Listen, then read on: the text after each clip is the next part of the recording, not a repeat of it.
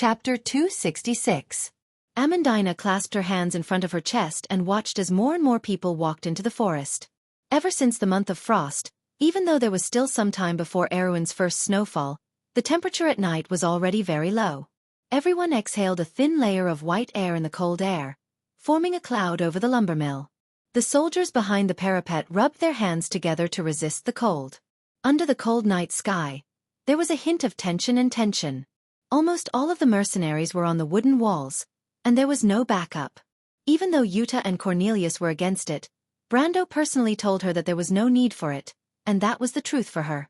What if something unexpected happens? This is putting everyone in danger. Amandina didn't know why, but she suddenly had a naughty thought when she answered the female commander's angry question. If Brando lied to her, she would become a spirit after she died and would haunt him. This sudden thought gave her a big fright. Even her cheeks flushed red, and she felt a little hot. She exhaled and shook her head seriously to drive this thought out of her mind. Yuta looked at the noble girl who seemed to be in a daze and blushed. She shook her head and gave her an answer. This is the Lord's order. She could not help but throw away the good impression she had for Amandina. Yuta could not help but turn around and leave after hearing such an irresponsible answer. She looked at her subordinates in annoyance and scolded them in her heart before she left. If it was in the past, she would have said it in front of Amandina and not behind her back. In fact, even she herself did not realize that they had been influenced by Brendel for a long time. She did not oppose the idea of sending all of her troops in one go. Since it was the young man's order, then he must have his reasons. Cornelius also stopped objecting with the same thought. But when he turned around, he saw a smile on the tall firebrand mercenary's tanned face. The silver-haired middle-aged man was stunned. You already knew? When he asked, he instinctively became alert. Rabin seemed to have seen through the old fox's thoughts. He rubbed his nose carelessly and laughed. That little girl is calmer than you and me. Do you think she's someone who would randomly give orders? The only one who can order her around is the young overlord. You're quite observant. Cornelius snorted. Same to you. Rabin's thoughts flashed through his mind, but he did not say it out loud. There was an experienced mercenary beside him, who would estimate the number of subterranean dwellers in the forest every once in a while. He listened of the mercenary's voice and did not say a word. Soon, there were thousands of subterranean dwellers. Their restlessness in the forest caused everyone to be on guard. The stars in the night sky were constantly changing, but time had finally passed the first 2 hours after midnight. Amandina was at a disadvantage as she struggled with fatigue and the Roman's strange questions. But just as she was about to yawn, she heard a series of strange sounds. It was the sound of the surrounding mercenaries raising their crossbows. Amandina immediately shuddered. She raised her head and saw that the subterranean dwellers were finally moving. They walked out of the forest in rows, and there were 2 bugbears who raised their huge wooden shields to protect them. Do you have any siege weapons? The mercenaries asked each other from the top of the walls. No. I don't see any. The scout's voice immediately came from the tower. Almost everyone breathed a sigh of relief. My lord guessed it again. Amandina stood behind the parapet and thought to herself with a calm expression. The subterranean dwellers began to speed up when they were about 150 yards away. From the wooden walls, it looked like they were jogging, but the huge wooden shields that formed the surface of the sea were already moving. 100 yards. 50 yards. At this moment, Yuta, Rabin, and Cornelius simultaneously gave the order to fire. Hundreds of crossbows were released at the same time, and the sound of the crossbow bolts made everyone's ears go numb. Everyone saw the dense crossbow bolts forming a translucent white line that swept forward like a blade. The blade swept across the advancing formation of the subterranean dwellers. The 3 rows of subterranean dwellers at the front paused, and the subterranean dwellers and earth spirit bugbears tumbled to the ground. An obvious gap immediately appeared in their formation. But everyone knew that only the heavens knew the true destructive power of the crossbow bolts against the subterranean dwellers. They did not have the time to load the second crossbow bolt, and the subterranean dwellers behind them rushed forward to fill up the gap in front. In just a few moments, the subterranean dwellers had already killed their way to the wooden walls outside the sawmill. The wooden wall was made up of 4 layers of logs, and the space between each layer was filled with mud.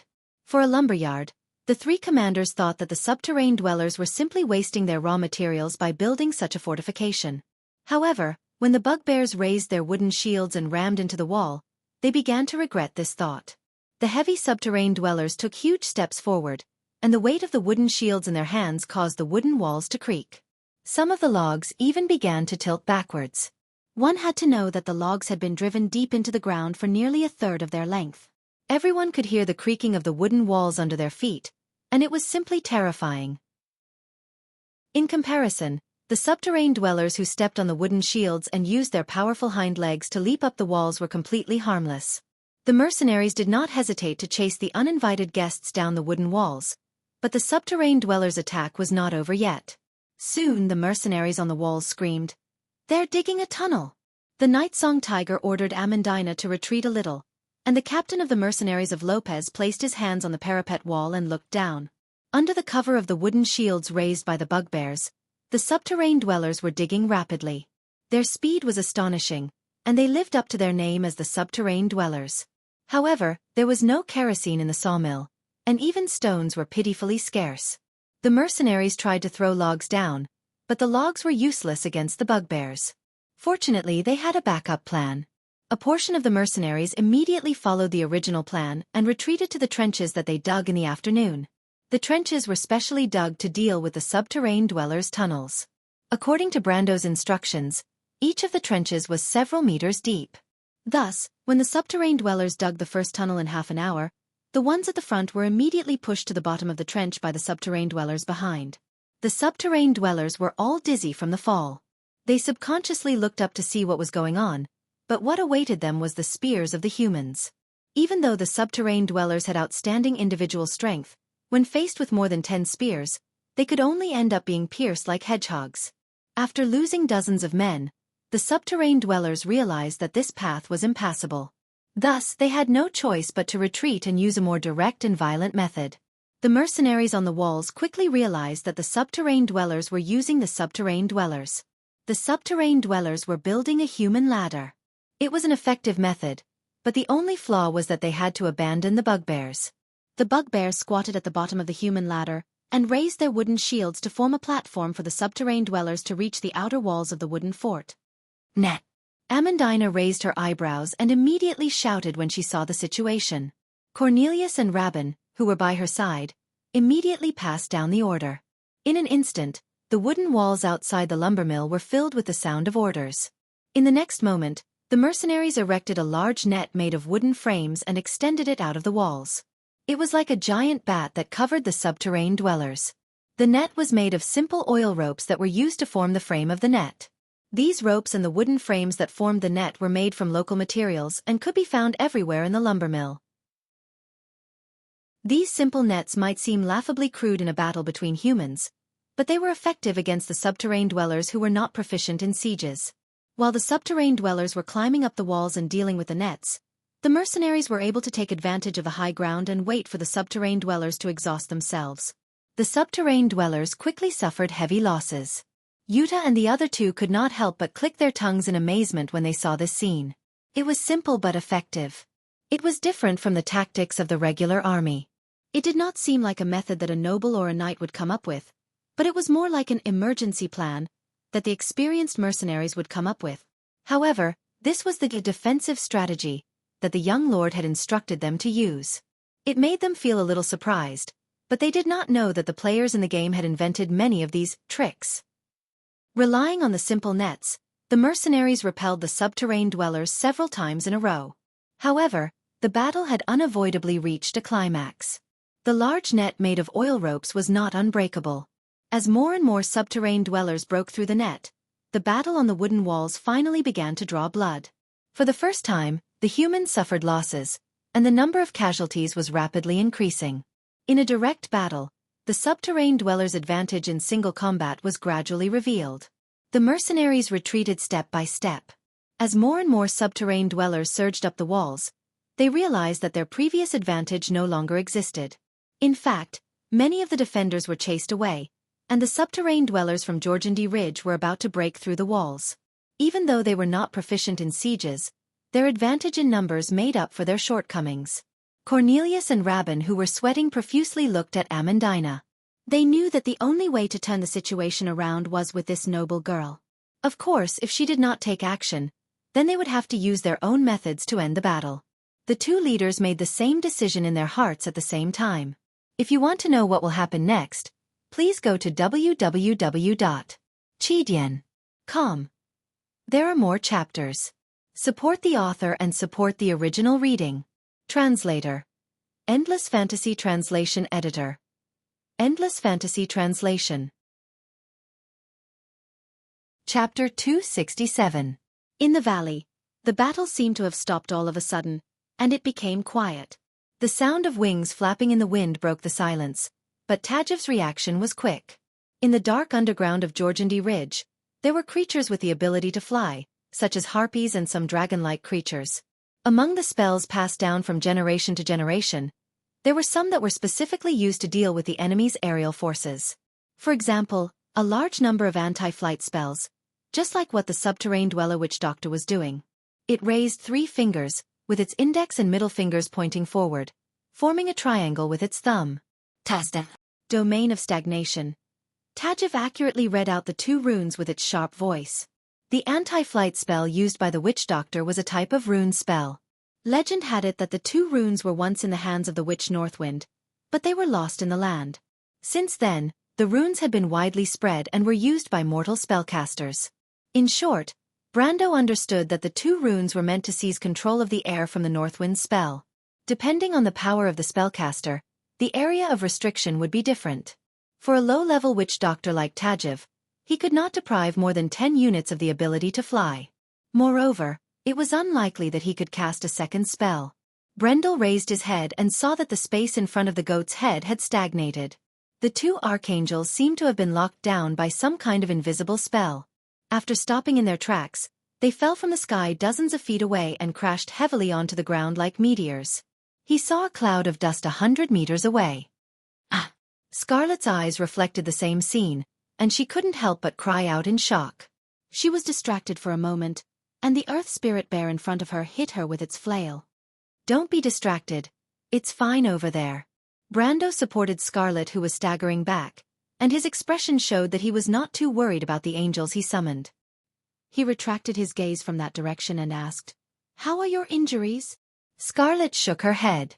The bugbear goblin's attack was merely a beginner silver-level attack. It was not very effective against a gold-level rank 1. Moreover, she had the physique of an oracle, so her recovery and defense were much better. Brando nodded and helped the red-haired girl to her feet. He frowned as he stared at the approaching row of earth spirit bears. Compared to Tajiv's predicament, his current situation wasn't optimistic either.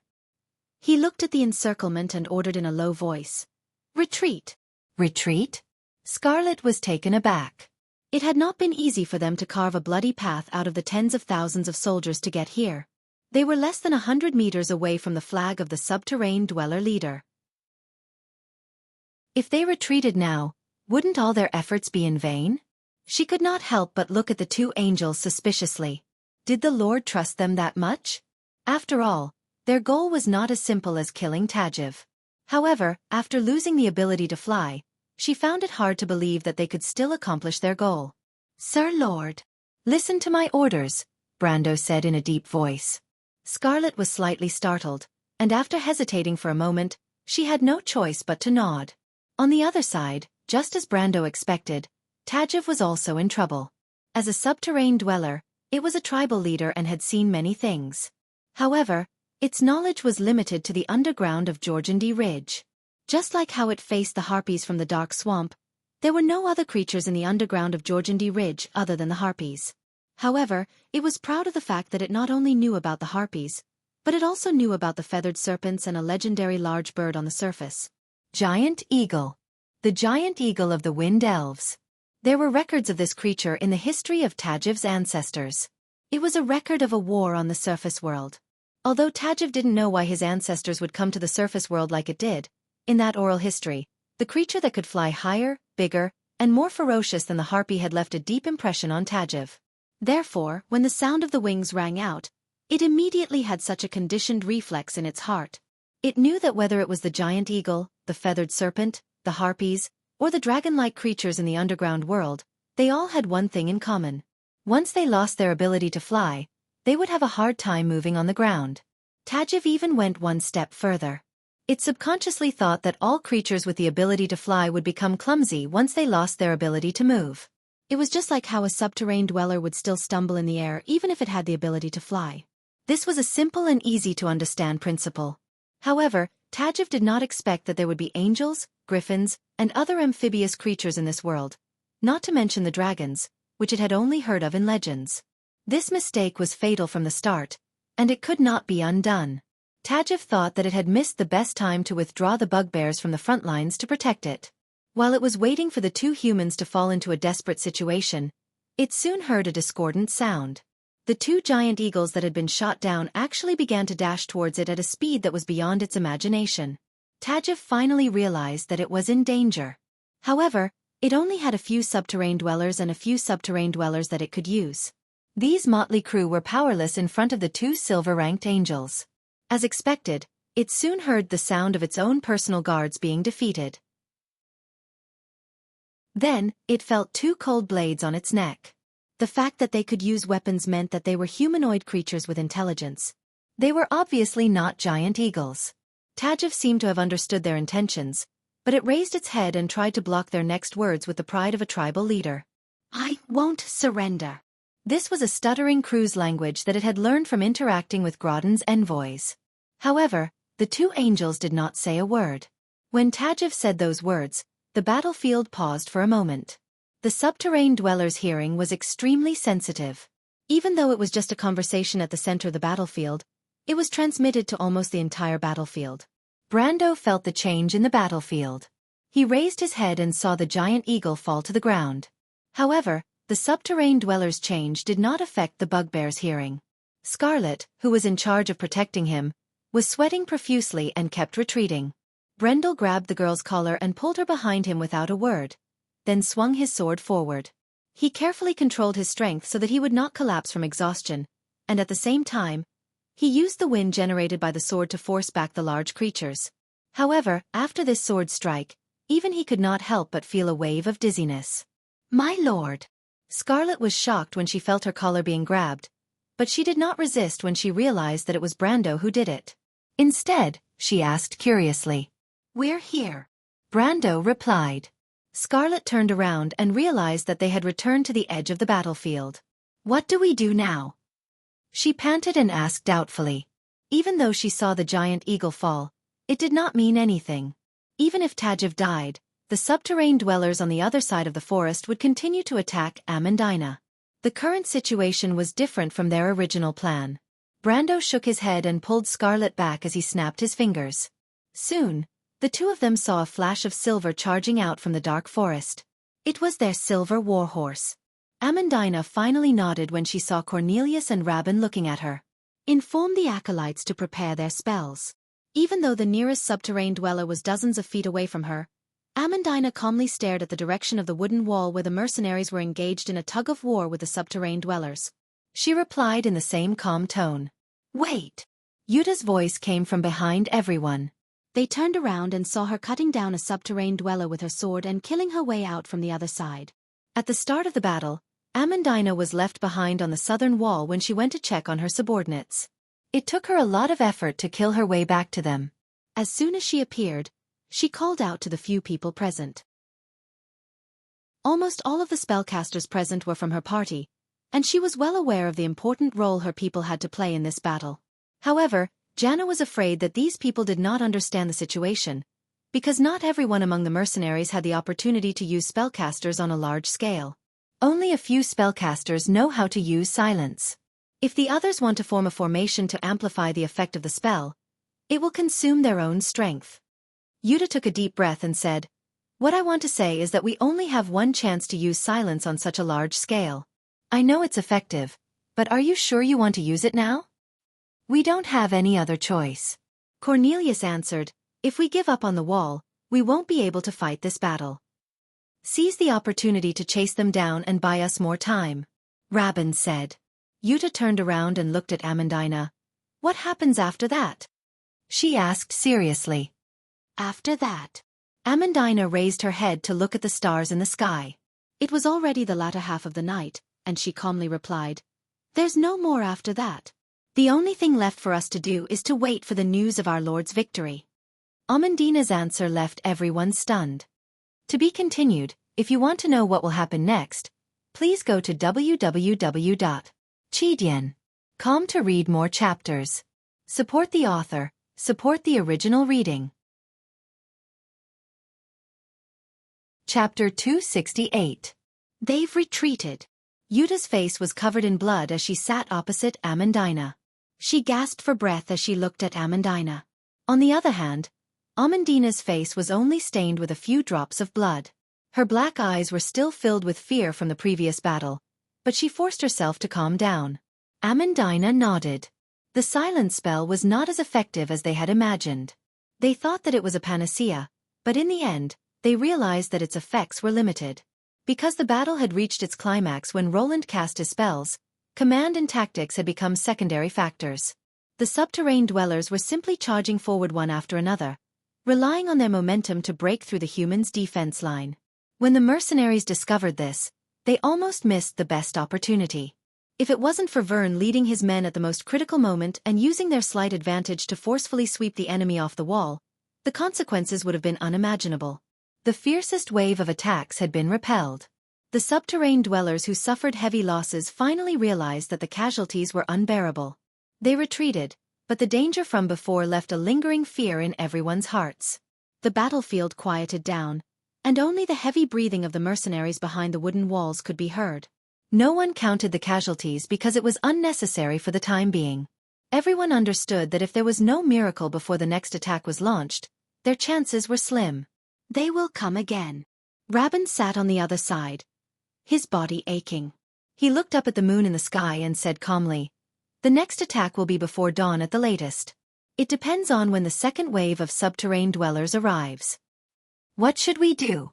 Cornelius asked. Everyone was silent. Even Amandina, who was the most resolute, did not dare to say that she was 100% certain after experiencing that moment of life and death. For the first time in her life, she wondered if she would really die here if the Lord didn't come. But when she thought about it, if it was not for Brando, she could have died in Bragg's dark and cold house. Amandina calmed down as she thought about it. "Mercenaries do their best and leave the rest to fate," Vern said with a grin. "We've seen a lot of life and death. As for when they attack again, we will open the door and break out separately. As for whether we live or die, it will depend on whether Lady Martha is willing to take care of all of us here." Cornelius was slightly startled, but a bitter smile appeared on his face. He shook his head and looked back at Amandina. "With this, Miss Amandina, we should be able to answer to your lord, right?" Amandina nodded. "Thank you, everyone." "You don't have to thank me." Yuta interrupted her. "We're just willing to believe that guy this once. But don't worry, even if he doesn't come, I won't leave you two behind." Roman sat across from him. She hugged her knees and stared at him with her dark brown eyes. "Thank you. You're such a good person." Amandina smiled and replied, "But Brando will definitely come. He never brags. If he says he can do it, then he will definitely do it. You believe in him, little girl." Yuta took notice of Amandina for the first time. "Actually," Amandina hesitated, "I'm also willing to believe in Lord Brendel's words. It seems like our Lord Brendel has such charisma to be able to make two beautiful ladies fall head over heels for him." Vern's tanned face showed a hint of a smile as he teased, "If I have such ability, then I can die without regrets." Cornelius snorted in disdain after hearing his words. This handsome silver-haired middle-aged man had always prided himself as a playboy in the mercenary world. He could not help but think that if this unromantic man could also be in such a situation, then all the men in the world should just bang their heads against the wall and die. Amandina lowered her head slightly, using her unique shyness as a noble lady to respond to such vulgar teasing. On the other hand, Roman raised her small eyebrows and waved her hands with a red face. "Wrong, wrong, I don't believe in Brando because of this reason." "Then what is the reason?" Yuta could not help but ask curiously. This time, even Amandina joined the crowd without batting an eyelid. Even though she had followed Brando for a long time, she knew that she was a noble. Long before she met Brando, she and many others had many stories with him. She had tried to find out the stories of this small group, but the most she could find was the story of the copper dragon Reto. In fact, This was not the first time she wanted to know what had happened before Fortress Reden, when Madara first invaded. Her sharp intuition told her that there was more to this story, but it was just like Roman and Brando's background. Everything was a mystery that could not be solved. She only knew that there was another important woman in this group. From Brando's words, she knew that the woman was called Freya, and was currently far away from them. As for who she was and what she was doing, Brando had never told her, and she did not know where to start asking. You don't understand. Romaine's lips unconsciously curled into a slightly smug and mysterious smile, her eyes sparkling. When Brando brought me out of Bucci, I saw Brando's eyes, and I knew that Brando had become a true man. Because my aunt always told me that a true man is willing to take responsibility for his promises, so the little Roman must find a man who is willing to protect her. The Roman rubbed his hands as he replied slowly. Just because of that? Yuta was a little puzzled. Vern listened without saying a word. He just matched what the young lord had done to him. Cornelius was the only one who snorted in disdain. I've never seen a noble who could be considered a man in all the regions I've visited. In fact, I'd give him a thumbs up if any of them had the guts to do so. His words received a lot of agreement from the surrounding mercenaries, but Amandina did not refute him. She only silently remembered the words Roman mentioned about Bucci. She raised her head and was about to say something, but at that moment, a mercenary rushed over from the other side of the wooden wall and interrupted their conversation. The newcomer brought bad news. Leaders, there seems to be movement in the forest. The scouts said that the subterranean dwellers are preparing to attack again. Everyone was shocked. So fast. The harmonious atmosphere from before disappeared without a trace. The scene was silent as the mercenaries looked at each other. A layer of dark clouds silently shrouded the top of everyone's head. Amandina had told them to wait for news of the young lord's victory, but now the dark clouds seemed to cover the moon, and there was not a trace of hope in the darkness. At this moment, even the noble daughter herself felt a little suffocated. But in the valley, the changes on the battlefield were out of the expectations of the subterranean dwellers. The metal stallion lightly leaped across the battlefield, and Xianxia was the first to jump down from its back. She landed lightly beside Tajiv and turned around at the same time. Her amber eyes reflected the subterranean dweller that had turned around on the battlefield and was charging towards them. Brando's angels blocked the subterranean dwellers that were charging at the front, and those that dared to get close were stabbed to the ground. Chen frowned and instinctively felt the urgency of the situation. She immediately placed her halberd on the neck of the subterranean dweller, who was lying on the ground. Make them surrender. I die, Tajiv stuttered in Cruz's language. You won't live. The cunning of the subterranean dweller was out of her expectations. She froze for a moment, then snorted coldly and pretended to be calm. Don't think that you're smart. Don't forget that we have the Pegasus. She pressed her halberd closer. I'll give you one more chance, make them stop attacking. Tajiv hesitated for a moment. Of course it was afraid of death, but things were not that simple, so it decided to take a gamble. If that's the case, please arrange for me to meet Lord Xia. Xia was a god in the subterranean dwellers' legends. It was rumored that it was a giant lizard that lived in the elemental plane of Earth. However, the players in Amber Room had already proven that it was just a mythical dragon-like creature, and had nothing to do with the gods. Don't think that I won't kill you. Qian was furious, and she couldn't help but kick the subterranean dweller. The kick was so heavy that it almost made the subterranean roll on the ground a few times. But this kick confirmed Tajiv's suspicions. It wasn't afraid at all. Instead, it patted the dust off its body and replied calmly, I think you can run away, but your companions in the forest. I'm afraid that they might not be safe, right? You? Qian was stunned. She didn't think that the subterranean dweller would be able to guess what they were thinking.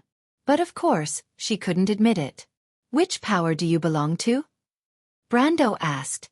He looked down at the subterranean dweller from his horse. Tolan City or Dragon's Tongue City? His words immediately had an effect. Tajiv carefully shut its mouth. Even though it didn't have eyes, the subterranean dweller still subconsciously raised its head to look at the young lord. If its expression could be described, it would be an expression of fear towards a poisonous snake.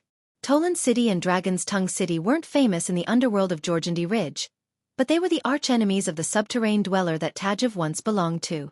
This meant that this young man was familiar with the underworld.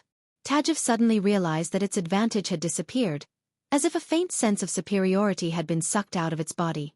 It couldn't help but re-evaluate the two humans that it had always looked down on. For the first time, it felt that they were on equal footing. But where did this young man come from? Why did he mention Tolan City and Dragon's Tongue City? What did they have to do with the arch-enemies of its subterranean dweller? But ever since it left the underworld, it had nothing to do with its original subterranean dweller. In the underworld of Georgiandy Ridge, it was very common for people to change their allegiance. It couldn't think of any reason why this young man would chase after it.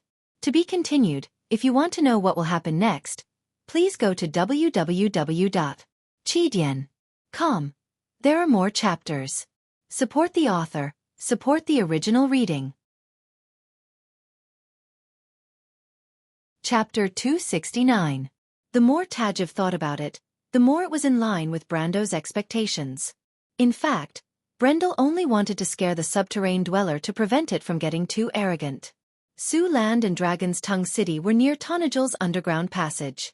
Since the subterranean dweller appeared here, Brendel guessed that it must have come from these two places. These things were secrets to the humans on the surface of this era, but to him it was not a big deal. As far as I know, the subterranean creatures are not welcomed in the human world, Brendel said sternly after dealing a blow to Tajiv's arrogance. I don't want to interfere in your world. Tajiv lowered its tone. It was not lying. Although Tajiv did have an ambitious plan in the beginning, the human's weakness gave it an opportunity to take advantage of it. The subterranean dweller once wanted to expand its territory to Groudon's territory, but it gave up on that idea when it heard the news from outside the forest. It gradually understood the unfamiliar world outside, and finally found out that the ancient human kingdom called Erewhon had millions of people. It was simply unimaginable. Even the weak human nobleman outside was called Groudon according to the human language. There were hundreds of thousands of people living in the land under his rule. Even so, he was just a nameless little overlord in this land. In Tajiv's mind, only the lords of powerful forces in the dark underworld of Georgiandy Ridge could have so many people and slaves. For example, Su Land and Dragon's Tongue City, which Brando mentioned. The terrifying number of humans made Tajiv wake up from its shock. It immediately gave up on its original idea, or else it would not have accepted Groudon's offer to trade with him. Is that so? Brando did not accept its kindness. But it seems that your words are not consistent with your words. The forest you occupy is the sacred and inseparable land of the humans since ancient times. He said it in a very habitual tone, but he immediately realized that there was a problem and changed his words. No, let me put it another way. These 4 sawmills are part of my entire wealth, and I don't intend to lend them to you for even a minute. Your wealth? Tajiv was surprised. It had seen Groudon once or twice, and it did not think that this young man was the legendary Count Randner. The battle outside had stopped, and the subterranean dwellers were not idiots. They could sense the change in attitude of their leader. Even though Tajiv did not order them to stop attacking, they knew that if they acted rashly, they would lose their leader. The 2 angels were also difficult to deal with. Yes, at least for now, Brando nodded. So, what do you want to do now? The subterranean dweller lowered his head to show the blade on his neck as he stuttered. I'll give you 2 choices, Brendel replied. 1. Go back to where you came from. Tajiv shook its head, and the dino vulture feathers on its body trembled. Was with the subterraneans, unless it was willing to join its original enemy's territory. Tajiv's its. What about the second choice? It asked. You and your subterranean are considered losers in the underworld. Even if you succeed, you will only serve the other dungeon lords. Brando seemed to be absent-minded. If that's the case, why don't you change your mindset and become my subjects? He paused for a moment. I know your rules. If you pledge your loyalty to me, I'll guarantee the continuation of your subterranean. Tajiv was stunned. It could guess what the young man was thinking, but it was also unexpected. Brando actually wanted it to become a subordinate of the subterranean dwellers and dungeon lords. That was equivalent to selling the fate of its entire subterranean to the young man. Of course, this showed that the young man understood the subterranean dwellers well, but it also made it feel ridiculous. What right did he have to ask the subterranean dwellers to pledge their loyalty to him? Tajiv still looked down on humans, but it realized that if it didn't agree, it would be forced to return to the subterranean dwellers to face another choice. This was not something it was willing to accept. It could feel the slight movement of the young man's fingers. Perhaps the young man did not intend to let them return to the subterranean dwellers. If it refused, the blade would immediately fall on its body. It hesitated, and Brando allowed it to hesitate. Scarlet was the only one who did not say a word.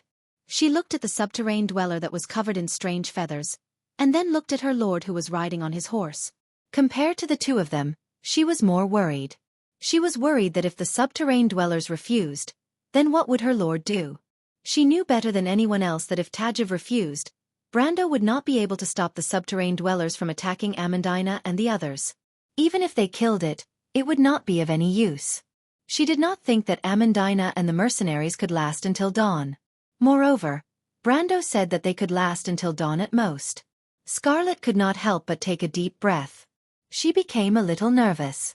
Brando's hand did not move from the hilt of his sword. He did not loosen his grip at all. In fact, Tajiv's guess was not wrong.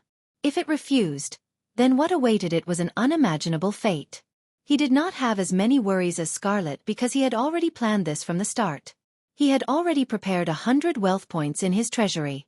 If Tajiv refused, then it would be sealed as a card. Even though it was different in nature, the tribe would still submit to him in the end. Brando knew that he needed this strength. With these subterranean dwellers as his surprise troops, Lord Maxon and Lord Paulus would no longer be important. With 3,000 iron-ranked warriors, Tonajal would soon be left with only one voice. This was a story that Count Randner would never be able to predict. But before that, the only variable was the answer that the subterranean dweller was about to give. Brando waited patiently for it to speak, but he was also feeling uneasy. Just like on this night, on this battlefield, at this moment, Brendel seemed to see a path that extended forward in the darkness. The thorny path became so clear for the first time since he came to this world. It was the first time he felt that he had the ability to change the future and destiny. There's still a little bit left. The subterranean dweller finally raised its trembling head. Its dino vulture feathers quivered as if it had just made up its mind. Tajiv opened its mouth and said, "Let's go." At that moment, the cool night breeze blew across the battlefield. The pine trees rustled, drowning out the words that could change the fate of Tonajal, and even the whole of Erewhon. The young man's expression softened. He nodded. "As long as you're sure." Then he added, "Because in fact, you will find that you have gained far more than you have lost." As the days passed, the city of Abes that had lost its lord after the chaos gradually calmed down. The market gradually regained its former peace. But in reality, more things had happened under the calm surface.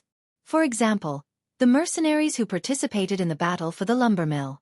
No one could say for sure how they won that night. Especially the battle that was originally planned to take a week or more to end, but after dawn, it ushered in a dramatic turn of events.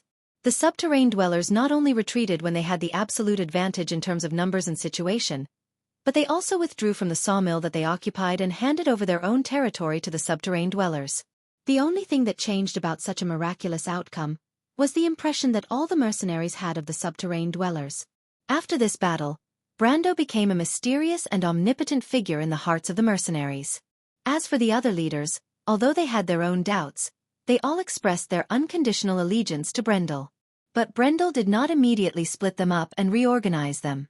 On the contrary, he had more things to do right now. First was the lumber mill in the forest. After the residents of the Green Village moved in, the lumber mill had begun to provide Abes with a steady flow of wood. The restoration of the city walls had been put on the agenda. Another matter was to restore the life of the barren land of Abes. For example, when he returned to Abes, he made Amandina exempt from all taxes for 3 years. This news sounded unbelievable from the start. After all, it was natural for a lord to rely on taxes to support his army. However, Brando did not care about that little bit of profit. Only he knew what he wanted to do.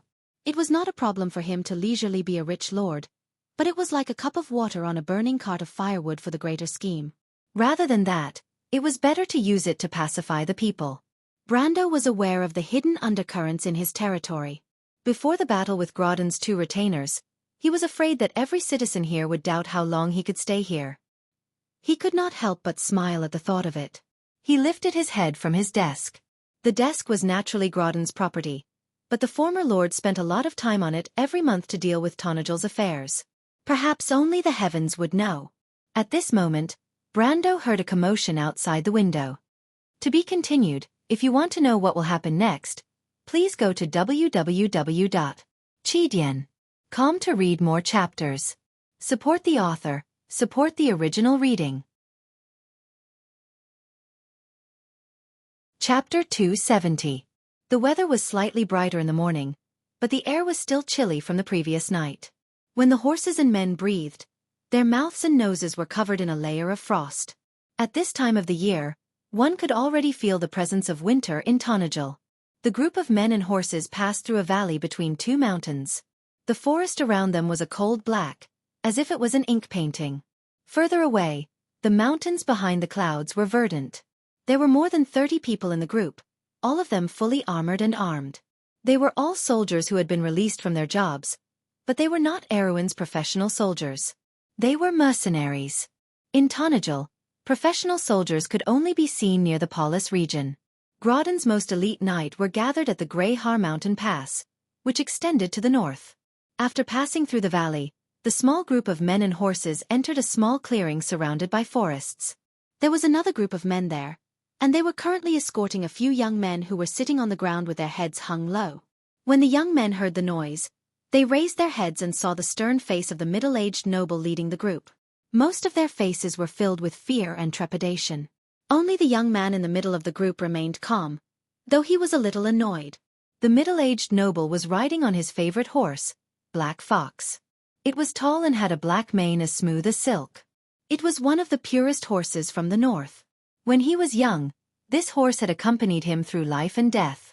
Even though it was no longer as brave as it used to be, Lord Maxon still had a deep affection for it.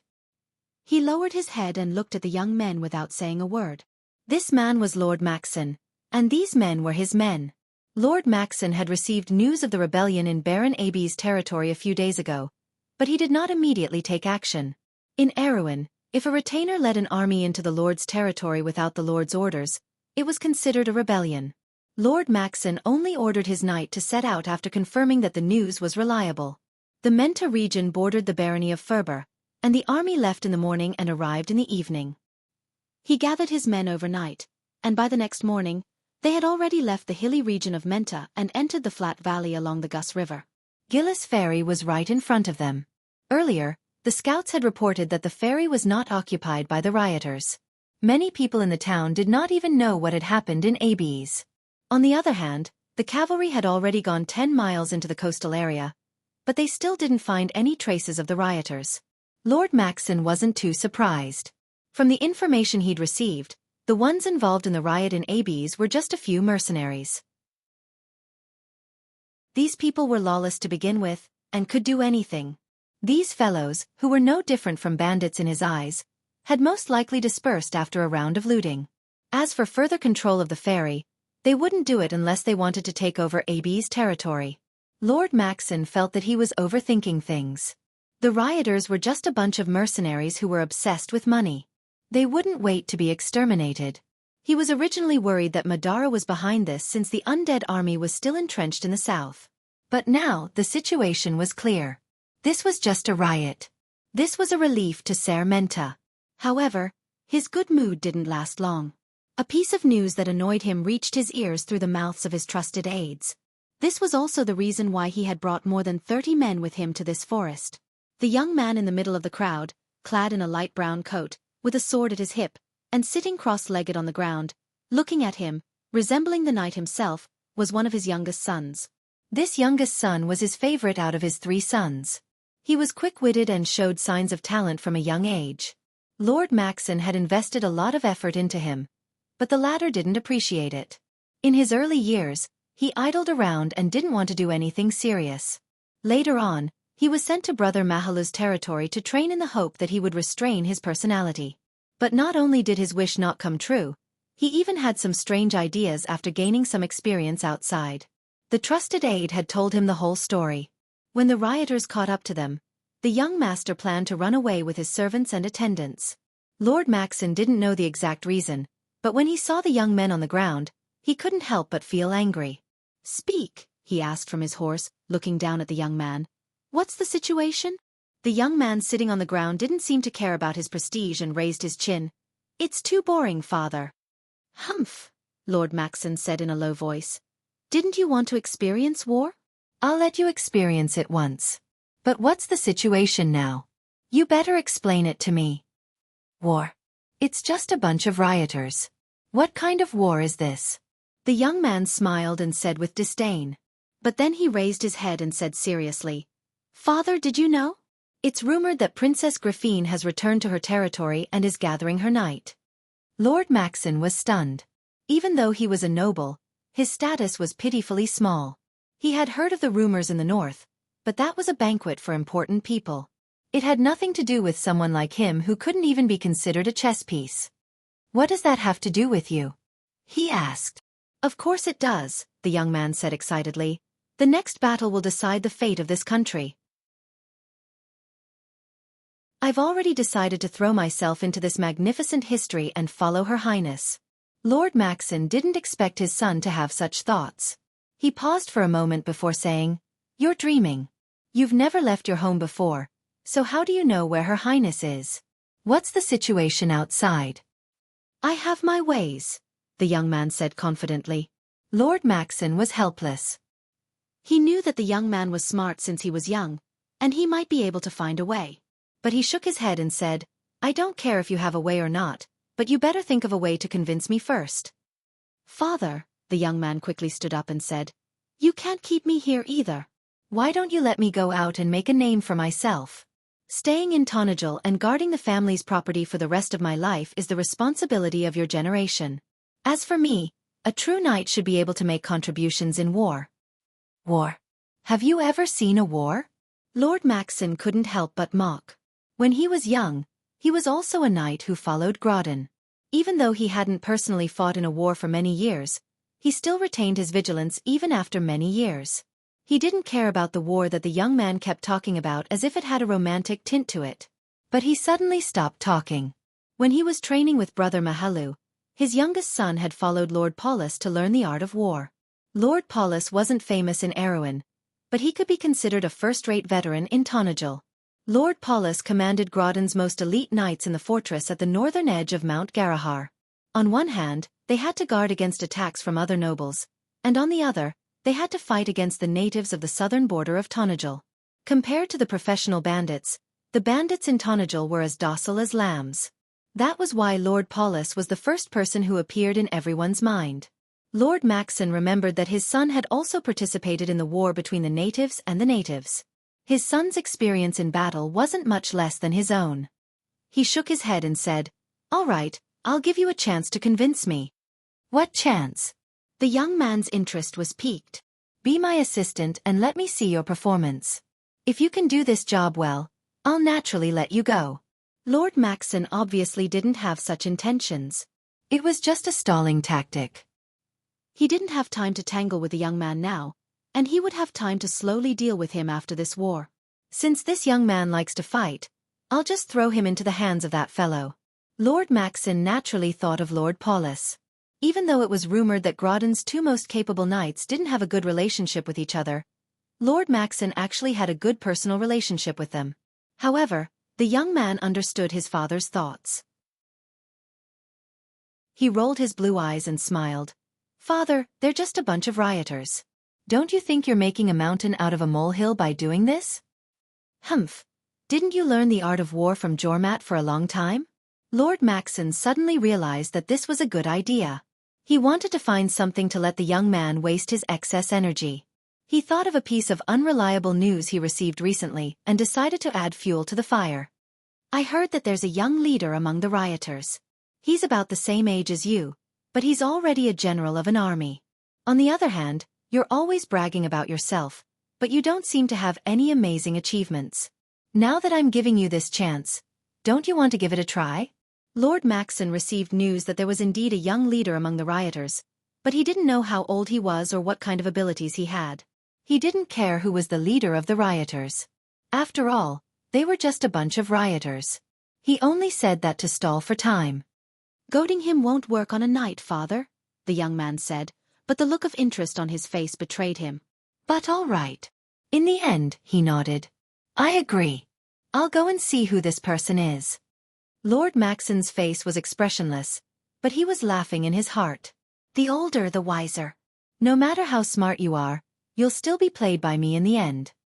In the end, he sighed. Young man, you're too impulsive. Author's note. Sigh, all my stats, including my collection, are dropping every day. I feel like I've been dealt a blow. To be continued. If you want to know more, please go to www.Chidian.com.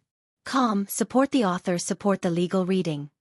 To be continued. If you want to know more, please go to www.Chidian.com. Support the author, support the legal reading.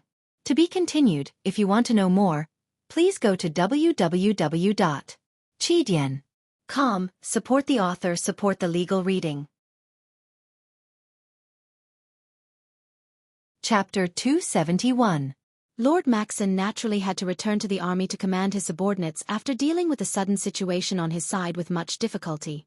However, it was only at this moment that he could not help but rejoice. Thankfully, he was fighting against a bunch of mobs. If it was really a battle between two armies, he really could not spare the time to restrain his lawless son. But different people had different thoughts. The moment Lord Maxon turned around, the young man's subordinates surrounded him. Noticing that the patriarch's thunderous fury did not fall on their heads, they could not help but let out a sigh of relief.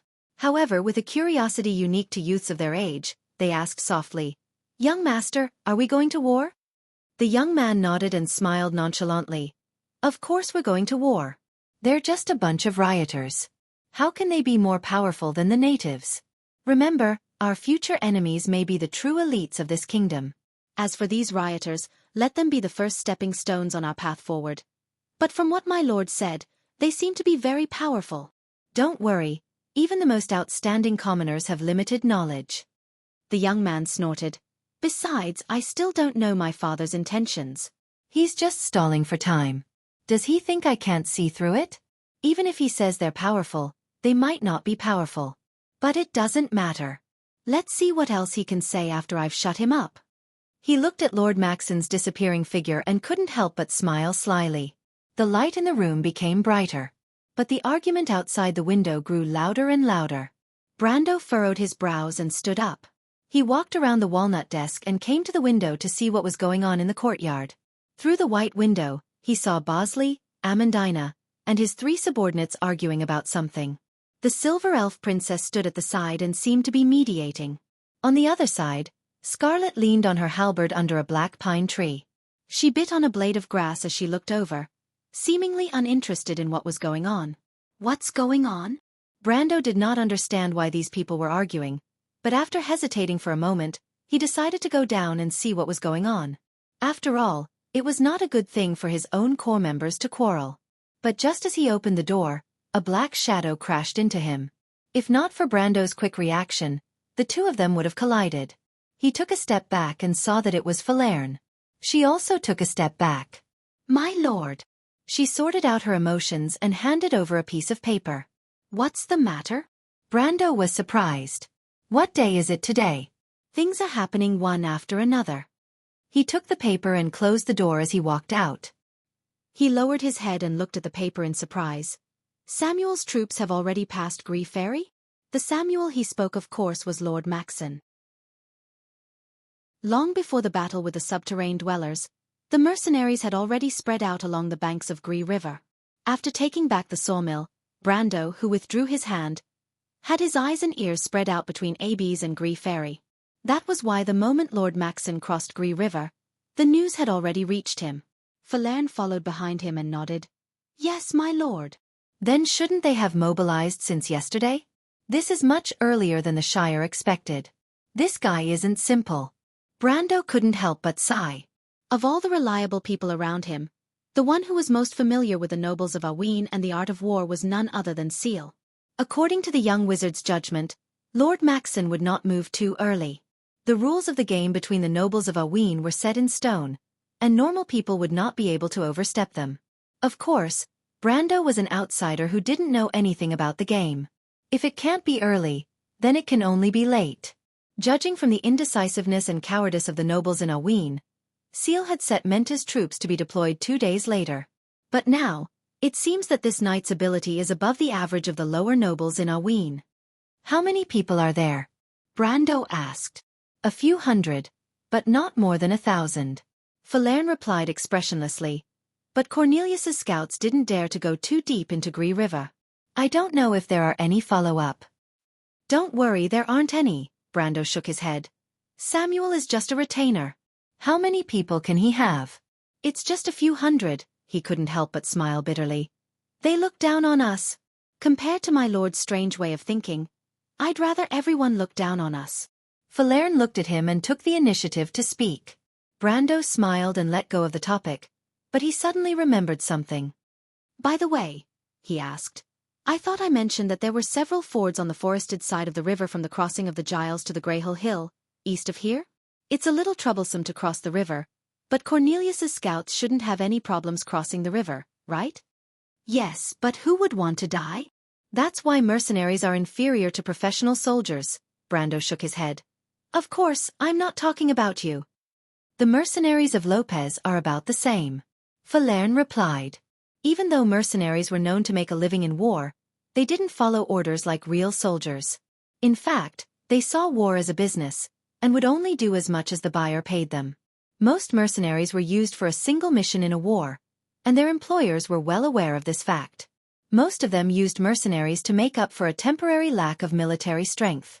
Other than Grodin, who was a local tyrant, very few people would use them as their main force, even if most of them had outstanding personal qualities and experience. In a real war, discipline was often the most important thing. This was the reason why Brando did not reorganize the mercenaries. It was difficult to change the undisciplined nature of the veterans, so he planned to put all of them into the Amber Sword Mercenary Band, and let them perform their duties in future wars. In this era, using mercenaries was a common thing. As for his army, it would be recruited from the locals, and then he would take in a few outstanding talents from the mercenaries. To put it bluntly, he did not intend to use the mercenaries, but he only had the outline of his own army in his mind, and it was only the beginning of the blueprint that he had laid out. In his opinion, there were a lot of things to do. Brando did not receive any news from the north, but the kind knight must have received the news and started to gather his troops. With his loyalty to Grodin, the knight would definitely move his troops to them as soon as possible. However, Brando was not worried when he thought about the elite knights under Lord Paulus' command. Instead, he felt that it was a pity. They were the most professional soldiers in Tonagel, and they had been learning the art of war since young. If only they could be of use to him. Of course, he knew that it was just wishful thinking. Brando crumpled the paper into a ball and put it in his pouch. He had already let go of this matter. He knew that military matters could only be done one step at a time, just like how rice could only be eaten one bite at a time. However, he was not surprised by Lord Maxon's decision to send out his troops. The battle against the subterranean dwellers was not without a purpose. Tajiv and his tribesmen had already sealed off the area from the river to Abes. As for Lord Maxon's fate, Brando did not need to spend too much effort to think about it. A few hundred private soldiers, a few knights, and perhaps a few mercenaries, against 1,000 subterranean dwellers, the outcome was obvious. What's going on down there? Brendel asked after putting the matter aside. Falerne shook her head. I don't know. She saw the quarreling party when she passed by the courtyard, but she didn't pay much attention to it due to the cold indifference of a young lady. Brando nodded and did not ask any more questions. The two of them passed through the dark spiral staircase and arrived at the main hall on the first floor. Compared to a few days ago when Brando flipped out here, this place had been refurbished. Even the long table had been changed. The sounds of arguing in the courtyard became clearer. However, the first thing Brando saw was the Roman sitting at the other end of the long table. Her entire body was leaning on the table. She wore a pair of strange spectacles, and her small arms were pressed against a large pile of parchment as if she was copying something. As for the argument outside the courtyard, she turned a deaf ear to it. Of course, when the Roman heard the noise behind her, she suddenly turned around. When she saw the young man, her small face immediately bloomed into a smile. She raised her head and called out in a crisp voice, "Brando!" Brando shook his head and walked over to take off the spectacles on the girl's thin nose. He asked in an annoyed tone, "What are you doing with that look on your face?" "Settling accounts." The merchant girl raised her small chin and answered as if it was a matter of course. Brando nodded in understanding. Ever since he took over Abes, all of Grodon's private property had been taken over as spoils of war. Apart from the rewards given to the mercenaries after the war, there was also a large sum of money left behind. P.S. I'm about to vomit blood. I just uploaded it and I lost another favorite. I don't even dare to look at the subscriptions anymore. To be continued. If you want to know what will happen next, please go to www.chidian.com and read more chapters. Support the author, support the original reading. Chapter 272. However, the management of Grodon's wealth was rather messy. On one hand, Brando had given Amandina, who was now his assistant, the absolute right to manage the wealth. On the other hand, he promised the Roman that she could use the wealth to complete the redevelopment of Tanajal's economy. Later on, even Xiaxia, the three commanders, and Master Smith Bosley were given limited access to the resources they needed. They didn't have to go through anyone else when they needed the resources. Brando's original arrangement was purely for convenience. Even though he was a great commander in the game for a period of time, it was done with the help of the game system. The game would systematically record the situation of the guild's deposits and withdrawals, and even set up a simple budget. However, he did not have such a helper here. In fact, he only realized that he did not have much experience in managing a territory. Soon, he found that his finances were in a mess. Many things overlapped, and it led to a considerable amount of conflict. In the end, the Roman personally went to Amandina and suggested that one person be in charge of managing the finances, while the other was in charge of keeping records. Only then was the management system stabilized. Brendel's financial system was starting to take shape for the first time. He glanced at the accounts. Of course, to a large extent, he did not understand. Roman had her own way of keeping records.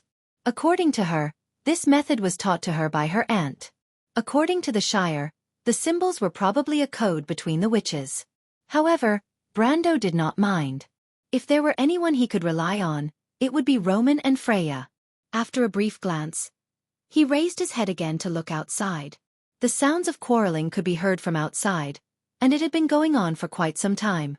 Yuta's voice was the loudest, Cornelius was supporting her from the side, and Bosley was only occasionally interrupting. Amandina spoke the least. Metisha, who was trying to mediate the argument, was on the verge of losing her voice. However, it seemed that no one could convince the other. "What are they arguing about?" he asked. The young Roman immediately shook his head happily, imitating Amandina's tone. "Only the master of the house knows the price of food, my lord." Brando was stunned. He had already vaguely guessed the core of the dispute outside. The dispute in the courtyard had been going on for quite some time. Amandina furrowed her brows as she looked at the people in front of her. Even though she maintained basic courtesy on the surface, she was actually annoyed to death. Of course, she would support the Lord's decision to establish his own army. She also knew that Brendel had given Janna, Rabin, the Night Song Tiger, and Cornelius a mission. He wanted them to pick a few people from the citizens of Ferber and prepare to set up the framework for his future private army. But that was not the problem. Abes had a population of nearly 15,000. The autumn harvest was over, and the grain reserves in the city were tight.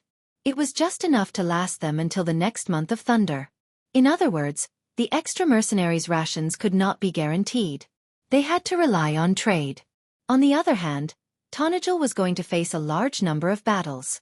During wartime, the soldiers' rations would be doubled. Not to mention that they had to reserve food for the next spring. The men and women who worked in the fields needed a large amount of food. When all these food shortages were added together, it was quite a big problem.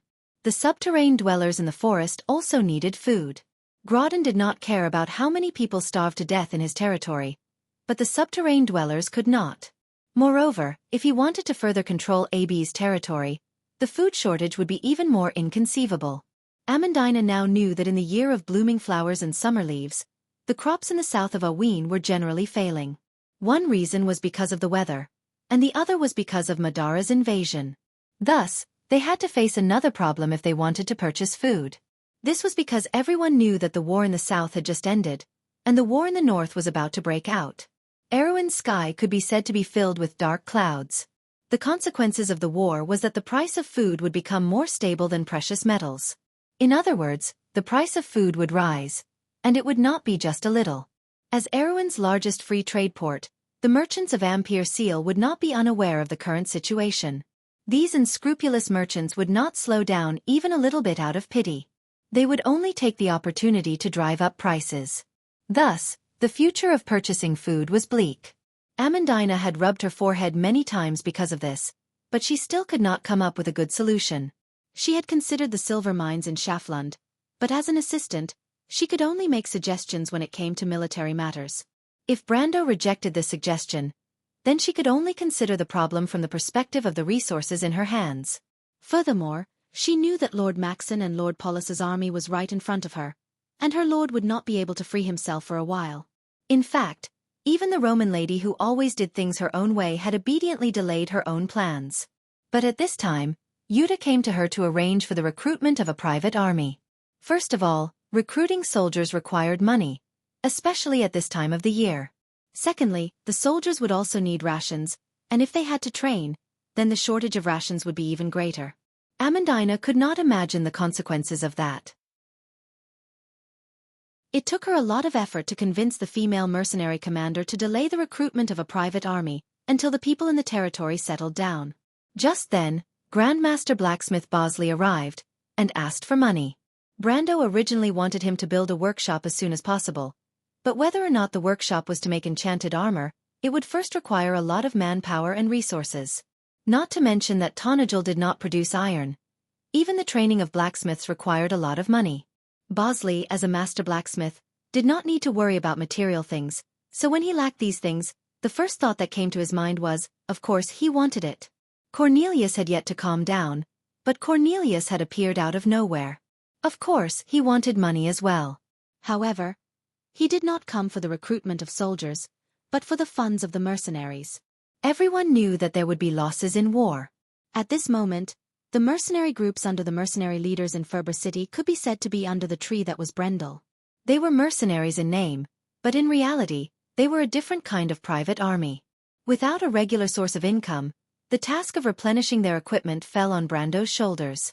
Originally, Brando wanted to maintain a special relationship with the mercenaries, but since they were all in the same boat, and Cornelius knew that the mercenaries were lacking in money, he did not mention the matter of hiring them. However, the mercenaries were about to start a war, and the matter of replenishing their equipment could not be delayed, so he had no choice but to come. In order to replenish their equipment, including armor, arrows and weapons, there was only one thing that needed to be mentioned: money. Amandina was at a loss for words. She did not have enough money on hand. But before she could think of a suitable solution, a few people started to quarrel over a few words. For a time, lines like, "Your business needs to be put aside," "My business is more important," were flying everywhere. Amandina was able to mediate at first, but as time went on, she could not help but join in the fight in a fit of anger. In the end, it was Metisha who ran over in a panic to mediate the situation. Only the red-haired girl who came with the silver elf princess didn't care. She simply watched from afar as these people bickered with each other, feeling bored. The quarrel between the mercenaries had reached its climax. Jana had just finished listening to Bosley's sarcastic remarks. As a member of the royal faction, Bosley was a master craftsman who had been through a lot. Naturally, his verbal skills were quite good, and he had mastered the essence of sarcasm. Jana was so angry that she wanted to retort. But just as she was about to open her mouth, her expression changed and she held her tongue. "My lord." The others were stunned for a moment before they turned their heads around. "My lord!" Brando looked at them with an unperturbed expression and snorted, "It's quite lively here, isn't it?" Everyone lowered their heads. Only Bosley, who was not part of the group, had a nonchalant expression. "My lord, according to what you've said, we should have a common goal and enemy. Naturally, I'm not here to cause trouble for you. But as we all know, war is a competition of financial resources. From the looks of it, your situation doesn't look too good." "That's right. I'm afraid you're not in a good spot." Brando did not say a word after hearing Bosley's words. He naturally understood this point. Grodden's wealth might seem huge, but that was only for a commoner. It was not enough for the construction of the entire territory. For example, the construction of the city walls cost 1,000 gold a day. In fact, in order to give the workers the confidence to work for him, Amandina had no choice but to double the price. This sounded a little ridiculous, because in this era, a true lord could use the labor of his citizens for free. Before the battle with Count Ranner, I'm afraid every citizen here is doubting how long I can stay here. But I'm afraid that I'm not the rightful lord, and I'm afraid that I won't be able to stay here for long. In order to appease the citizens, he had no choice but to use this emergency method to get through the difficult early days. Cornelius and Rabban also suggested that he use forced recruitment to obtain labor, but this suggestion was met with unanimous opposition from Yuta and Amandina. Moreover, the acting finance minister, Roman, also disagreed with this plan. However, she was not against it for moral reasons, but for economic reasons. In the long run, ruining the territory's reputation was not beneficial to the development of the territory, especially the territory's commerce. After all, Brando did not want to lower himself to Grodin's level. But the problem was not just a problem. There had to be a way to solve it. If you want to know what will happen next, please go to www.chidian.com and read more chapters. Support the author, support the original reading. Chapter 273. Lord Maxon's army has arrived at Gar's ferry. Brendel was silent for a moment, but when he opened his mouth, it was this sentence. Everyone present was stunned, unable to react for a moment. Brando did not avoid Bosley's question, but the latter bowed slightly. "Since this has nothing to do with me, I'll take my leave, my lord." He followed the etiquette of Aween's nobles and placed his hand on his left chest as a sign of respect. He raised his head and reminded Brendel, "That may be the case, but my lord, I await your good news." With that, the old man walked out of the courtyard. "What's going on?" When Jana saw the detestable old man leave, she turned around and asked, "Why didn't we receive any news?" "The news was sent directly to the Night Song Tiger," Brando replied and introduced the wild elf girl beside him. "This is Falerne, you all know her. Let her speak." Everyone's gaze fell upon the elven girl. Falerne's expression did not change. She raised her chin slightly and recited the current situation unhurriedly. When they heard that Lord Maxon only had 600 to 700 men crossing the river, and that there were only a few knights in the group, and that some of the soldiers were mercenaries, but most of them were peasants who had yet to leave their jobs. Everyone's expression turned strange when they heard that Lord Maxon only had 600 to 700 men crossing the river. "Wait, that bastard. There's no need for him to rush to his death." Yuta brushed her long red hair behind her neck and shook her head in confusion. "He only brought so few men. We can take them all down in one go." "Could it be a decoy?" Cornelius asked in a serious tone. "No, I think Lord Maxon didn't expect us to be so daring." Brando analyzed. "Grodin's most loyal knight's men were killed in the battle with us in the inner city. The rest of his soldiers are just mercenaries and adventurers. After these people dispersed, do you think they would escape and report the news?" Everyone was silent. After all, abandoning one's master and running away was not a glorious act. Especially in this era, it was very likely that one would face the danger of being hanged. Naturally, no one would run away to do such a thing that did not have any benefits. Brando continued, "So the information Lord Maxon and Lord Paulus might have come from other sources. For example, they might have heard bits and pieces of information from the refugees of Abes or even the barony. After that night, in order to prevent more people from escaping, we had already given the order to seal off the surroundings of Abes." When Amandina heard this, she continued, "Have your men set up layers upon layers of sentries within 10 miles of the city. As for whether Lord Maxon's spies will be able to sneak in, you know best." Yuta and Cornelius looked at each other. It was not that they were confident, but their subordinates were the most experienced mercenaries. These people weren't necessarily the best soldiers, but they were definitely the best hunters. With their rich experience, they believed that a small noble like Lord Maxon wouldn't be able to sneak his way into the city, let alone obtain accurate information. However, if they dared to blindly send out their troops based on such limited information, it was enough to show the blind arrogance of the nobles. It seemed like they did not put the commoners in their eyes at all. Brando raised his head and immediately saw Yuta and Cornelius straightening their backs. He was stunned for a moment, and could not help but feel a wave of surprise in his heart. After subduing Tajiv and its subordinates, the mercenaries had begun to realize that their status in this group was no longer what it used to be. On the other hand, the mercenaries had no choice but to rely on Brando in the face of Count Randner's revenge. So when Brendel showed enough strength, they put away their unnecessary thoughts and thought more about what kind of position they could obtain in this group in the future. Even someone like Yuta, who was not passionate about fighting for power, had to think for her subordinates. Brando smiled.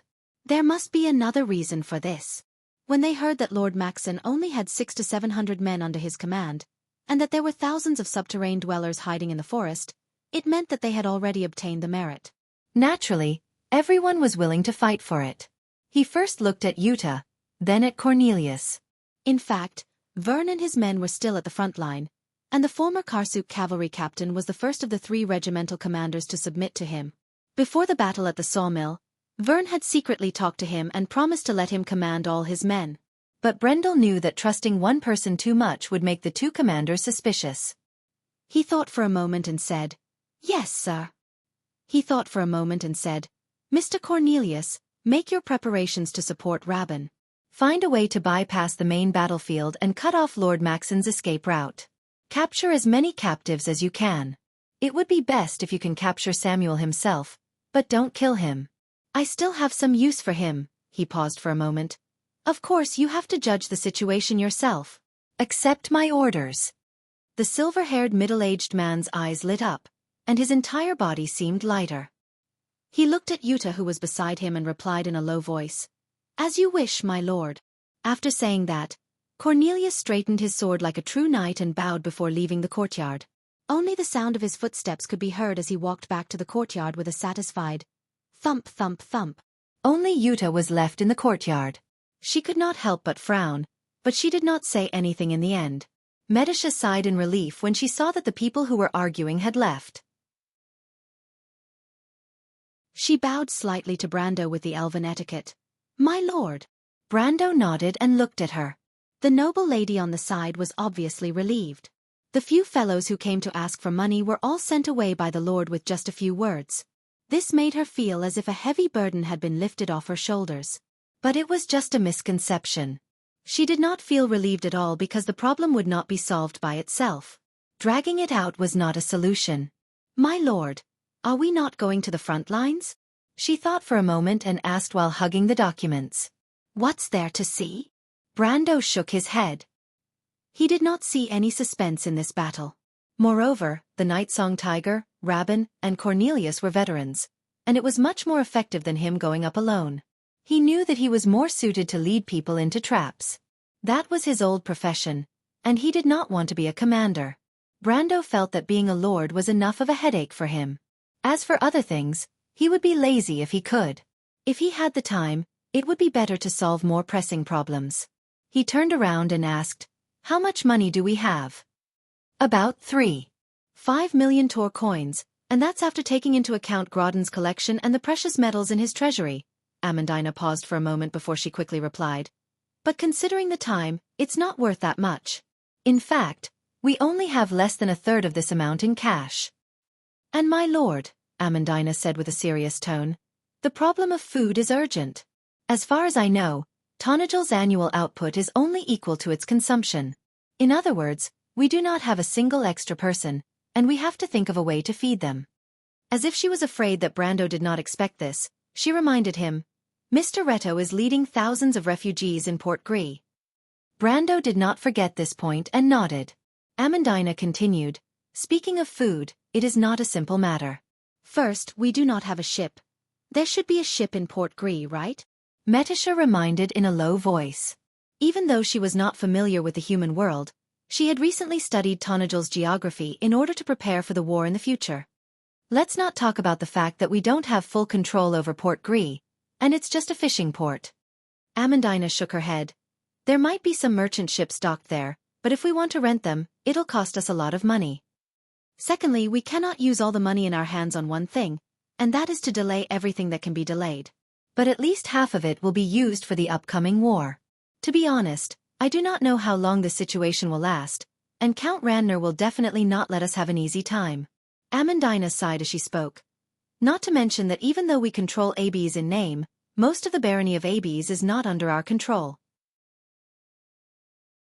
We can say that we are in a difficult situation right now. Amandina hugged the documents in her hands. Compared to this, I would rather hide in the dark forest. Even the cleverest housewife cannot cook without rice, my lord. She looked at Brando with a resentful gaze. As for the Magitech laboratory that you promised me, Amandina has nothing to do with it, and it can be delayed. But Grandmaster Bosley looks like he can't wait any longer. Brando could not help but smile bitterly. He knew that Amandina did not mean that she had nothing to do with it, but that she had nothing to do with it for the time being. He also knew that Amandina was telling the truth. The autumn harvest in Tonajul was over, and the only way to solve the problem of food was through trade. But at the end of the day, they still lacked money. Therefore, the first thing he had to figure out was how to make money. He did have a sum of money in Brags, which was left behind by the Romans' first business deal. Before they left, they entrusted this sum of money to Reto's daughter, Sue, to manage. If there were no problems, this sum of money would be at least a few 100,000 Tor coins.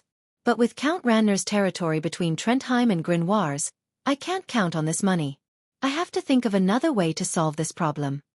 The first thing he thought of was naturally Shaftran's silver mine. If you want to know what will happen next, please go to www.chidian.com and read more chapters. Support the author, support the original reading.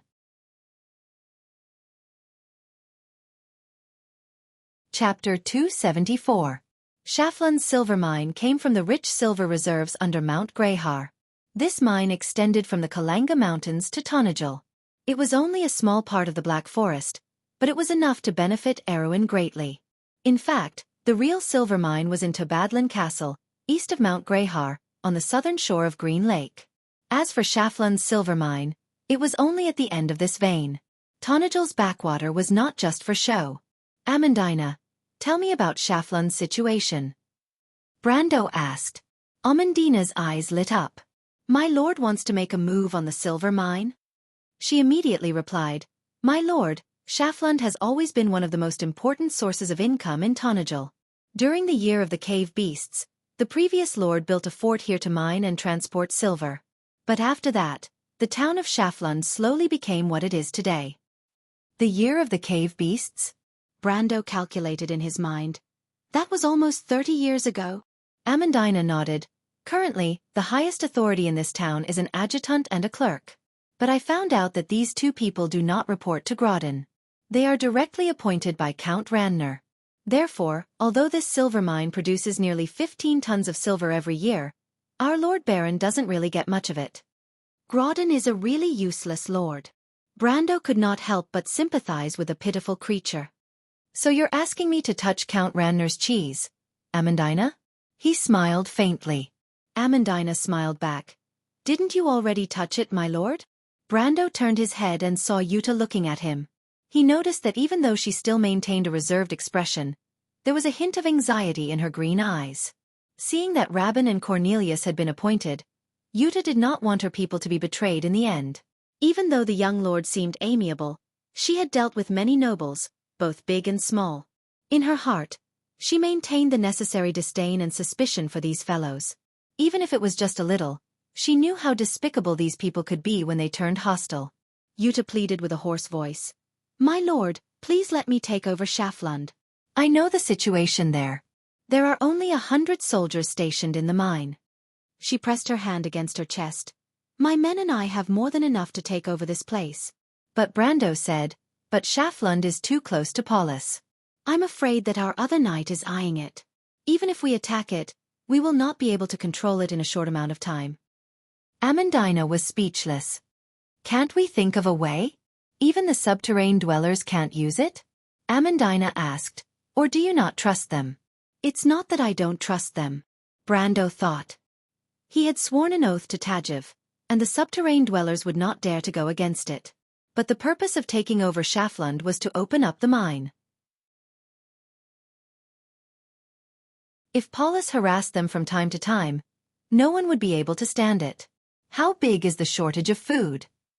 He asked. We are short of 17,000 bushels. Amandina replied. Most of the units in the Amber Sword used the English system, and this world also used it. This made Brando feel extremely uncomfortable. But in terms of grain, a bushel was about 27 kilograms. He roughly calculated and found that the shortage was close to 500,000 kilograms. This was not a small number. Including our men, how long can the territory last with the amount of food in ABs? Amandina frowned slightly. My lord, if we calculate based on the data, it can last for 2 months. But considering that there are still some food in the territory that has not been counted, it will take no more than 3 months. So there is a shortage of close to 2 months? Amandina nodded. Brando thought for a moment. That's fine. First, recruit soldiers from the citizens as usual. Also, if Bosley wants land, people, and money, give them to him. The same goes for Yuta and Rabin.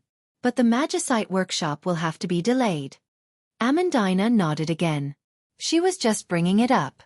After all, Tonajal did not produce amber ores. The Romans' plan will also have to be delayed. Brando said again. The Roman's voice came from the back of the hall. Of course, Brando. There is no point in doing that now. Amandina did not sound dispirited. Also, we have to at least ensure that the next battle can be fought. As for the budget, you can decide for yourself. Of course, you know that the only requirement is that we don't get chased into the dark forest in the end. The girls present couldn't help but smile when they heard his words. Amandina rubbed her forehead. In truth, she really wanted to be chased into the dark forest. Of course, it was only a thought. My lord, do you have any ideas? Amandina raised her head. She was keenly aware of Brando's intentions. Of course, it's still the silver mine. Brando smiled. With such a large piece of cheese in front of us, there is no reason for us not to touch it, is there? But Metisha seemed to have thought of something. Are you saying that we should change the method, my lord? The silver fairy princess raised her head. Her silver eyes flashed with a hint of understanding, and her eyebrows raised slightly. Brando looked at her with praise. Yes, you and Scarlet will make a trip with me. We will meet with Count Ranner's subordinates.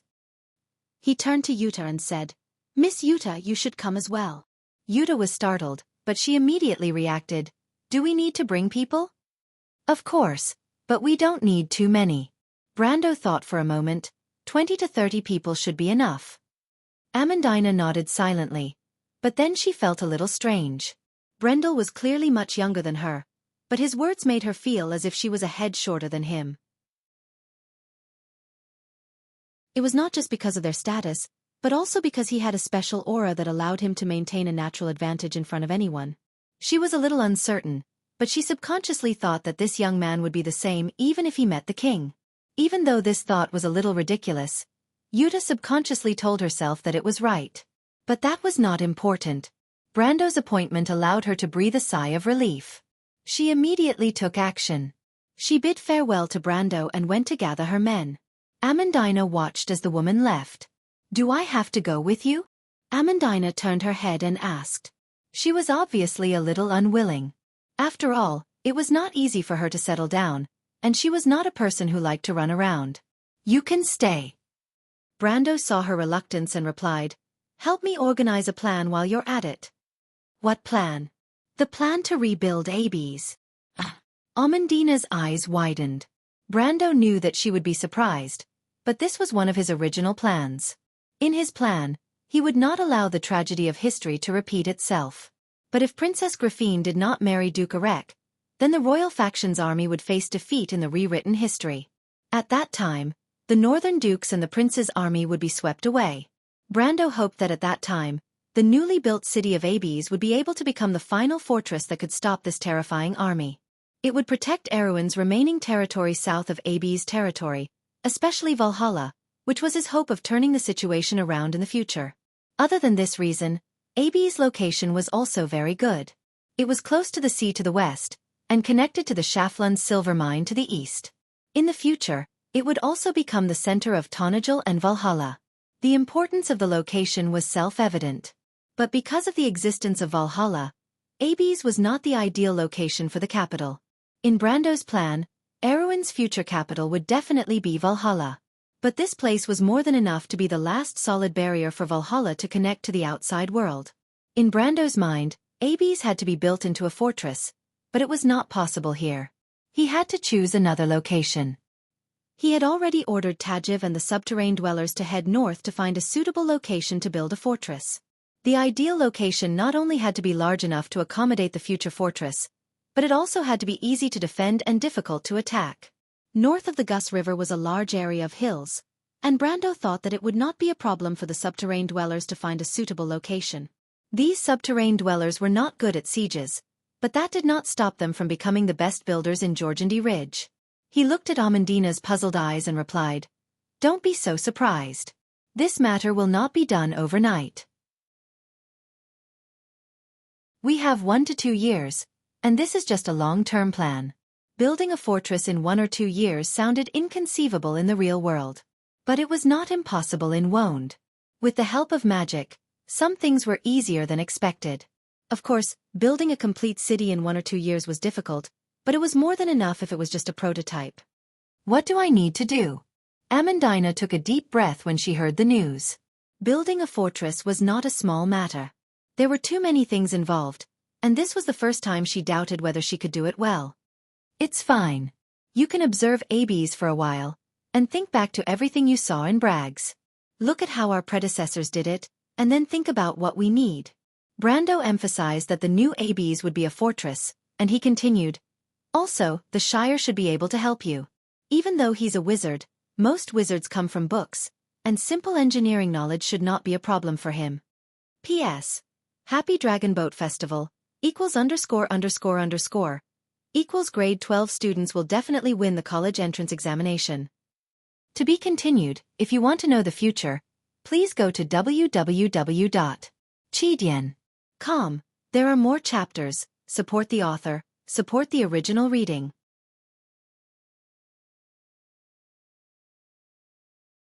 Chapter 275. The Shire. Brando nodded. Of course, if there are any skilled craftsmen in the city, you can keep an eye out for them. Brando thought for a moment, but he did not have much hope in this suggestion. Craftsmen who knew how to build cities were all renowned masters in this era. Even Brando himself did not believe that a remote place like AB's would be filled with hidden talents. This was not a novel, and Bosley's incident was just a special case. But when Brendel said this, he could not help but feel a little troubled.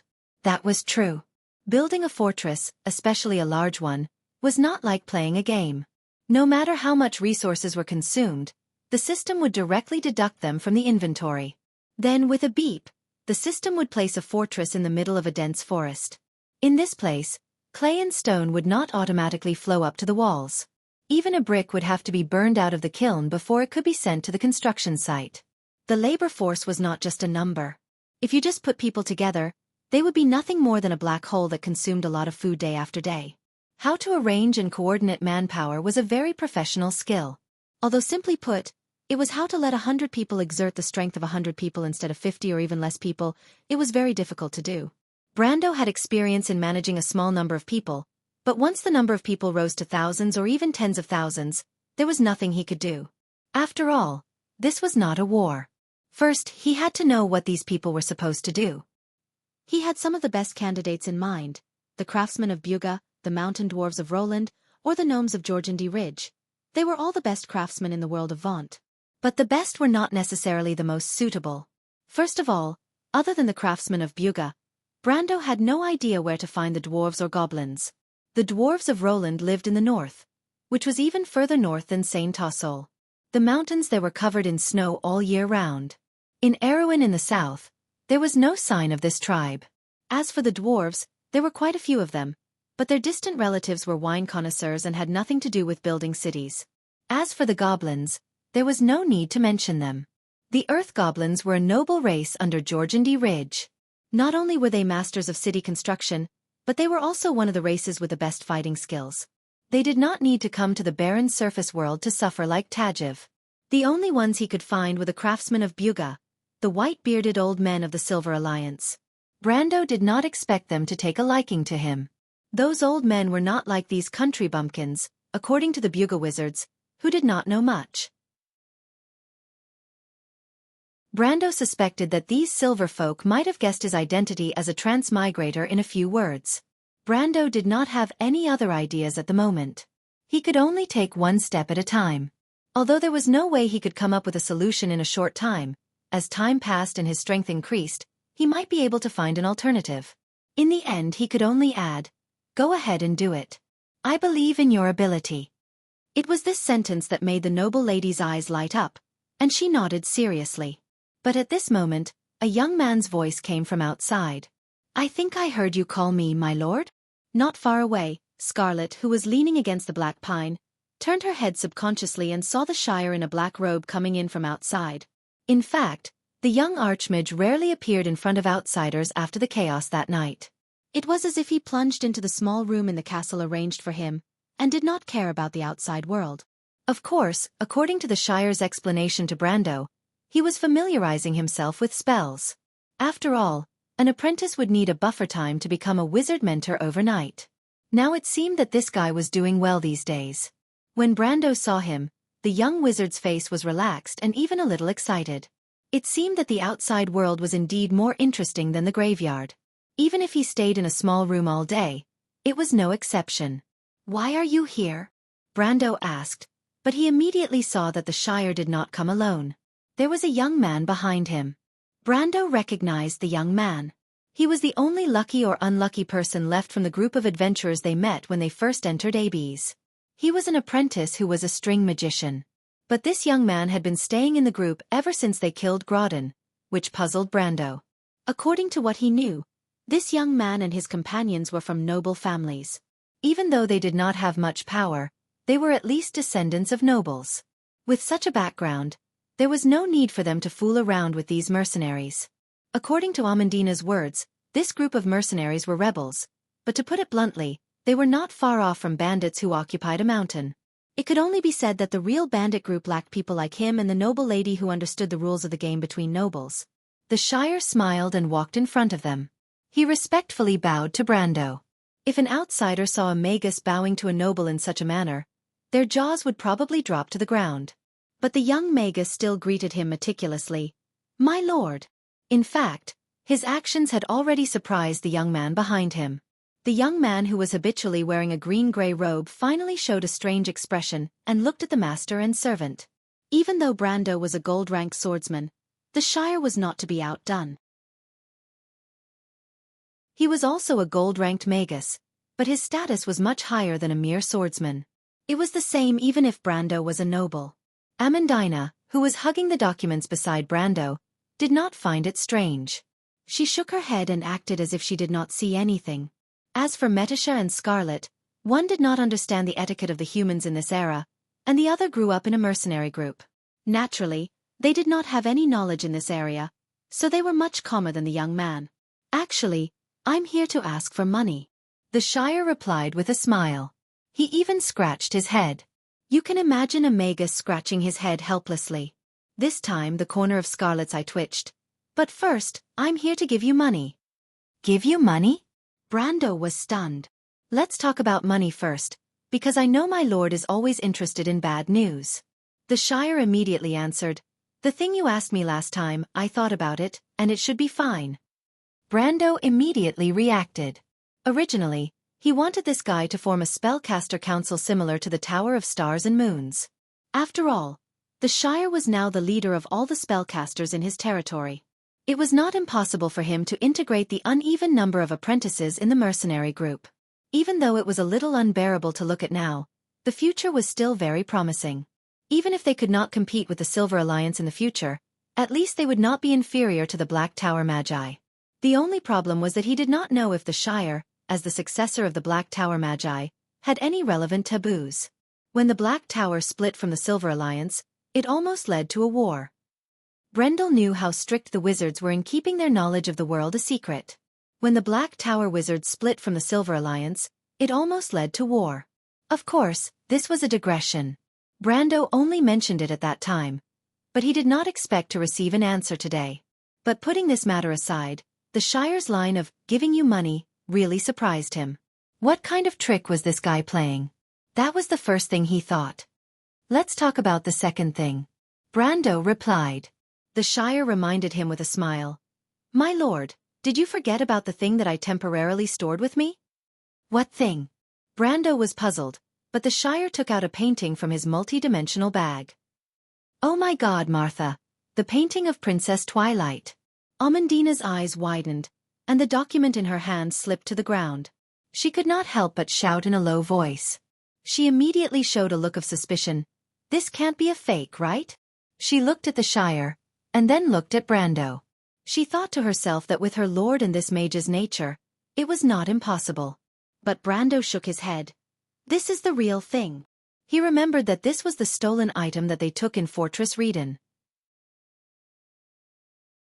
Although it was a little disgraceful, but now it seemed that the decision back then was really a wise one. Twilight's paintings were highly sought after in the collector's market, and it was not impossible to sell it for a few million Tor coins. Although this was not a lot, it was enough to solve the urgent problem. But there was no market for this item in Abes, and if he wanted to sell it for a good price, he had to find the right place. Brando already had a target in mind at this time, and that was Erwin's only free port. Ampere Seal. He could not help but think that he really needed someone to go to Ampere Seal to take a look. Not to mention that Baron Abes would definitely establish a trade relationship with this free port in the future. The intricate power relations there were enough to attract real political adventurers to invest in it. Especially at this time of the year, with all kinds of armies pressing in, Brando guessed that Ampere Seal must be very lively right now. Thinking of this, a confident smile appeared on his face. To be continued. If you want to know what will happen next, please go to www.chidian.com to read more chapters. Support the author, support the original reading.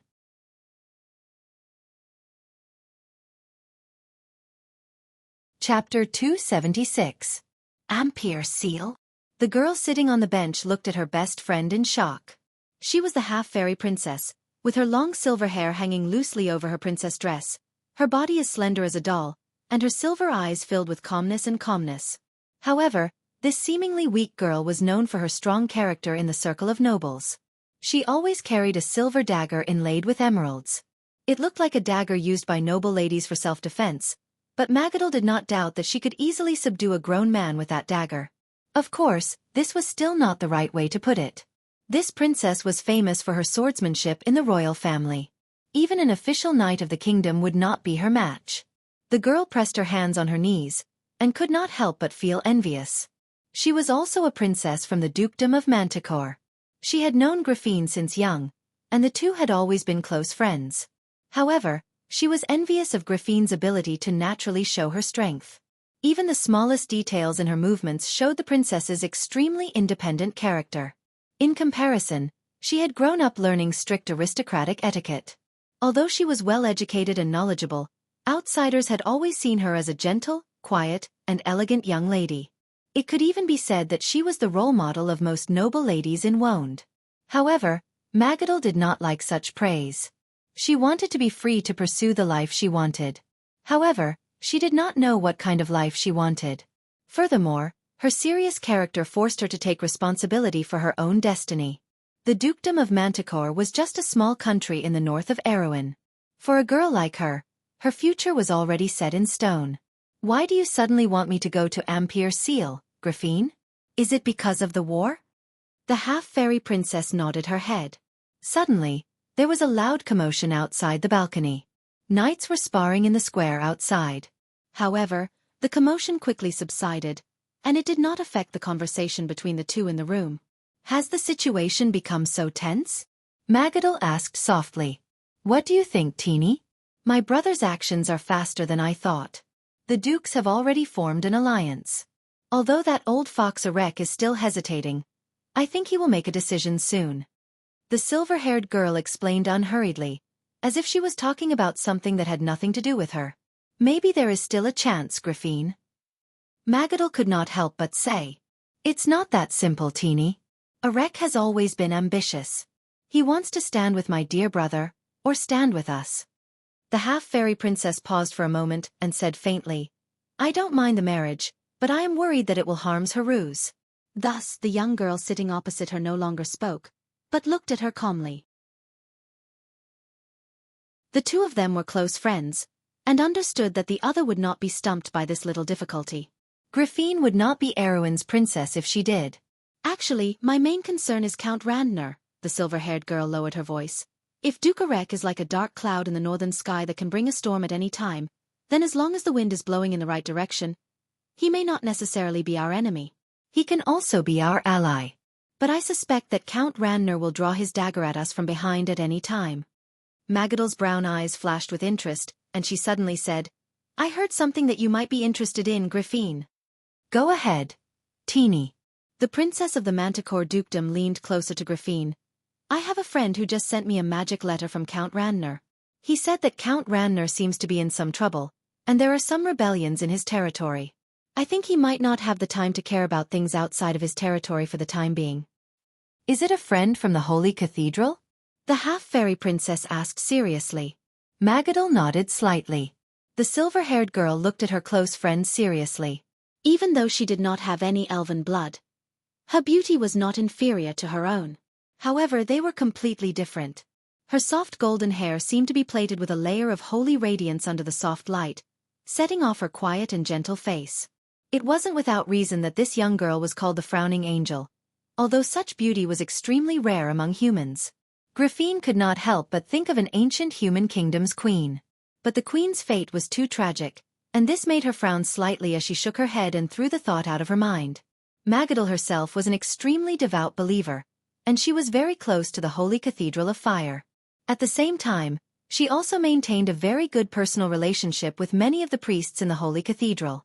Because of her close relationship with the Holy Cathedral, she was jokingly called the Nun Princess by many nobles. The high priest of the Holy Cathedral had publicly praised this girl's devotion to her faith, and it was also because of this that the Nun Princess was not harassed because of her beauty. This was because the reality was often like this. Between royal authority and divine authority, the former made people yearn for it, while the latter was more revered. Teeny, do you remember a joke we heard when we were learning about royal etiquette?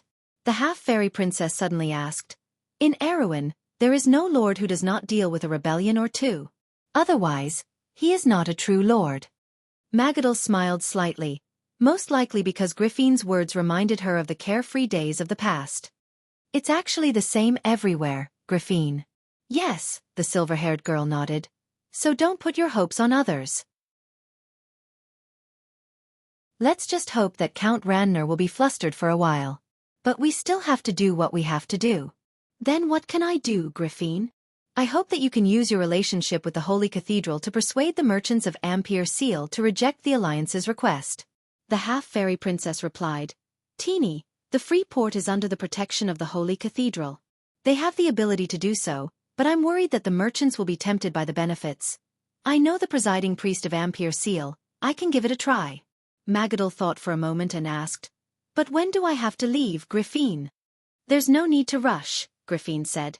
Once you leave my place, I'm guessing that the dukes will immediately receive the news. This is a dangerous matter, Teeny. You have to think carefully. Although you are my good friend, I don't want you to get into any trouble. That's why I want to help you, Griffine. Thank you. The silver-haired girl looked at the direction of the balcony, and the loud cheers from before rang out once again. This meant that one of the battles had been decided. Her silver eyes flashed. Let me help you choose a few people who can complete this mission with you and protect your safety, Teeny. Then of course I want Sister Maynard. Magadal's face revealed a rare sly look. She would only reveal this side of hers in front of Griffine. If she's with me, I'll have someone to chat with and relieve my boredom. The princess smiled. You're not the least bit courteous, taking away my best knight. But since that's the case, I can only reluctantly part with her. But you have to take good care of Sister Maynard. Her temper is much worse than mine. Of course. Magadal blinked. In reality, the three of them were close friends who had known each other since they were young. They understood each other's personalities the best. Although Maynard was born with a cold temperament, she was not someone who would throw a tantrum at others. At this time, cheers rang out from outside the balcony again, drowning out all the sounds in the room. This time, it was different from the previous times. The cheers did not stop for a long time, and the two who were familiar with all of this understood that this meant that the final stage of the night tournament was about to begin. The half-fairy princess was distracted by the cheers. She raised her head, her silver eyes sparkling. After a while she opened her mouth. Let's go, let's see which outstanding young people are lucky enough to be with Teeny. Magadal smiled and nodded. The second round of the tournament was about to begin. Freya's palms were sweaty, and her heart was pounding. If the audience outside the balcony could take a closer look at the face of this girl from Wuxia, they would definitely notice that her face was as red as a ripe apple. She was panting heavily, sweat dripping down her sharp chin, and the back of her uniform was already soaked. The consecutive battles had taken a toll on the future Valkyrie's stamina. She had defeated many opponents along the way and had attracted the attention of many people. As a new member of this batch of young students, her performance could be said to be outstanding. However, Freya knew that she was not the only one like this. On the other side of the balcony, Breton and 3 other students had also become the most dazzling existences of this batch of young students. She wiped the sweat off her chin with her hand. Compared to them, she could be considered as the least outstanding one. In the previous battle, Breton only used 3 moves to defeat his opponent, a member of the Knight Reserve who was 1 level higher than him. When Freya saw this scene, she realized that the impulsive and immature youth in the past had become much calmer and more mature. His swordsmanship had also improved to such an extent. Freya could almost imagine Breton's amazing talent shining brightly on his sword. He had found his place, and this was the best stage for him to show off his skills. However, compared to him, she was still a little confused. To be continued. If you want to know what will happen next, please go to www.chidian.com. There are more chapters. Support the author, support the original reading.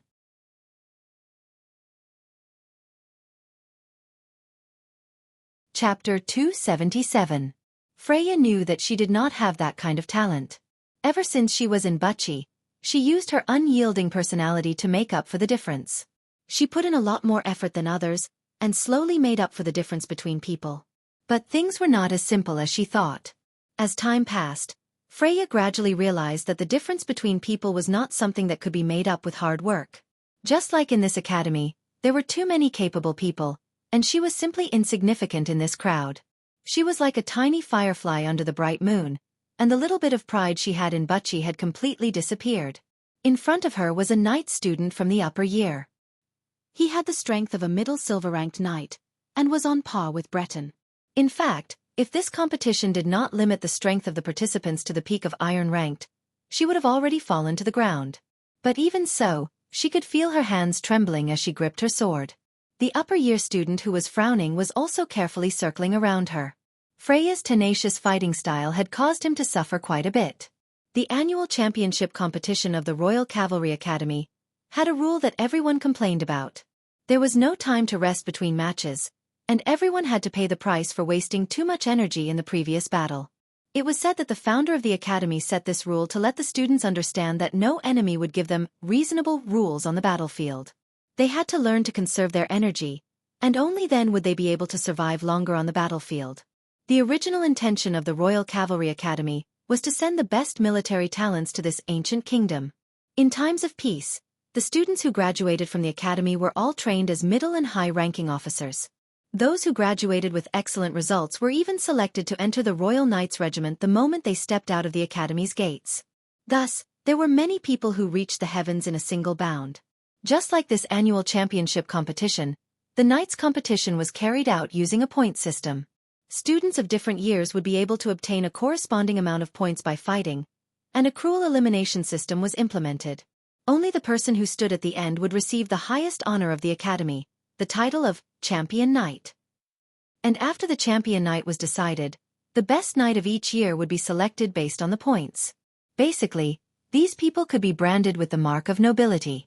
Even though this system was not very fair, but it was a true reflection of the life and death struggle on the battlefield. Just like a famous quote from the founder of the academy, "Luck is not only your strength, but it is also one of your greatest reliance." This sentence was the most appropriate to describe Freya. She was only an iron-ranked, and this speed of improvement was considered rare for a normal person. It could be said that it was the greatest affirmation of her hard work, but in this situation, Freya felt that she did not have any extra strength to react to her opponent's movements. She could only barely keep up with the other party's circling movements and pray that luck would favor her, or perhaps a miracle would be more appropriate at this moment. Her opponent seemed to have noticed this as well. After carefully confirming that she was not deliberately deceiving him, the senior student decisively launched an attack. The sword came from the back of her right side, which was the hardest to guard against. Freya did not think much of it, or rather, she did not have the strength to think much. She raised her sword. It was almost an instinctive action, but as if she had a mind of her own, she let the opponent's sword pass through the handle of her long sword. She felt a burning sensation on her hand, and her opponent was slightly stunned. Freya did not even think about it and twisted her hand, pulling the sword from the handle of the cage. While he was still in a daze, she went up to him and elbowed him in the chest. The student was sent flying, but when he got up again, Freya's sword was already on his neck. "What kind of swordsmanship is that?"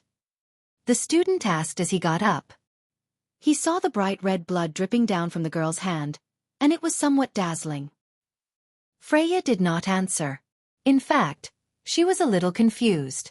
The last move she used just now was obviously a move that she remembered Brando had used before. When she first saw Brando use it, she did not think it was very exquisite, but now that she thought about it, it was very practical. But she thought that if it was Brando who used it, she would not have hurt her hand. "I admit defeat." The senior student who was sitting on the ground was stunned for a moment, and finally raised his hand. Then, Freya saw the female knight, who was the referee, walk in. As usual, the latter separated the two with a cold face, and then turned to look at her. "I heard that you have been on the battlefield?" Maynard asked in a cold voice. Freya noticed that there was a trace of deep suspicion in her eyes. She rarely saw unnecessary emotions in those dark eyes, as if the female knight was always wearing a cold mask. But at this moment, the mask was a little loose. The girl was a little confused, but she still nodded. In the Royal Cavalry Academy, there was no one who dared to go against this senior. "Is it related to Madara's undead?" "Yes." "The swordsmanship you used just now, can you still use it again?" Freya hesitated for a moment. She felt that she was about to faint. But Maynard also saw her embarrassment and did not insist. Instead, she said, "That move just now had the shadow of Erwin's military swordsmanship, and it was not the same as the knight swordsmanship taught in the academy." "I heard that you were once a militia?" Freya nodded again. "But no matter if it is the militia swordsmanship or the guard swordsmanship, it is not a straightforward killing move. It is more like the real Erwin's swordsmanship." The black-haired female knight frowned and looked at her deeply. "You are from Wuxia? Do you know anyone in the White Mane Army?" Freya was stunned. She did not know why this senior who usually took care of her would keep asking her these strange questions. Of course, she shook her head. But the current Freya was no longer the ignorant country girl from Wuxia. She had gained a lot of knowledge after studying for a few months. She recalled the move just now, and the swordsmanship Brando used. It seemed that they all had one thing in common. To put it simply, it was concise. It was an extremely concise swordsmanship, as if it did not need any extra moves, as if it was purely used to win. Freya could imagine the effect of this swordsmanship on the battlefield. No wonder Maynard called it a killing move. She recalled that Brendel's every move was swift and clean, and his speed was astonishing. But when she came back to her senses, she saw Maynard's pair of dark eyes staring at her. She was shocked. She had never seen this side of Maynard. But after a while Maynard said, "Actually, that was not a pure Erwin battle formation swordsmanship." Freya was stunned. Her heart skipped a beat. What did she mean? "Are you hiding something, Freya?" The girl quickly shook her head, causing her ponytail to sway. "All right, that was a modified version of Erwin battle formation swordsmanship." Maynard straightened her body and said with a strange expression, "I've seen this swordsmanship before." Freya watched as Maynard turned around and walked to the other side of the arena after she finished speaking. However, her face slowly turned pale. She suddenly thought of a possibility. This woman knew Brando. Who was that?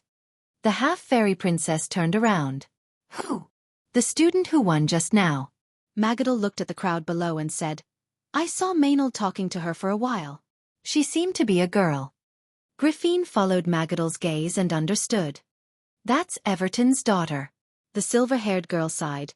"Unfortunately, it seems that she did not inherit her father's talent.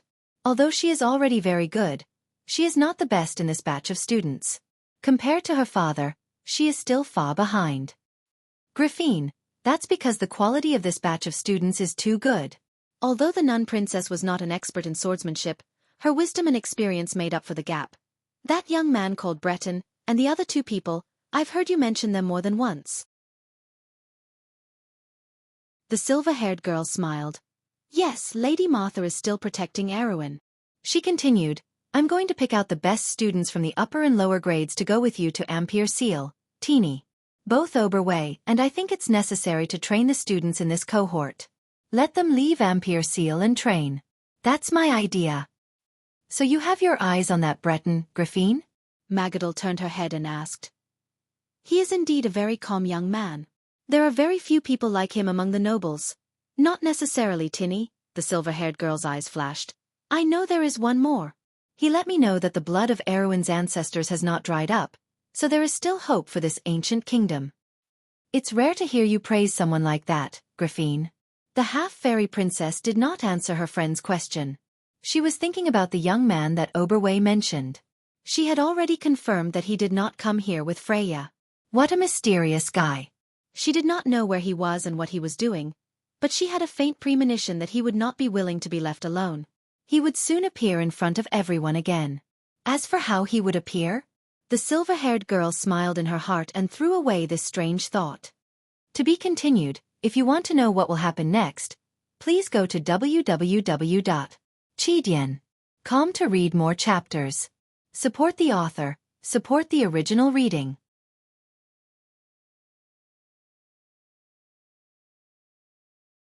Chapter 278.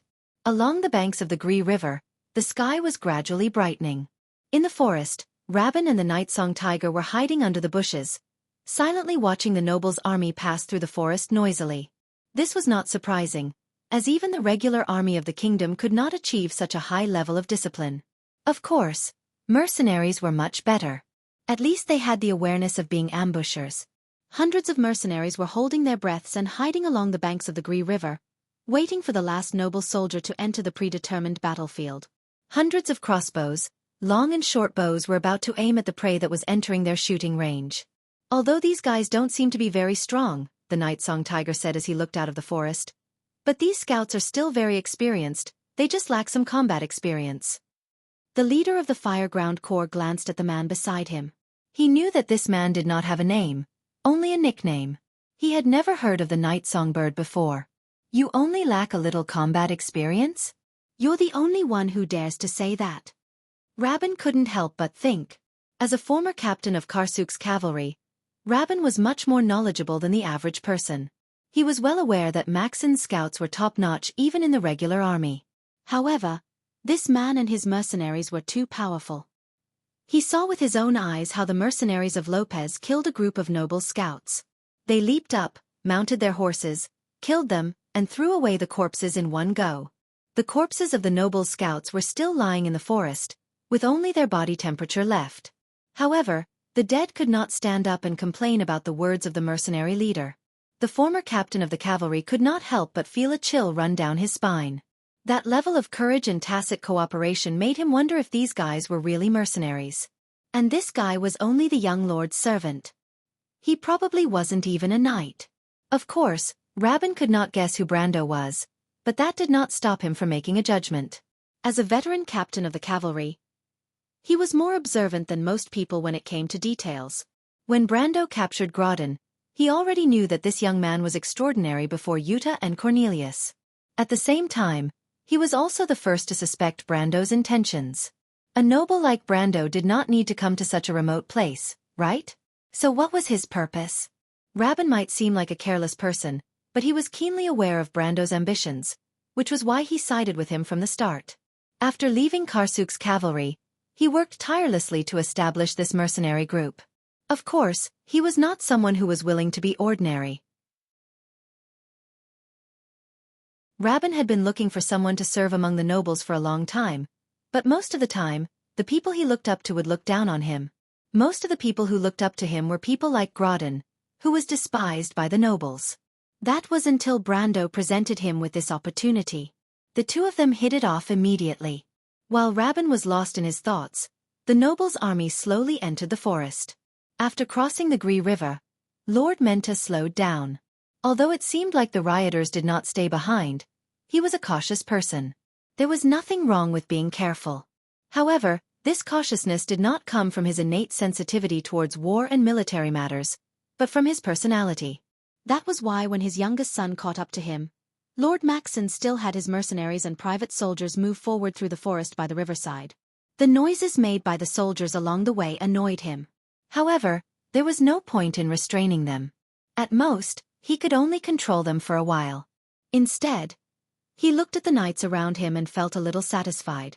These knights were his old subordinates and were truly seasoned warriors. Even though they were covered in armor, their calm eyes were constantly observing the surrounding forest under their masks.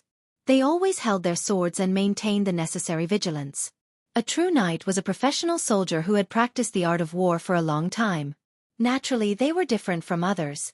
Even their attendants, the noble soldiers who followed behind the gigantic dragon mounts and waved various banners, seemed to be better trained than the mercenaries. But that was just how it looked. Lord Maxon instinctively frowned when the group entered the narrow path between the forests. But just as he was thinking about whether they would encounter any trouble, the sound of horses galloping could be heard from behind him. There were only his second son's men at the back of the group. He had personally assigned them to him. There were a total of 50 men, and he thought that it would be enough for him to deal with them for a while. However, he didn't expect that the other party would be able to make these people obedient. This was beyond his expectations. What new tricks did that kid come up with? With that thought in mind, Lord Maxon turned around and saw the familiar face that made the corners of his eyes twitch as he chased after him on horseback with a few men behind him. Samuel loved and hated his son at the same time. When Carglass approached the group, he pulled on the reins and slowed the horse down. The young man stood upright on the horse in the most standard knight posture, like a straight, sharp knife. He casually pushed the messy hair on his forehead to the side and let out a sigh. "Father, what's wrong?" The young man smiled shyly and asked, "Father, how long has it been since the scouts came back?" Lord Maxon was startled as he realized the problem. However, he did not want to admit it and asked in a displeased tone, "Why do you ask?" "They're only a little late. They might have gone too far." "You know that my men always have too much energy." Carglass raised his head and glanced at the forest. "Not necessarily," he said casually. "You little bastard." Lord Maxon cursed in his heart. "What are you trying to say?" Carglass couldn't help but chuckle as he stared at his father with a strange expression. Everyone says that Lord Maxon is a cautious person, but that's not necessarily the case. Before he could finish his sentence, he noticed that Maxon's expression was getting darker and darker. "But father, aren't you a little too bold? You knew that there was a problem with the scouts, but you still allowed the army to enter the forest?" Carglass quickly changed his words. Although that was what he said, he didn't seem to be worried at all. After all, their opponents were just a bunch of rioters. No matter how strong they were just a bunch of mobs. The young man thought highly of himself and naturally did not put Brando's mercenaries in his eyes. Of course, if he knew what kind of danger was lurking in the forest, he would not think that way. "Since when did you have the right to lecture an old man like me?" Lord Maxon interrupted him. "You weren't even born when I was fighting." Yes, father. Let's stop the army first." Lord Maxon looked around and was a little worried. But at least he found a way out. He raised his hand and the messenger immediately passed down his order. After a short commotion, the army stopped. But once they stopped, Carglass immediately noticed that something was wrong before the experienced knight. He raised his head and looked into the forest, frowning deeply. It was not only him. When the young man smelled that something was wrong, the other knight present also sensed that something was wrong. The forest was too quiet. Rabin also frowned. That noble had stopped outside the ambush circle. If he had just a little bit more time, he could have taken the initiative to attack. But this matter was suddenly suspended in the air. He took a deep breath and stared at every detail outside the forest. After some thought, he decided to wait a little longer. In his career as a Karsuk knight, Rabin learned that he had to remain calm on the battlefield. This was how he could see the situation clearly and win the final victory. But this time he was wrong. The Night Song Tiger also stared in that direction. He had already sensed that something was wrong. It was not normal for the noble's army to stop as soon as the horsemen entered the group. He first suspected that the enemy had discovered their presence. But whether or not the enemy had discovered them, He knew that he had to make a decision. The subterranean dwellers were about 100 meters away from the noble's army. They were equipped with the 4-armed crossbows given to them by the humans for the first time. Tajiv had always wanted these weapons, but Grodin was not foolish enough to hand them over to his enemies. Of course, it was a different story when they joined Brando's group. 100 meters was a long distance for a human. Even an iron-ranked warrior would need a few seconds to cross this distance, let alone in the forest. But it was enough for the subterranean dwellers. The Nightsong Tiger made a decision. "Send the signal," he ordered in a deep voice. "Wait," Rabin was puzzled. "The distance is too far. They haven't entered our ambush yet. We have the absolute advantage in numbers and strength. The ambush is just icing on the cake," the Nightsong Tiger answered decisively. "But if we wait for them to react, the situation will be out of our control. My lord wants to capture that knight. That is the main point of this battle." The Nightsong Tiger continued. Rabin was stunned for a moment before he understood. It was indeed so. P.S. As Long Kong's hooligan student wishes. To be continued. If you want to know what will happen, please go to www.chidian.com. There are more chapters. Support the author, support the original reading.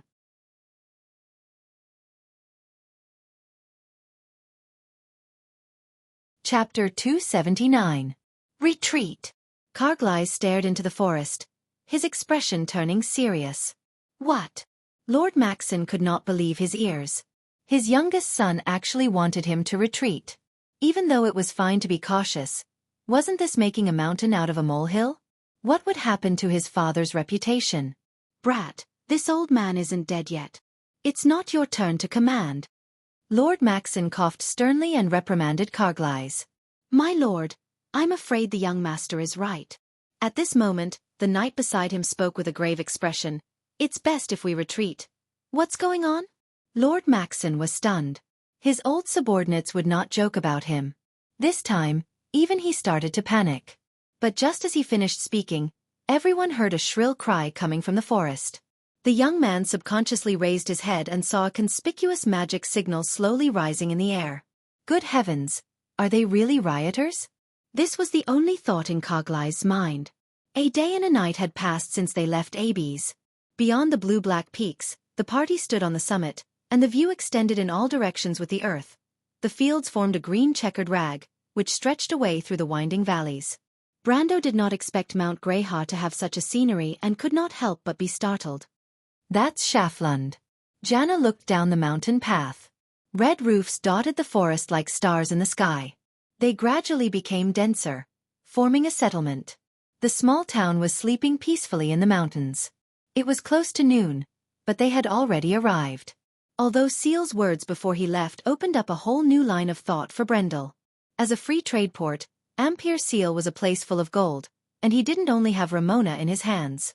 Not only did he have Ramona's paintings, but he also had a future master alchemist. Coupled with the experience he brought from the game, it would not be difficult for him to earn a bucket of gold from the free trade port. Even though he had to go to Ampere Seal, Schaflund's silver mine was also a long-term matter. Thus, Brando did not change his plans and came to this mining town in the mountains. "How beautiful!" Scarlet muttered when she saw this scene from behind. At this moment, the bushes behind them rustled as mercenaries came out of the forest one after another. There were a total of 27 of them, each of them steady as they looked around with sharp eyes. These people were all at least at the peak of iron rank, and they were all elites under Yuta's command. In order to gather enough people, the female mercenary leader had even borrowed quite a few people from other small mercenary groups. To be honest, Brendel was taken aback when he saw them. The peak of the iron rank was already at the threshold of the silver rank. These people only needed to be trained a little and they could become masters of their own. Even a well-trained knight could not compare to them. But compared to his own luxurious lineup, these people paled in comparison. Not to mention Brando himself, everyone here knew that the two girls beside the young lord were golden warriors. There were also two silent attendants. They were actually angels, but their snow-white wings were too eye-catching, so Brando asked them to keep them. They were also lower silver rank. To Brando, it was too wasteful to summon holy angels after shuffling them into his deck. Although he did not have a lot of cards in his deck, it was still easy to draw this card. However, Brando did not have an effective way to replenish his light EP, so he simply left the 2 angels outside. He would rather spend 1 light EP per day since he did not need to use the resurrection cards for the time being. He was thinking of throwing the 2 angels back when he only had 5 light EP left. It would be enough to leave 1 chance for him to resurrect the angels. The 100 wealth he saved when he subdued the subterranean dwellers could finally be used to unseal the fire elemental land card, Ember Volcano, and the wind elemental land card, Nest of Storms. At this moment, an extinguished volcano and the eye of the storm that was constantly spinning in the sky were already lying quietly in the independent space he created with his mind. The only land card left in the card book was the fire elemental land card, the Wasteland of Keradu. With the wind elemental land card, summoning the wind spirit spiders was no longer a burden. The fire elemental land card allowed him to aim for a card in the deck. Fire Jin, Scorching Hell X, 15 Fire EP. Creature, Elemental Jin, Level 36 creature. Tap, let the Fire Jin deal great damage to your enemy and shuffle it back into the deck. When the Fire Jin is on the field, pay 2 Fire EP per day. On the Scorching Earth, the Fire Jin always makes its enemies tremble in fear. Purchase requirement. Pay 50 Fire EP. The purchase of this card required Fire EP and not wealth. This was extremely attractive to Brando, who urgently needed wealth to unseal the resource cards of fate. Although 50 Fire EP was a little too much for Brando's Fire EP pool, which only had 37 slots, it did not matter. As an elementalist who leaned towards the fire element, all he needed to do was to practice his fire element spells and his Fire EP pool would slowly expand. Fortunately, when he was leveling up his elementalist, the initial spells he chose were all fire element spells. Fire Arrow and the like did not consume too much of his mana. Apart from that, another card that he had planned for a long time entered his vision. Silver Swallowtail Flag, Guild of Light 7, 12 Earth, or Water, Treasure, Fantasy Wonder. When the Silver Swallowtail Flag is on the field, all creatures on the field have their upkeep cost reduced by 1. If there are multiple upkeep costs, choose one of them. Tap to select a card and double the amount of wealth it produces. Flowing Silver, purchase requirement. Pay 100 wealth. Brendel had been drooling over this card for a long time, and he even hesitated for a long time on whether it was the land card or this card. It was only when the Shire gave him a suggestion that he made up his mind. No matter what, a planeswalker's power was based on the earth cards. What are we going to do next? Scarlet rested her halberd on her shoulder and looked back at Brendel. Brendel could not help but worry that the girl's small shoulders would not be able to bear the weight. Before Brando could say anything, the mercenary leader spoke first. Schaflund is a small town that developed because of the silver mines. Most of the people living here are miners. The prosperity here is based on the basic necessities of the miners. There are many shops and inns in the town. There are inns in a place like this? The red-haired girl interrupted her. It's not strange. Schaflund is also the furthest place in the Greyhar Mountains. There are many adventurers who visit this place. It's rumored that there is an open-air silver mine in the forest. Many people who come here dream of getting rich. An open-air silver mine. The Roman's voice came from behind them. Is there really such a thing? Everyone turned around and saw Romaine was the last one to come out from the bushes. She was still holding onto her skirt to prevent it from getting caught on a branch. But this time, she did not come out alone. Brando had asked her to come with him. There were many accounts in Schaflund's silver mine. It was good that she was self-taught. Other than Amandina, only the Roman knew how to read these accounts. It is said that there is an open-air silver mine in the forest. Some people have seen it before, and some have even made a fortune from it. But that is only a small number of people. Most people return empty-handed. Yuta replied. Even so, there are still so many people coming here? Scarlet was puzzled. I heard that there are several inns here? People will only see a small number of successful cases. Brando looked down at Schaflund and continued. Even though Yuta felt that the grammar of Brendel's words was a little strange, she had to agree that it was the truth. She nodded. My lord is right. What's more, those adventurers who made a fortune just threw their money on the gambling table and lost it all in the blink of an eye. Things that come easily will be thrown away easily. Metish's voice was soft and gentle. She used an ancient elven proverb to describe the situation. Everyone couldn't help but nod in agreement. But the Roman expressed a different opinion.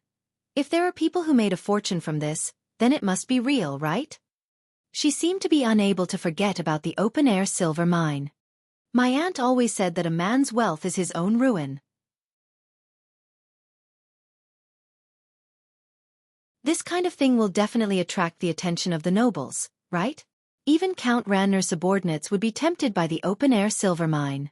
But no one who discovered the open-air silver mine went into the forest to find the vein. Yuta shook her head.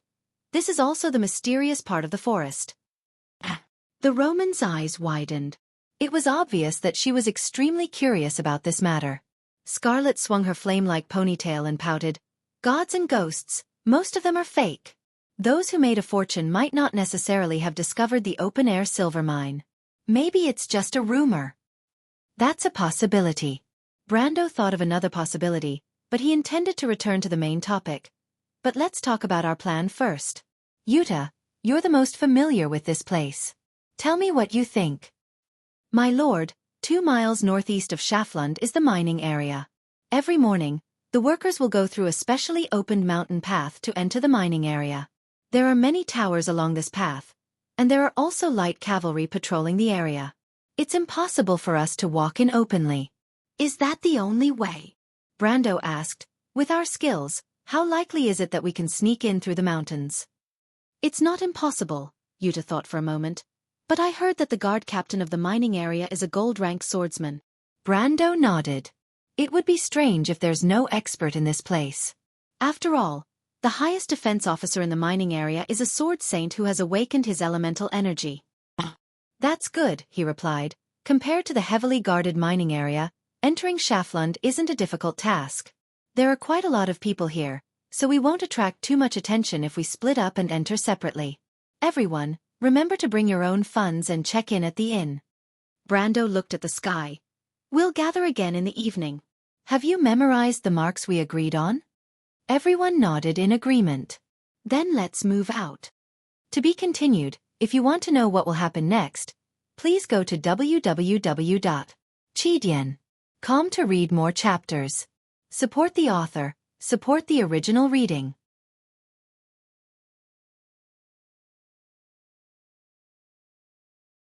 Chapter 280. In the center of Schaflund, there was a tavern called Forest Trout. The owner of the tavern was an ordinary middle-aged man, but the ale sold there tasted really good and attracted a lot of regular customers. Most of them were local workmen who worked 6 days a week and could come back to town on Sundays to relax. Workmen from the mines, stinking of sweat, invariably boisterous, and without exception rude and loud. Heedless of what other people thought of them, commenting in small groups on the figure of some waitress. If any of the waitresses in the tavern gave them a flirtatious look, they would definitely be booed. But there were a few youths drinking in the corner of the tavern, looking at them from the corner of their eyes while discussing their own matters. Most of them were born here, their parents were workers in the mines, and so were they. But the restlessness of youths made them unwilling to spend the rest of their lives in this place. They discussed with each other and decided to leave this place and explore the outside world. But they were born in this town, and the furthest they went was the nearby forest. At most, they could only guess what the outside world was like from the words of the adventurers outside. The youths discussed for a while, and just as they were about to set a time, they heard a cold snort coming from beside them. The young people were slightly startled and turned their heads guiltily. They saw an old dwarf sitting at another table not far away.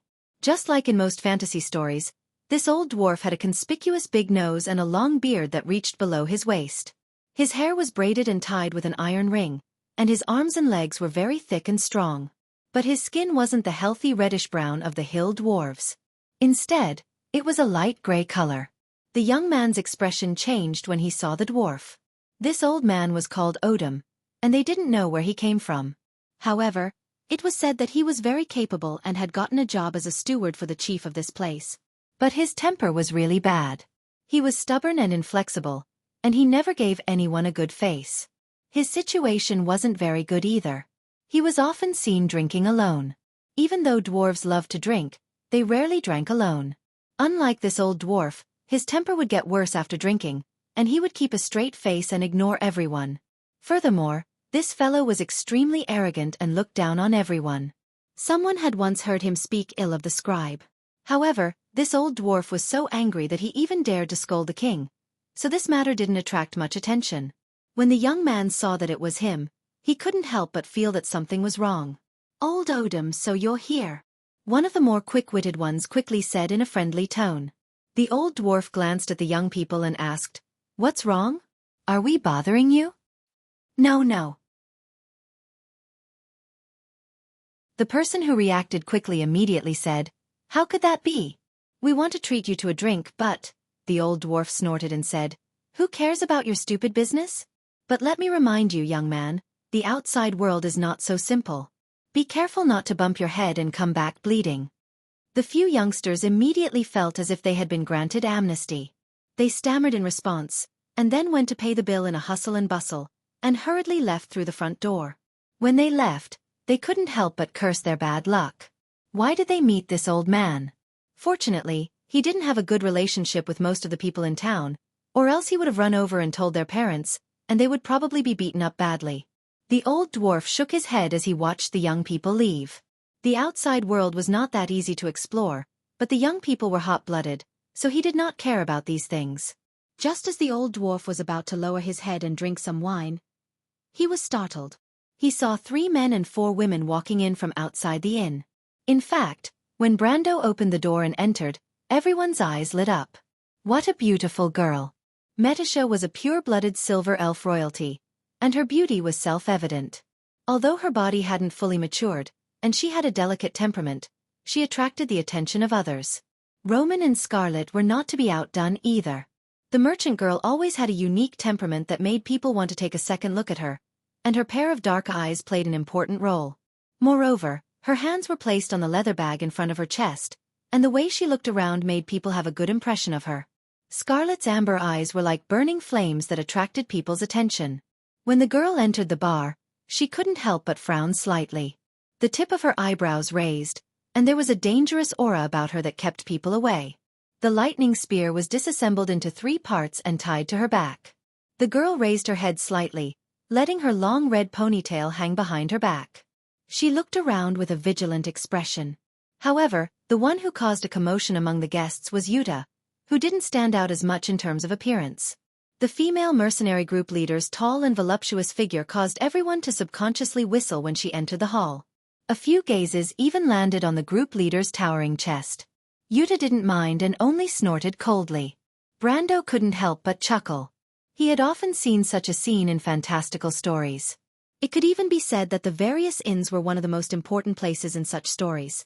Adventurers discussed their plans in low voices, rude guests played drinking games, and the sound of flirting with the barmaids could be heard. It would be perfect if there was a poet. With such unrealistic thoughts in mind, Brando turned around. The owner of the bar was already waiting for him.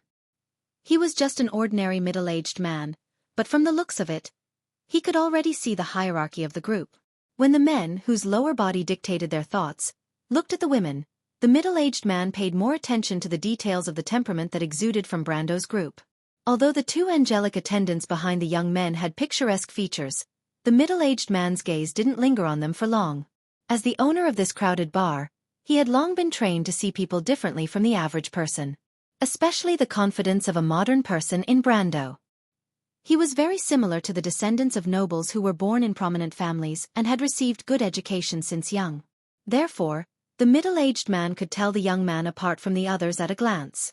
This is a noble young master, the owner of the bar thought. He forced a smile on his face and unconsciously spoke in a more respectful tone. Is there anything I can help you with? Brando looked up and saw a wooden board with the types of wine for sale hanging in front of the wine rack. He pointed at the most expensive wine on the board and ordered a glass. Of course, Brando wasn't interested in the wine. He was just putting on an act. Other than Metisha, the other ladies ordered a fruit wine that was slightly sweet and slightly sour. Spirits didn't need to eat, so the silver fairy princess just stood quietly behind them. Scarlet noticed her and whispered, "Can't you eat?"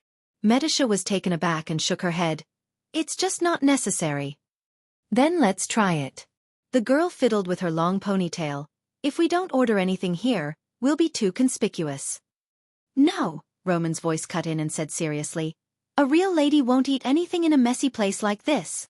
Scarlet saw the merchant girl holding a glass of fruit wine with both hands and rolled her eyes. Aren't you drinking too? She asked in annoyance. I'm not a lady to begin with. Roman widened her eyes and answered matter-of-factly. When Med-Isa heard the conversation between the two, she could only chuckle to herself.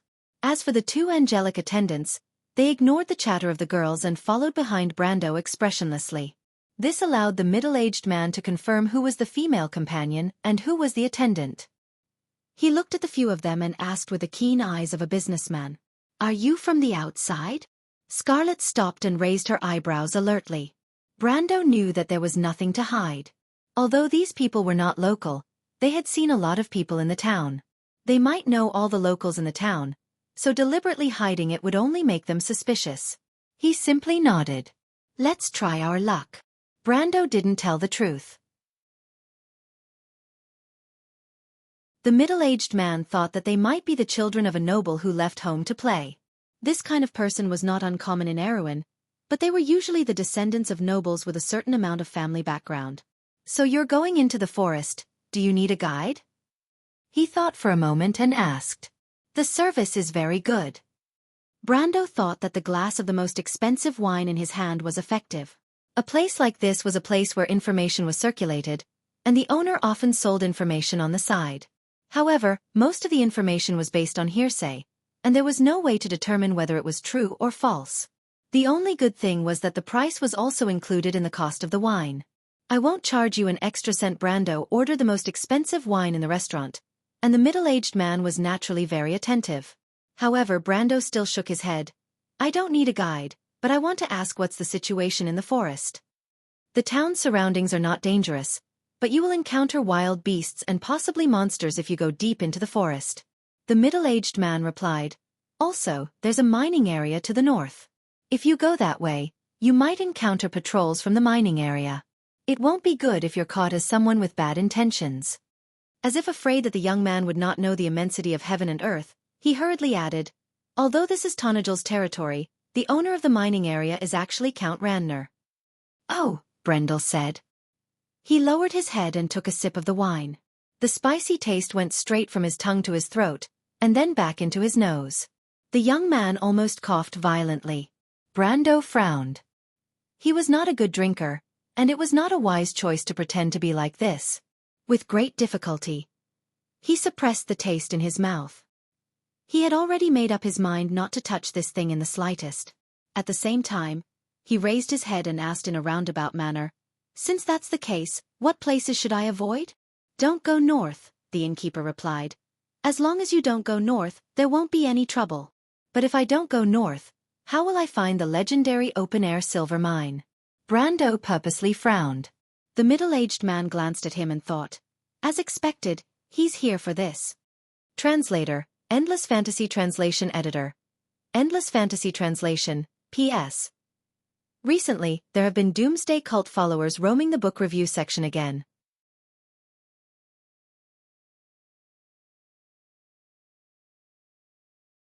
Chapter 281. That's hard to say, the innkeeper lowered his body and whispered to them. But if you don't lack money, you can try looking for a few famous adventurers. Those adventurers have been to the forest many times and have even drawn a map of the area. A map? It's worth a lot. Brando nodded and asked about the local situation. It was mainly about the work and rest of the workers, as well as the patrol time of the soldiers in the mining area. Of course, he was pretending to be an adventurer. As for the owner of the inn, he saw him as a noble who did not know the immensity of heaven and earth and only wanted to have fun. Both of them did not mind the misunderstanding, and the conversation went on harmoniously. Brando did not waste much of his time. After a short while, he turned around and saw that the ladies had found a seat in the hall. Brando looked at them and was about to walk over, but he stopped. A dwarf stood in front of him. Please make way. The drunk Odom squinted his small eyes and could barely see the young man in front of him. He thought that it was the one who came in earlier, but that was not important. He just wanted to know, what was the purpose of this person blocking his way? The old dwarf shook his head and wanted to figure it out. But Brando did not know whether to laugh or cry. It was as if the road was 10 feet wide, But the damned dwarf insisted on standing in front of him and saying that he was blocking his way. But he did not have the time to cause trouble here, so he hesitated for a while and stepped aside. But at this moment, Brando was stunned. The dwarf's face was red, and Brando thought that he was just a common hill dwarf. But after looking at him for a while, Brando noticed that the dwarf's skin was light gray. The young man's heart thumped heavily. A rune dwarf. He almost thought that he was still asleep and wanted to pinch his cheeks to confirm whether he was drunk or the dwarf was drunk. The rune dwarves were not as prominent as the silver elves in Wone's history.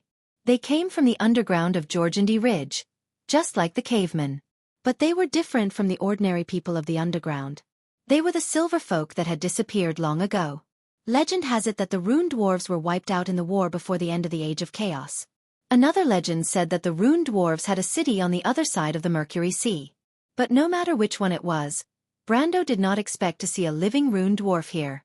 That's right, their light gray skin was their most prominent feature. Other than that, there were no other dwarves in the world with such skin color. These dwarves from the Silver Age were the builders of the Steel Plains.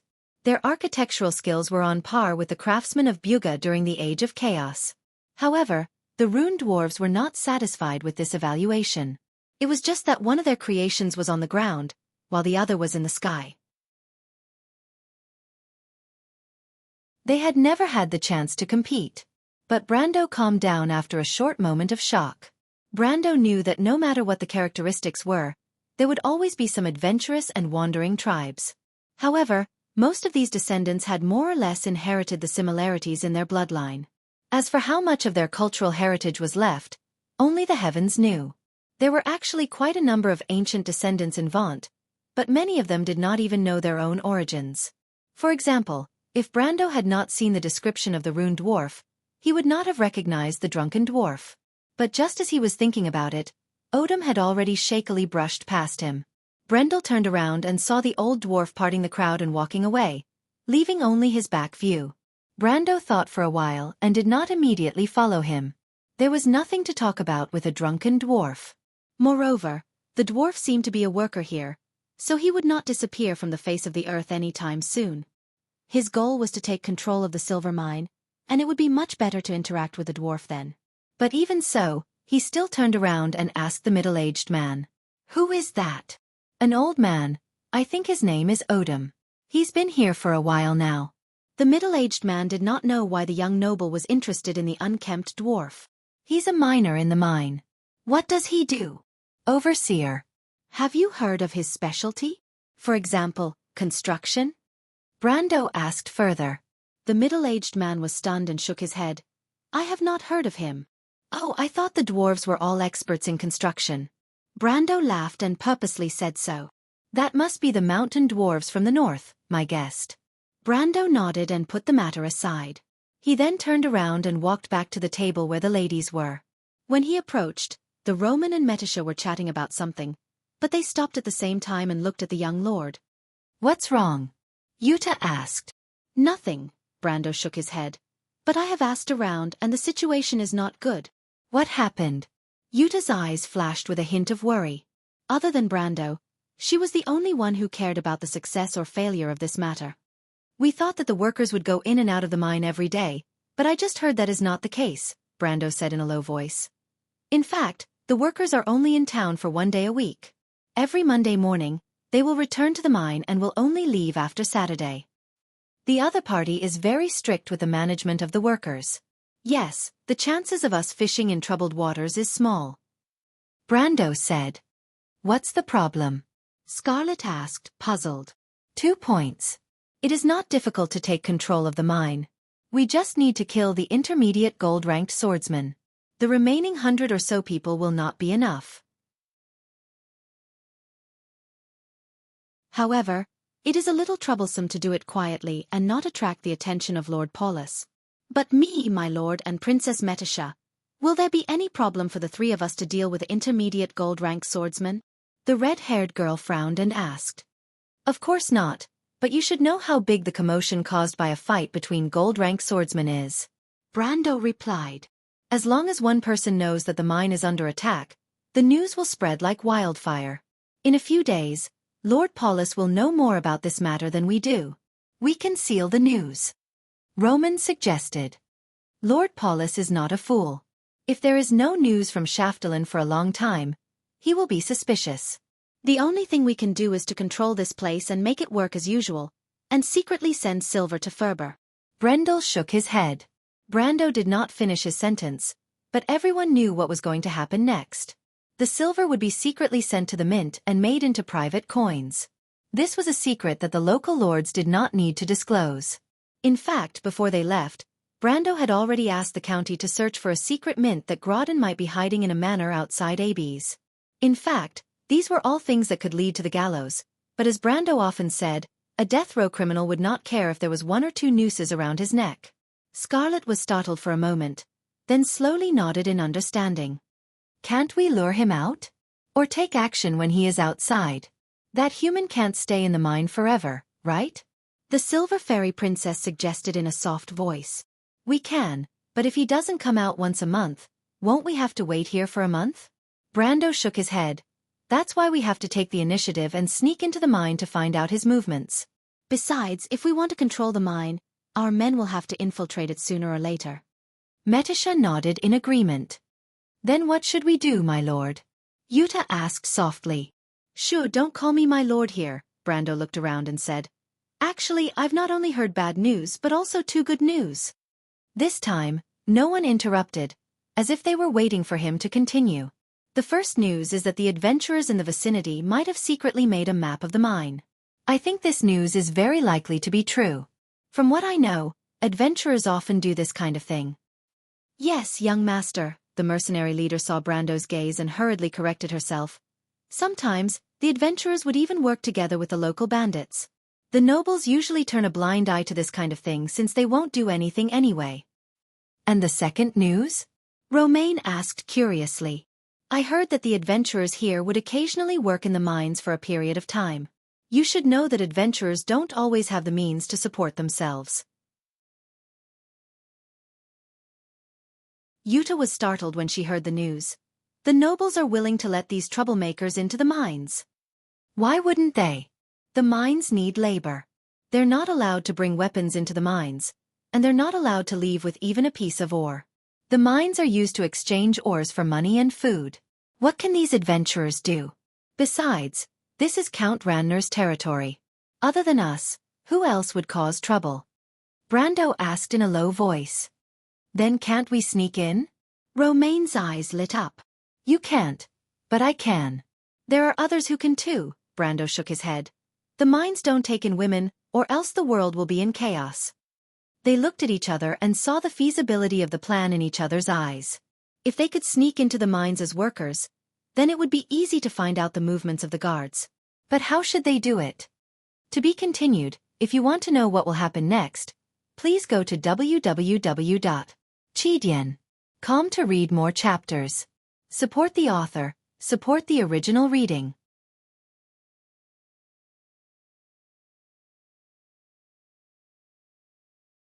Chapter 282.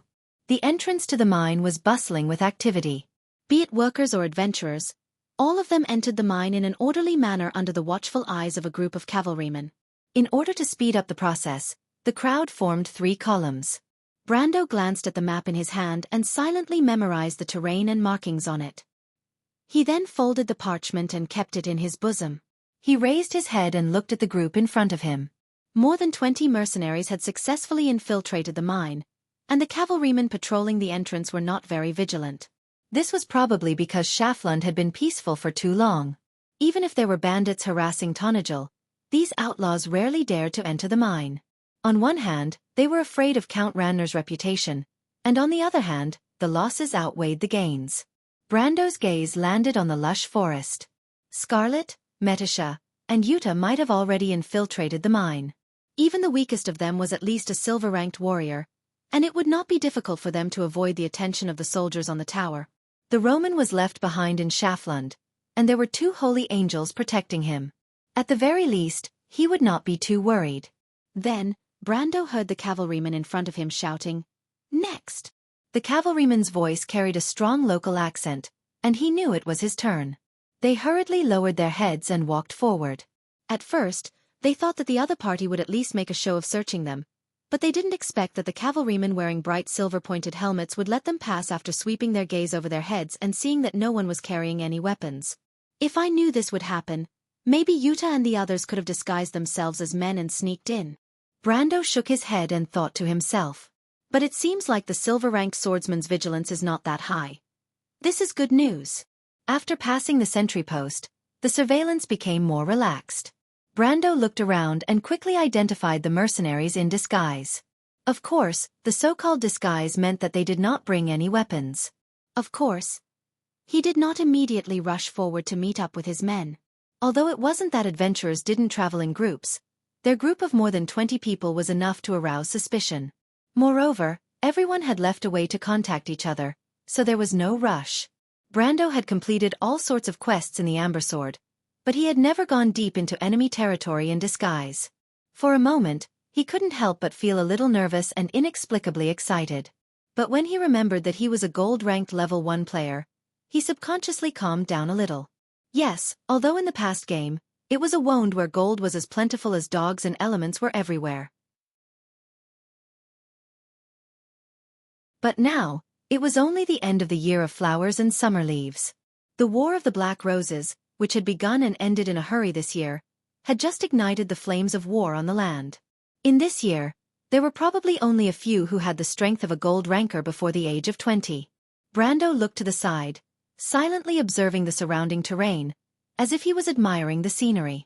Between Schaflund and the mines, there was only a narrow winding path through the forest.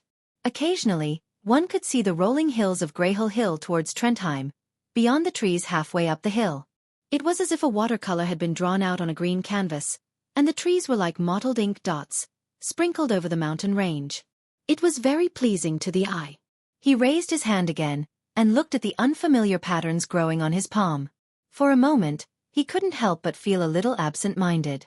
It seemed like a long journey, but in retrospect, it had only been a few months. It was as if it was yesterday, and he remembered that he was still a penniless guy.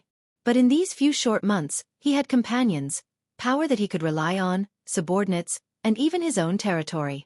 Everything was just like everything he believed in. Step by step, he controlled the foreseeable future. Until he changed the unknown fate between this ancient kingdom and himself. But now, the ship had begun to turn around. It seemed like it was no longer sailing into the darkness, but there was a glimmer of light. How nice would it be if Senior knew all of this? Brando laughed in his heart. But a unique scenery that flashed past interrupted his thoughts. Brando noticed that it was a corner of a sentry tower that peeked out from the dense canopy of trees. He saw soldiers with pointed helmets on duty. Looking further away, there were sentry towers like this on every hill. Compared to the relaxed attitude of the cavalry outside, the defensive arrangements here can be said to be tight. Brando thought. At the same time, he compared the locations of the sentry towers with the map, and he knew that the adventurers did not lie to him. The map cost him 3,000 tor, but it seemed like it was worth the price. Brando looked into the distance without saying a word, and he tried to reconstruct the surrounding terrain in his mind. But just as he was concentrating, he suddenly felt someone bumping into him from behind. He turned around and saw a young man passing by him. The young man probably did not expect to bump into someone. Or rather, he thought that Brando was just a young man who was not much older than him, but he felt like he bumped into a mountain. The huge recoil almost made him fall to the side. The young man took a few steps forward before he could steady himself. He held his chest and gasped for breath. He was obviously shocked, but he quickly raised his head and looked at Brando with surprise. But his surprise quickly turned into an apologetic look. "I'm sorry." The young man suddenly realized his mistake and apologized with embarrassment. Brando looked at the boy. He was wearing a set of adventurer's clothing. It was made from leather and did not have any other advantages. The only good thing about it was that it was durable, but it was barely acceptable to look at. "Since you said you're sorry, give me back my things." Brando paused for a moment and replied. He had seen a lot of these pickpockets in the Amber Sword. Even if he did not have this ability in the game, he could still catch the young man. Now, he was a real gold-tier swordsman. Now that he had the body of a gold-tier swordsman, it was much easier to use it than in the game with the help of the system. As soon as Brando said that, The apologetic look on the young man's face turned into one of surprise, but he immediately laughed. You found out? That's amazing. The young man smiled, revealing his white teeth. Even though he was exposed, he did not quibble. Instead, he generously took out a pouch from under his clothes. It was Brando's money pouch. It's okay. Brando took the pouch and replied, Next time, remember to be gentle. Also, he solemnly added, pick a target. The young man nodded, but he was a little curious. You're an adventurer? I don't think so. You're not from here, right? But I see that you seem to know the rules here very well. He shook his head again. But I agree with what you said about picking a fat target. But this time, we didn't expect you to be so strong at such a young age. I feel that your reaction is much faster than Mars. That guy always likes to brag. By the way, brother, where are you from? Brando did not know who Mar was, nor was he interested in knowing. He was not used to the young man's familiarity. He thought for a moment and replied, I've been to many places. In fact, the rules of the Thieves' Guild are the same everywhere.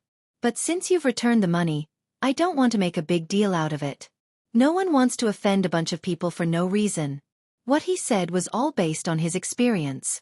In today's vaunt, an experienced adventurer would probably be able to say the same thing, but coming from a young man's mouth, it seemed a little demonic.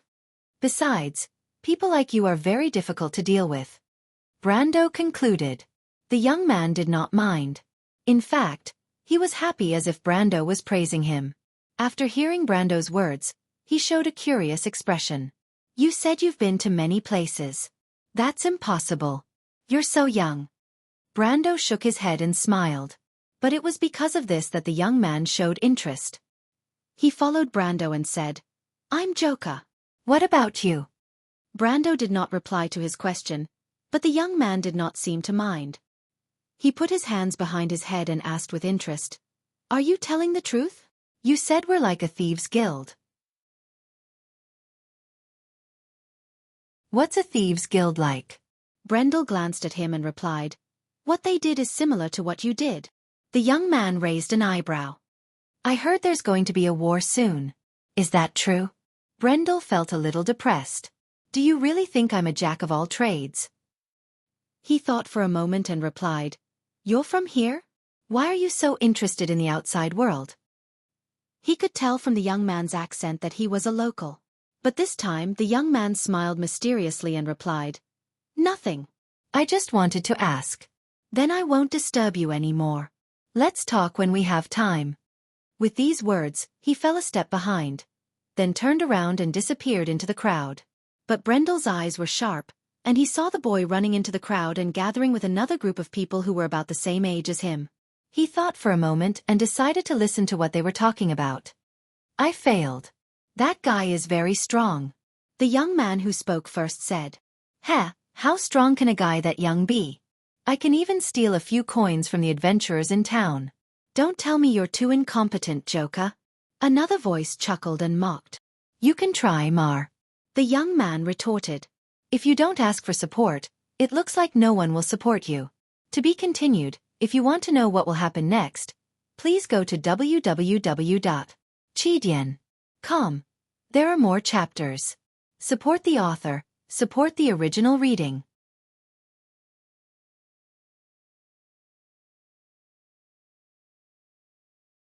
Chapter 283. Why don't you try, Mar? The youth retorted. Tisk, he's already on his guard. You've got it all planned out. But he's pretty good. He's been to a lot of places. Joka said, even though he's not a local, he seems to know our rules. I'm surprised. Humph, a weak voice spoke up. Mar got the story from a drunkard. He's just copying the rules. It'd be weird if he didn't know. Mar's face reddened. Cut the crap. Isn't that guy very knowledgeable? Why don't you sell those weird things to him? Maybe he'll like them. Even though he said, sell, his tone sounded like he was mocking Mar. I can't be bothered to deal with a vulgar person like you. You don't know what's good for you. That's enough. I told you not to cause trouble. A fourth voice spoke up. It was a girl's voice. Brando froze. A woman really came in disguise? He couldn't help but curse at the riders outside before he continued to listen. "We met that man at the trout in the forest yesterday. He was with a few women, and he didn't look like an adventurer." The girl's voice continued. "I saw him ordering the most expensive wine at Old John's. He didn't look like he was short of money. He must be up to no good here." Brando frowned and cursed his bad luck. He decided to disguise himself and sneak into the mines after he heard the news, but he forgot that he had already exposed himself. However, with such a small mistake, he thought that it was impossible for someone to be caught so coincidentally. But he didn't expect Mother Marcia to play such a big joke on him. The scene yesterday afternoon was actually noticed by someone. While he was thinking about how to deal with this, the girl continued, "Should we report this?" Brando's heart skipped a beat. But the weak voice spoke up. "Shoo, don't say anything. This has nothing to do with us. Just pretend that you don't know about this. This isn't a simple matter. He might have an accomplice. None of us want to lose our heads, right?" After this voice, the others were silent for a while. "All right," Ma replied. "It's decided then. After this, we'll be leaving this place. Let's not cause any more trouble." Everyone nodded in agreement. Brando turned around. He didn't think that someone in the group would say something so insightful. He couldn't help but be interested in the person who spoke. But when he turned around, the youths were long gone. Interesting. Brendel had a strange thought in his mind. Brando didn't walk for long on the 2-mile road to the mine. But when he entered the mine, he could feel that the surveillance around him had become stricter. Schaflun's silver mine was located in the middle of a mountain range. Because of the shallow mining, the surrounding mountain walls had been hollowed out, forming a concave valley. If one looked from the mouth of the valley, they would see large patches of gray and lead-black rocks. Brando didn't recognize the silver ore, but he could recognize the watchtowers that were built on top of the mountains. He couldn't help but frown when he looked at them. It was very troublesome to get in and out of this place. He wanted to lure the gold-ranked swordsman out to kill him, but it didn't seem feasible now. He had to change his plan at the last minute. He looked around. The ground in the concave valley was relatively flat, but he couldn't see the entrance to the mine from here. Instead, he could see that there was a semi-fortress outside the valley. That should be the barracks of the local garrison. Count Ranner's secretary and adjutant should be there as well. Brendel turned around and looked at the piles of slag in the valley. There were mining carts everywhere, and workers were coming and going. Most of them were orderly, and only a few adventurers like him who came here for the first time were at a loss. But he wasn't nervous. He calmed down and followed behind the others. The soldiers wouldn't leave them alone, and he thought that someone would come and line them up soon. And it turned out that he was right. Brando soon saw a group of patrolling cavalrymen appearing from the side of the valley. They rode their mounts closer to the group of adventurers, but the cavalrymen who were wearing bright noble uniforms didn't seem to have the mood to waste time on them. Instead, they shouted at the group of adventurers, "Line up over there and get your number and tools." With that, the cavalrymen immediately turned around and walked towards the group of adventurers. Brando looked at the direction the cavalrymen pointed at. There, the manager of the mine was handing out tools and a wooden plate with a number written on it to the workers. Both of these items were not allowed to be lost or damaged in the mining area. If any of these were to happen, they would be severely punished. The wound of this era did not have any humanitarianism. Here, as long as there was a legitimate or not legitimate reason, it was not a big deal to be beaten to death. Even the secretary of the mine had the right to order a person to be hanged as long as he suspected that someone had stolen the count's ores. But Brando didn't care about that. He was only concerned about which camp he would be assigned to. The workers naturally lived in the valley for the next 6 days.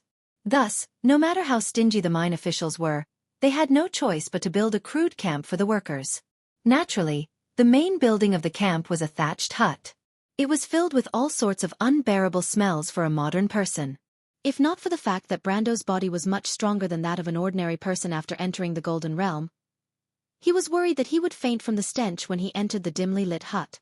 His worry quickly became a reality. He frowned as he stood in front of the crumbling hut. He compared the number in his hand with the location of the hut. But in the end, he was disappointed. It was here. Brando's nose twitched. He was still a few feet away from the hut, but he could already smell the nauseating stench. At that moment, he suddenly felt that Yuta, Scarlet, and Metasha were wise not to come. And of course, he had made the most foolish choice. He hesitated for a moment and could not help but look back. There were a total of 4 such camps in the valley. He had secretly noticed that most of the mercenaries were scattered. But he believed that this would not be a problem for the experienced warriors. Another piece of good news was that there were 3 people who were assigned to the same camp as him. He had already found some markings outside the huts. But no matter if it was good news or bad news, it could not solve the current problem. Brando frowned in distress. In the end, he hesitated and walked towards the dark hut. His expression was as if he was walking towards the execution ground. Of course, before entering the hut, he waved his hand and an invisible wind rolled up a few pebbles and formed a triangle at the door. After he had mastered the White Raven swordsmanship, he could now use it freely. Brando thought that this would be a very useful swordsmanship. If he had the time, he could go to Erwin's palace and learn the advanced parts of it. But this idea was a little unrealistic. After all, Erwin's secret swordsmanship was not something that could be easily leaked out. Princess Griffine must be proficient in this swordsmanship as well. But what conditions would she be willing to teach it to him was a problem. With this thought in mind, he entered the hut. Even though he tried his best to control himself, he could not help but cover his nose with his hand. The hut was quiet for a moment. Then he heard a voice that was almost inaudible. "Tisk, spoiled nobleman." This sentence was almost silent. If it was heard by a normal person, it would have been inaudible. But Brando heard it clearly. He raised his head and saw the people in the hut. Then he was stunned.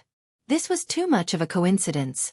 The people in the hut were none other than the youths he met before. He first saw the youth named Joka. He was smiling awkwardly as he sat on a straw mat opposite him. Then there was the youth named Mar beside him. He seemed to be the oldest among them and also the most muscular one. He was taller than Joka by a head and was almost the same height as Brando. Brando immediately knew that this youth was the one who spoke earlier. He saw the youth's hand under his clothes and guessed that there was a dagger or short sword under his clothes. Brando could not help but curse at the patrolling knights outside. "You have some guts, but you don't know what's good for you." That was his first impression of the youth. Then he looked to the other side. Sitting on the straw mat was a youth who seemed to be stunted. Because of his thin limbs, his head seemed to be bigger than a normal person's. But the youth's gaze surprised Brando. It was neither Joko's nor Mar's alertness. It was a look of observation. He was observing him. Brando's interest was piqued. He knew that he was different from a few months ago. He had experienced battles, killed people, and became the leader of thousands of people. He even had the strength of a gold-ranked warrior. Even though he was trying to hide his identity, Brando knew that some things could not be hidden. For example, his gaze and temperament. In fact, there were very few people who could look him in the eye, but this youth was able to calmly observe him. Brando also observed the youth carefully. He noticed that there was a gray backpack beside the youth's straw mat, but he did not know what was inside. Finally, he looked up and saw the girl who was dressed as a boy. She was also a little skinny and did not look very pretty. She was just a little delicate with a few freckles on her face. Even though the room was dark, it was as bright as day in his eyes, and he could see everything clearly. Other than these few people, there were actually 3 other youths in the room. They seemed to be in the same group. But that was not what Brando wanted to complain about. What he really wanted to complain about was 8 people in such a small room. Oh my God, Martha. Even the third-rate university I went to wasn't this stingy. What a bunch of bastards. To be continued. If you want to know what will happen next, please go to www.chidian.com to read more chapters. Support the author, support the original reading.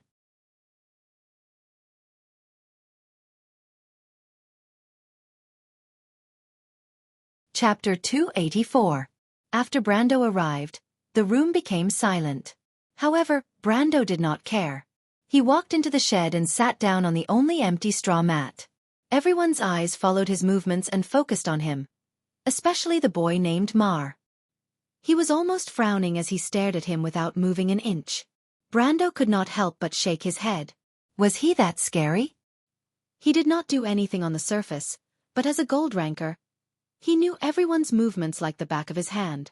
Their tense muscles and heavy heartbeats proved that they were very nervous.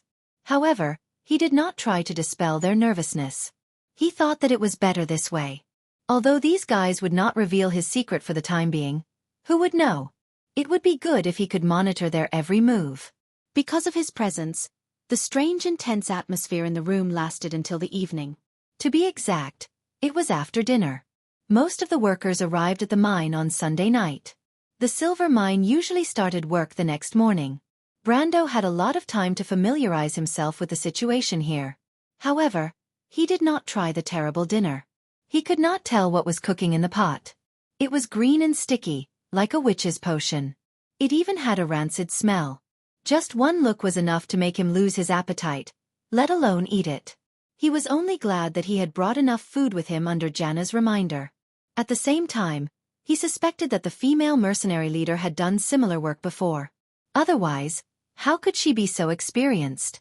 After walking around outside and confirming the location of the other camps, Brando returned to his shed. But this time, as soon as he entered the house, he saw the malnourished boy sitting in the room. He did not seem to have gone out with the others. Brando looked to the side and found that the girl was accompanying the young man. He was stunned. "You don't eat." Brando thought that the young man was being ostracized by the others. After all, this kind of thing often happened in such groups. It was not rare. However, the young man shook his head. "I don't eat dinner." The young man did not seem to be afraid of him. He answered calmly. "Not eating dinner?" Brando was stunned. Fasting. He immediately thought that this was a follower of the Silver Lily sect. In his impression, only those poor ascetics would have such a strange habit. The monks of the Silver Lily did not have dinner because they wanted to remember the days when Herat, the Flame King, was on the Great Plains. It was the most difficult period of the human race in the Dark Ages. They wandered the wilderness to escape the pursuit of the Myurnas. Countless people died of starvation on this road. The boy nodded at Brando's question. The Silver Lily sect was a small sect under the Holy Cathedral of Fire. It was very common in the Erech region, but most of the followers of this sect did not practice fasting, unless they were apprentices who had been taught. So Brando looked at the young man and asked, "Have you studied under a cultivator before?" The youth nodded again. "I studied with a cultivator for a period of time. Although I didn't enter the sect, I still received his teachings." "Monsieur," he answered politely. "You can read?" Brando asked. The young man nodded. This was incredible. Freya only knew a few words when she was the captain of Bucci's militia. This was because she was lucky enough to meet Marden, who was the captain of Bucci's garrison. Marden was very famous in the game. In fact, he was different from the ordinary Erewhon soldiers because he was not only literate, but also very knowledgeable. From this point of view, Brando's grandfather was also the same. However, Brando knew that his ancestors were at least rich. His father was a miller, so it was normal for the family to have passed down education. The Roman was only literate because of his aunt. It was a joke that the descendants of witches could not read. As for the rest of the people, most of them were illiterate. In this world, there were not many people who could read. Brando sat down and asked with interest, "If that's the case, why are you still here?" Although the Church of the Silver Lily is poor, it is still an official sect recognized by the Holy Cathedral of Fire. "Monsieur, I don't know which sect I belong to. The cultivator who taught me has already passed away," the young man replied. Brando suddenly understood. So that was the case. The young man probably did not receive any formal teachings, so he could only be considered as an ordinary believer. His interest in this small episode only lasted for a moment. His mind quickly returned to the operation. After the previous investigation, Brando had a preliminary understanding of the general situation in the mine. However, this made him feel more and more troubled. As far as he knew, the swordsman, who was their biggest threat in this operation, rarely appeared in the mine. Most of the time, he would stay in the barracks. Of course, it was impossible for them to sneak into the barracks and kill him. It was easy to sneak in, but to kill him and not be discovered was a bit of a fantasy. Brando could not think of a comprehensive plan at the moment. Fortunately, he had made up his mind to stay here for a week. He could only wait and see if he could find an opportunity during this week. However, as he was thinking about this, he heard the young man coughing. He turned around and saw that the young man was coughing badly with the help of the young woman. The young man probably noticed his gaze and looked up apologetically. He smiled and replied, "It's an old illness, monsieur. If you feel uncomfortable, you can sit further away." Brando did not mind. His constitution was now close to 100. Although he was not immune to all diseases, at least traditional diseases could not affect him. He shook his head and took out a water bag from his backpack. "There is clean water in here." He knew that the water in the mine was not for humans to drink. Some of the water in the wooden bucket had already become smelly. "Thank you." The young woman with faint freckles took the water bag from the young man's hand. Then, she looked at Brando strangely. Brando was puzzled by her look. He did not think too much when he passed the water bag to her. It was just a bag of water. As a modern person who once lived in an era of abundance, Brando obviously did not care about this little thing. But he didn't realize that in a world like Vaunt, most people living at the bottom of society still believed in the law of the jungle where the strong preyed on the weak. Here, not everyone was willing to lend a helping hand to the weak for free. In any case, Brando's unintentional action had won him a good impression of the young man. After drinking a mouthful of water, the young man's coughing became more relaxed. However, he did not have the strength to speak. After a moment of silence, the young woman spoke first. "Monsieur, I heard that you are very powerful?" Brendel was taken aback for a moment, thinking that this question was rather strange, and he had never considered this question before. Was he considered to be powerful? He compared it to his experience in the past when he was level 130 and shook his head. Just barely. Just barely is very powerful. I heard that the adventurers outside have a rank called Iron or something. I presume that Monsieur is one of them? The young woman asked. "It's the Iron rank," the young man added. Brando looked at the two of them. He did not understand why they were interested in this. However, the division of professions was not a secret. In fact, many civilians knew about it. Barely enough. Just a little bit more. Brando thought that it was already very eye-catching for someone as young as him to have the strength of an Iron rank. Most of the mercenaries under him were at least in their 30s or 40s when they entered the Iron rank. However, it was better for him to be as inconspicuous as possible. So, he answered casually. He saw the two of them look at each other. Then the young woman asked again, "Monsieur, are all adventurers like you?" "I'm talking about Black Iron rank?" Brando looked at them. "Of course not." As you know, those who have the strength of an Iron rank are considered very strong among adventurers. He was not lying. Who would become an adventurer if they were stronger? Unless they were the kind of people who like to wander around, but those people were not the majority. But after answering, he added, "Why are you asking this?" "We want to go outside and take a look." This time the young man spoke. "Go on an adventure?" The young man nodded. Brando thought that being an adventurer was not a good choice, but he did not dissuade him. In fact, to a certain extent, being a miner here was not much better. He was also a young man, so he naturally understood the young man's thoughts. But when he looked at the young man, he suddenly remembered that the young man knew more about the mine than he did, and the young man in front of him seemed to have let down some of his guard against him. Wasn't this a good opportunity to ask for information?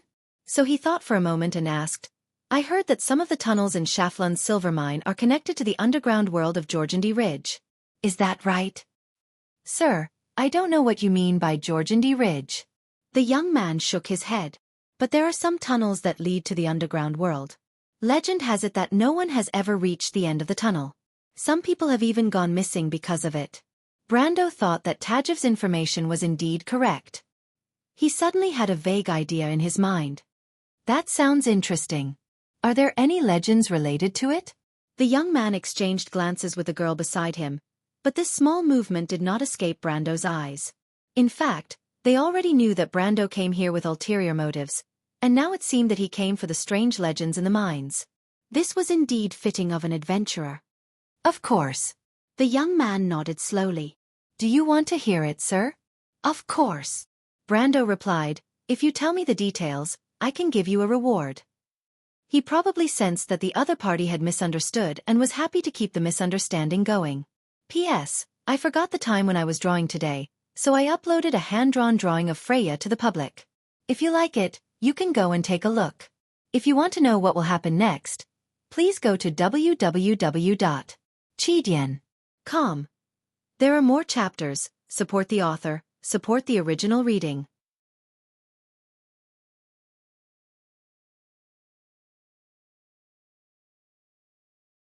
Chapter 285. Translator, Endless Fantasy Translation Editor.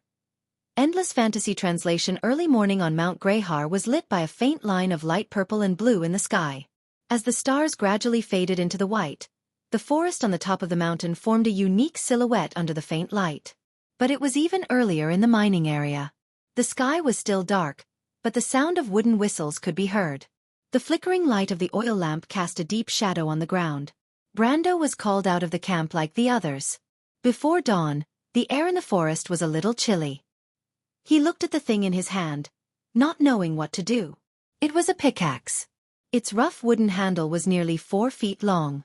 Probably because it had been used by many owners, its surface had been polished smooth. There was not a single protruding burr, and the dark gray tip of the pickaxe was a little blunt. But that was not the point. What made him sigh was that he never thought that he would be a miner again. Most people who had experienced the prehistoric era of online games would often have a sense of familiarity with mining in the muddled memories of that era. Brando was no exception. He had also been a miner in the game for a long time. He had worked day and night in the dark mines, mining, selecting ores, and then selling the high-quality ores on the market. It was boring to think about now, but at that time, it was a source of endless fun and motivation. Because he watched the money he earned to equip his character step by step and become stronger, he was filled with a sense of spiritual satisfaction. Although this was just an achievement in the virtual world. Brando weighed the pickaxe and could not help but laugh at himself for a moment. But he looked up and carefully identified the figures in the crowd in the distance. He quickly found the presence of Yuta, Scarlet, and Metasha among a few familiar figures. They had obviously seen the marks he left in the forest at night, and had now disguised themselves as miners and blended in with the workers. They wore headscarves, which was not uncommon among the mountain villagers, but their dirty clothes were bought by Brando from the teenagers. They had a lot of connections in the area, so it was very convenient for him. However, the biggest reward he got was the information he got from Cohen. It was the rumor that the Schaflund mine was connected to the underground world. When he heard Cohen's words, he had a vague idea in his mind, and after some time, he finally connected this idea to his plan. As for whether his plan would succeed or not, it would depend on the situation today. Even Brando did not expect the opportunity to come so quickly. While he was thinking about it, he felt someone elbow him from behind. He turned around and saw Joka. It turned out that Joka saw him in a daze and came over to remind him. Be careful. Once you get the tools, you'll be whipped if you're late, Joka whispered as he walked past him. The first thing he did was to check if his money pouch was still on him. When he turned around, he saw the frail youth nodding at him from afar. It was obvious that the youth had sent Joka over to remind him. After spending a short time with him yesterday, the teenagers were not as wary of him as before, but Cohen was willing to help him out of gratitude. Brando felt that Cohen did not want to owe him a favor or have anything to do with him. This was within his expectations, but he did not expect Cohen to have such a high status in the group. He thought for a moment and quickly caught up with Joka. Where should I go? Joka already knew that Brando was only here as a pretense, so he was not surprised by his question. Since you don't know, just follow us. I know where there are more mines. Thank you. This isn't a free service. Joka turned around and rubbed his fingers together. You have money, right? Of course. Brando smiled. After the two of them entered the mine, the light naturally became soft and dim. After the silver mines in Schaflund were cleared out, the humans drilled several deep wells into the ground to mine the lower layers of the silver mines. The mine was crisscrossed under the Graha rock formation, but only oil lamps at great distances from each other outlined the meandering with a division of light and shadow. But Brando and Joka were not the only ones who went deep into the mine. The workers entered from several main entrances and quickly dispersed. He looked around, and when he saw Jana, Medisa, and Scarlet quietly blending into the crowd, he felt a little more at ease. He then retracted his gaze and followed Joka without saying a word. The place Joka mentioned was far away from the surface, but it was not the deepest part of the mine. According to Cohen, the deepest part of the mine was connected to Georgandy Ridge. But Brando thought that it might be connected to the top layer of Georgandy Ridge, which was the so-called Big Hive. The paths there extended in all directions, and it was difficult to find the way out if one got lost. It was also one of the biggest barriers between Georgandy Ridge and the surface world. Not to mention that the Big Hive was also a place of danger. It was the habitat of many monsters, and it was not a peaceful place. But most of the mining areas were concentrated in the middle and upper levels. The two of them used a simple elevator to go deeper into the mine, and it took them about 10 minutes to reach the area where they were working. But as soon as they entered the underground, what happened next shocked Joka. The youth originally thought that Brendel would not be used to the low and oppressive environment in the mine, but in fact he was prepared to slow down his pace so that Brendel could keep up.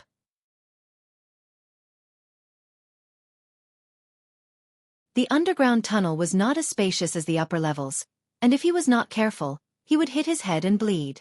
But the reality was completely different from what he had imagined. Brendel was like a fish in water when he came here. The young man walked forward as if he was walking on flat ground, and he was even more skilled than Joka himself. There were even some techniques that Joka had never seen before. The young man was stunned. How was this a novice? In his opinion, an old miner who had worked in this industry for decades was nothing more than this. In the end, Joka didn't even know how he managed to keep up with them. The ground was extremely hot, and by the time he stopped, he was sweating profusely and gasping for breath. Joka never thought that there would be a day when he would be out of breath while chasing someone down there. It had been a long time since he became an apprentice. Then, Brando lit up a light source. The air was quite thin down here, and it was impossible to use a flame. He took out a fluorescent crystal for lighting. To save costs, the mine used the worst type of crystal, and it was only worth a few copper coins in the market. The crystal's light was so dim that it could be described as terrible, even weaker than a weak candle flame, but the light gray halo still carved out the uneven shadows of the surrounding stone walls. But I have to admit that Joka and the others chose a good place. There's a layer of light purple on the rocks, but it's not the original color of the silver ore. Maybe there's some kind of magic in the rocks. This was not uncommon, as there were often all kinds of magic-associated ores in Vaunt's veins. With Brando's rich experience, there should be a rich vein of or behind the rocks. The quality of the ore should be good, and there might even be some valuable ores. As an old miner with more than 10 years of experience, Brando did not doubt his judgment. At this time, he heard a series of footsteps coming from behind. He turned around and saw Cohen and Mar. Cohen and Mar were shocked when they saw them. "Joka, you're so fast?" Joka panted as he glanced at Brendel and nodded to his companions. "You chose a good place," Brando said as he looked at the youths and the walls. "Humph," Mar snorted. "You can see it? The light purple rocks mean that there is cold iron in the ore. It's a rare ore." Brando looked at the slanted patterns on the rocks and asked casually, "Have you found quartz here before?" "Quartz?" Ma was surprised. "What the hell is that?"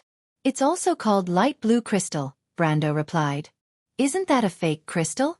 Why would there be something like that in a silver mine?" Mar shook his head in disdain. "If you're looking for that, then you've come to the wrong place." Brando shook his head. Diagonal quartz was not a type of quartz. It was a type of minuscule mana ore that could produce moonlight effect. Therefore, it could also be considered as a type of moonstone. This type of ore was widely found in various large mineral veins. Although the inferior diagonal quartz was worthless, the best type of diagonal quartz was called magic eye gem. It was usually used as the most important part of the magic ring to store mana.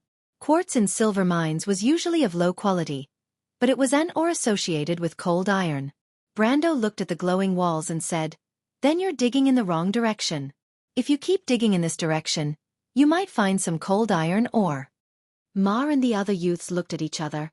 "How did you know? Why are you telling us?" If it was before yesterday, they wouldn't have believed Brando. But things were different now. Brando didn't seem to have any reason to lie to them. Brendel was not lying to them. He was just speaking from his experience as an experienced miner. "Then how do we dig?" This time, it was the girl behind Cohen who asked. Author's note: What a tragedy. I accidentally wrote the Flame King's name as something else. Just ignore it. Haha. I'll be more careful next time. Also, please support me. I seem to have contracted a disease where I will die if no one supports me. Looking at the tickets, subscriptions, and favorites that aren't increasing, I feel a little weak.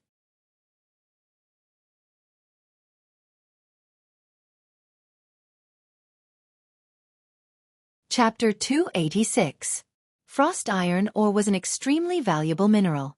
According to the game, once a metal weapon was mixed with frost iron, it would increase the damage to monsters by the same ratio. A pure frost iron longsword was twice as powerful as a normal longsword to a monster. As any country in the world of Vaunt, they had to face the troubles of monsters for a long time, so the demand for frost iron was extremely high. However, this kind of ore only existed in silver mines, copper mines, and some crystal mines, so it was often priceless. In the market, frost iron was almost as valuable as gold, but the proportion of frost iron was much higher than gold, so it could be said that it was as valuable as gold. When Brando said that there was frost iron here, it naturally attracted the attention of the youths. If they could dig out some frost iron and find a way to secretly transport some of the ores to a suitable buyer, they would be able to earn an unimaginable amount of wealth. Of course, in reality, most people like them had some means to do some sneaky things. It wasn't that they didn't know about the mines, but they were too lazy to ask about them. After listening to the girl's question, Brando looked at them and thought that it was a good idea to use some small favors to buy their hearts. After all, he might need their help. He pointed at the slanted lines on the wall and said, "Dig along these lines, but I can't guarantee that we will be able to dig it out, but there will definitely be a rich mine behind." Cohen nodded, and under his signal, Mar picked up a pickaxe and dug in that direction. Then, the others followed suit. Brando had no intention of digging. Instead, he turned around and looked at the other end of the tunnel. The dark tunnel stretched to the end of the light. Where does it lead to? He turned around and asked. There's another layer below, Cohen replied. He didn't work because of his body, but it seemed that the others didn't mind.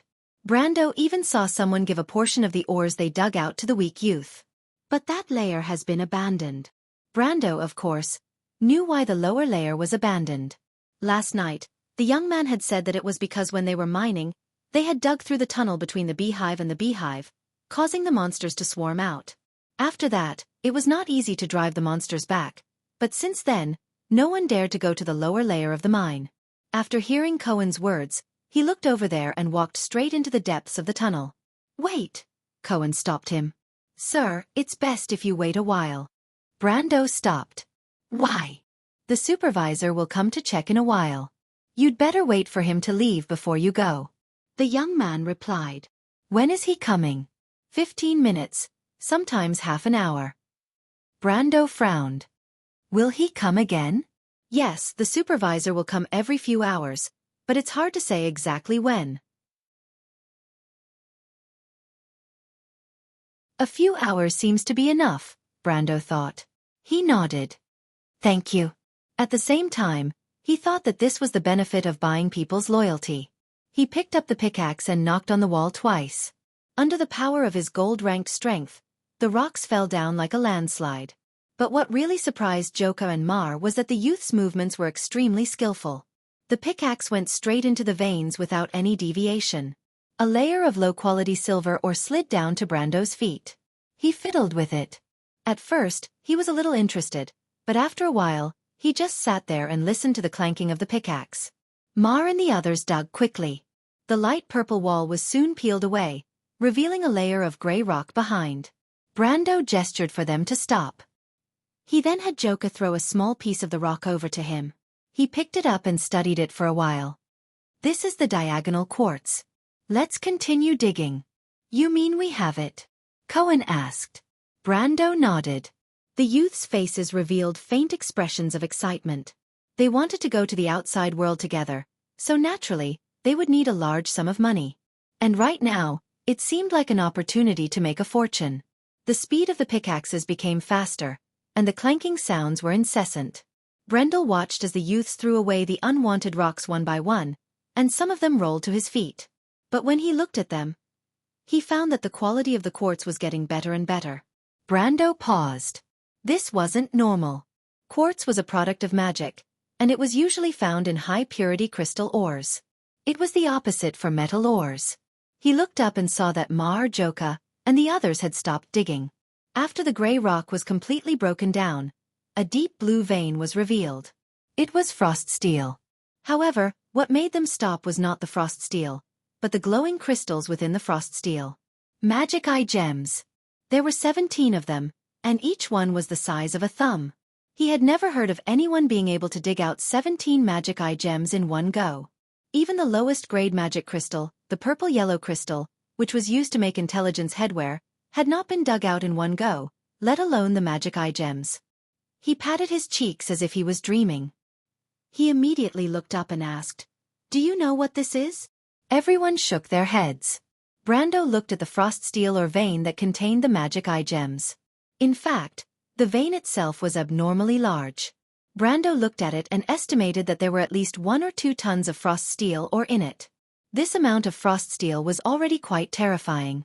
The cold iron was also a product of mana contamination, but Brendel could not figure out how this vein was so unique that it could allow so much mana to gather here and form such a huge vein.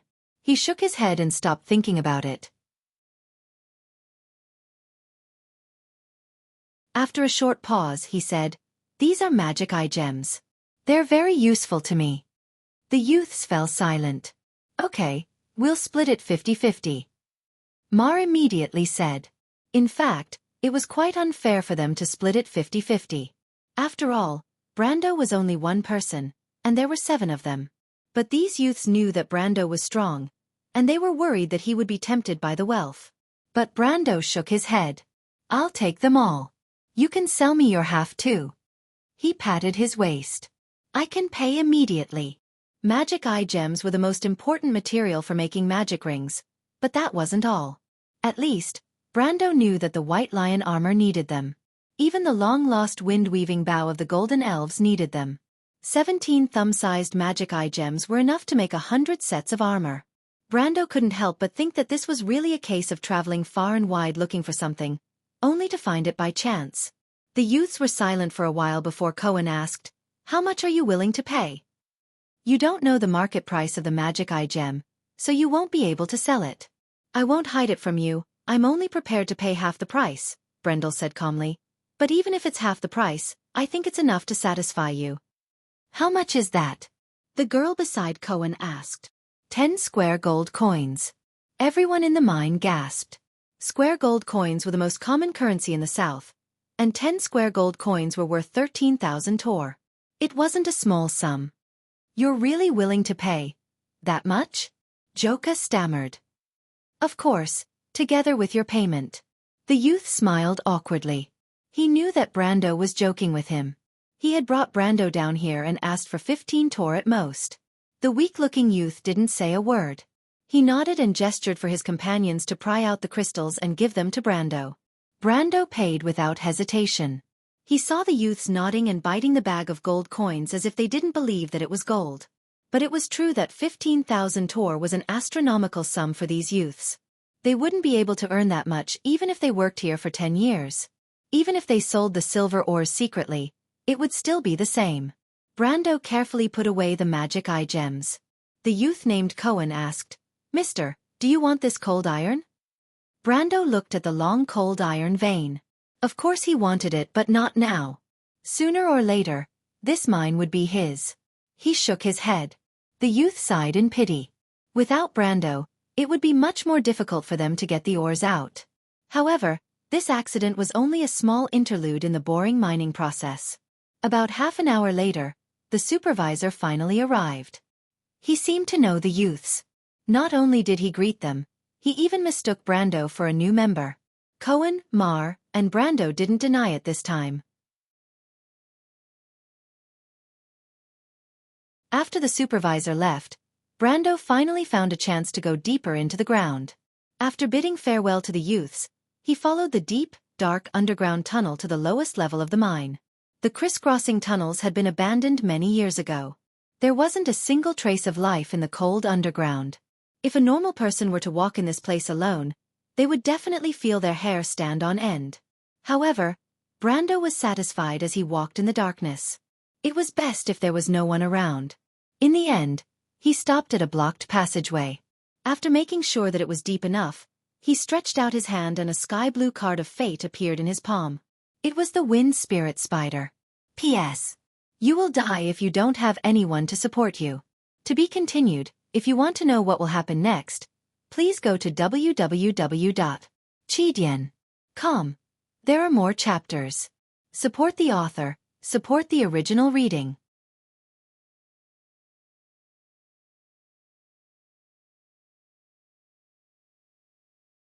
Chapter 287. Who the hell is that guy?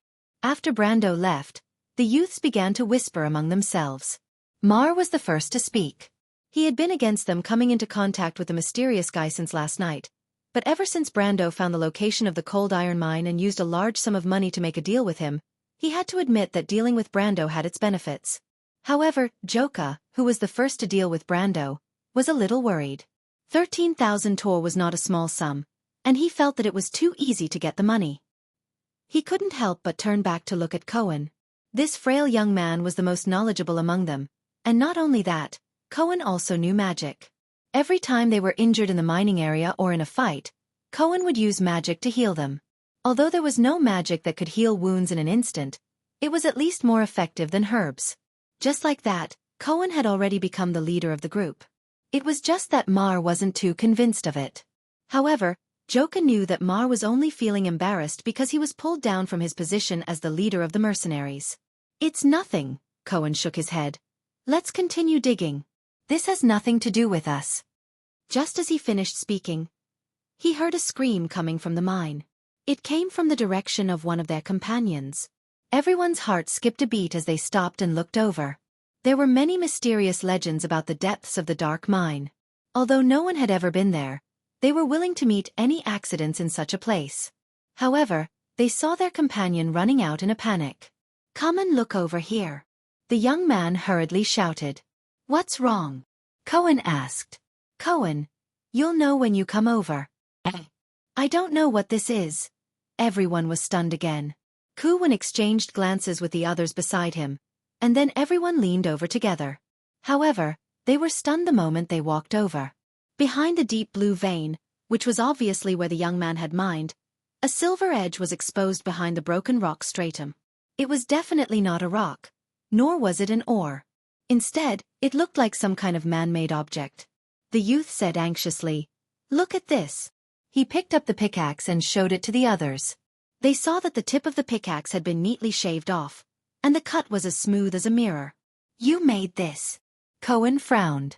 He did not know what it was either. The youth nodded. That's a sword. It's so sharp. Mar immediately said, I've heard that there are residents of the underworld below us. That must be their weapon. Mar, why would a weapon from the underworld come here? Someone else had a different opinion. It's possible. Didn't the monsters come up here before? Mar, you idiot. That's because the workers dug a tunnel. This time, even Joka couldn't take it anymore. But there wasn't any passage before we started digging, not to mention that the sword was buried in the rock. At the very least, he agreed with Mar about the sword. Mar was about to retort, but Cohen interrupted them. Stop arguing. Let's dig it out and take a look. Dig it out? The girl was confused. It's useless to us. Cohen, I'm a little uneasy. Let's just leave it here. The youth hesitated, but his curiosity was piqued when he saw the silver gleam in the rock. He believed that Mar was right. It was something left behind by the residents of the underworld. However, he glanced at the pickaxe. Such a sharp weapon must be worth a fortune outside. Dig it out, he said. Everyone nodded. The youth's exuberant curiosity eventually overcame their fear of the unknown. However, when Cohen, Mar, and Joka began to dig out the strange weapon that was buried deep underground, there was a huge commotion in the mining area. A terrifying rumor spread among the miners that a monster had been discovered in the lower levels of the mine. The rumor was so real that the supervisors had no choice but to send a group of soldiers to investigate. However, they never returned. In less than half an hour, a written report was placed on Perkins's desk. For the first time, the energetic young man in his 30s, according to Vaughn's calculations of course, felt that things were getting a little tricky. Perkins was able to come to this mine to work for Count Ranner partly because he was valued by the latter, but it was also because of his connections with various parties, especially Countess Ranner. As a nephew of Countess Ranner's family, he hitched a ride to this mine and waited for his term to end before joining the Count's team of advisors. Perkins knew that this mine was highly valued by Count Ranner, and anyone who could successfully gain the latter's trust would eventually become one of the Count's most trusted retainers. This was why he was filled with enthusiasm for this mission, and it could even be said that he came to this place full of pride. Everything seemed to be in order until this morning. The report woke him up from his daydream. The report stated that a giant spider was seen in the lower levels of the mine. Normal spiders would not grow to the size of a human's head, so it must be a monster. Perkins immediately broke out in cold sweat. He knew what happened in the mine more than a decade ago, and if the workers were to dig through the tunnel to Georgandy Ridge again, he could not imagine how serious the situation would be. The young man immediately felt that he could not relax. He repeatedly confirmed the situation in the mine, but the news was worse than the one before. When a group of soldiers disappeared into the mine, Perkins knew that he was in trouble. He knew that he had no ability to do so.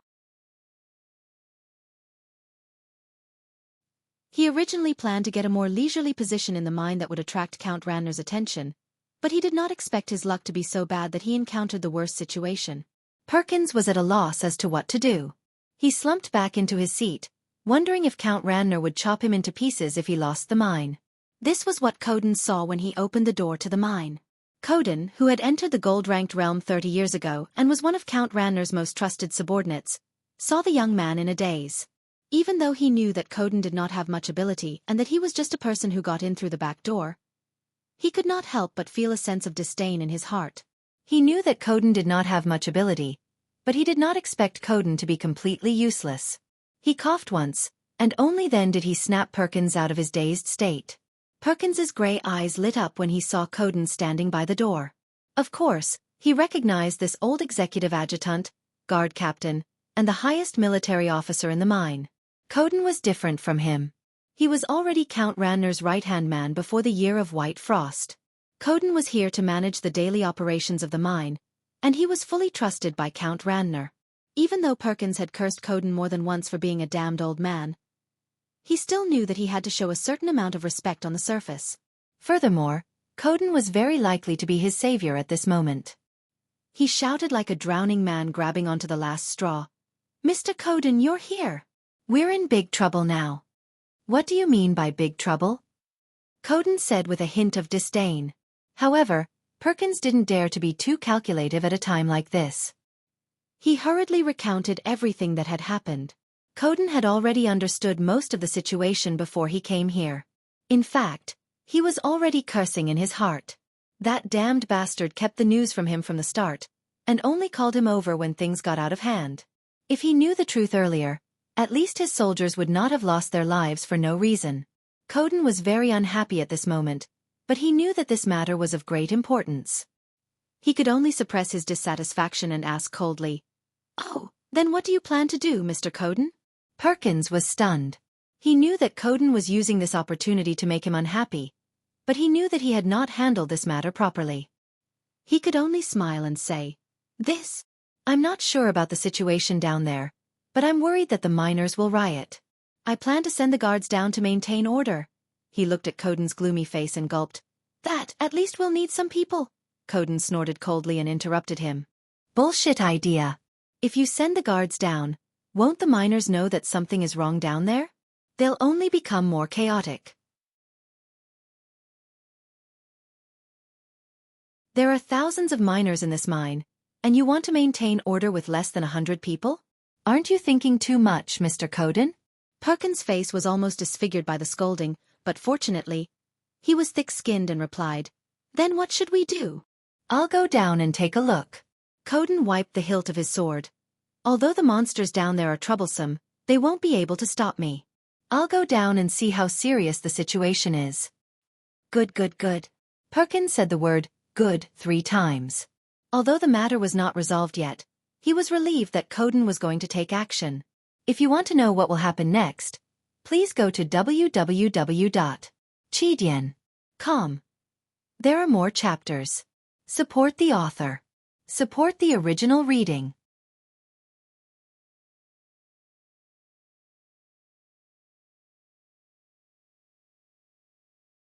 Chapter 288.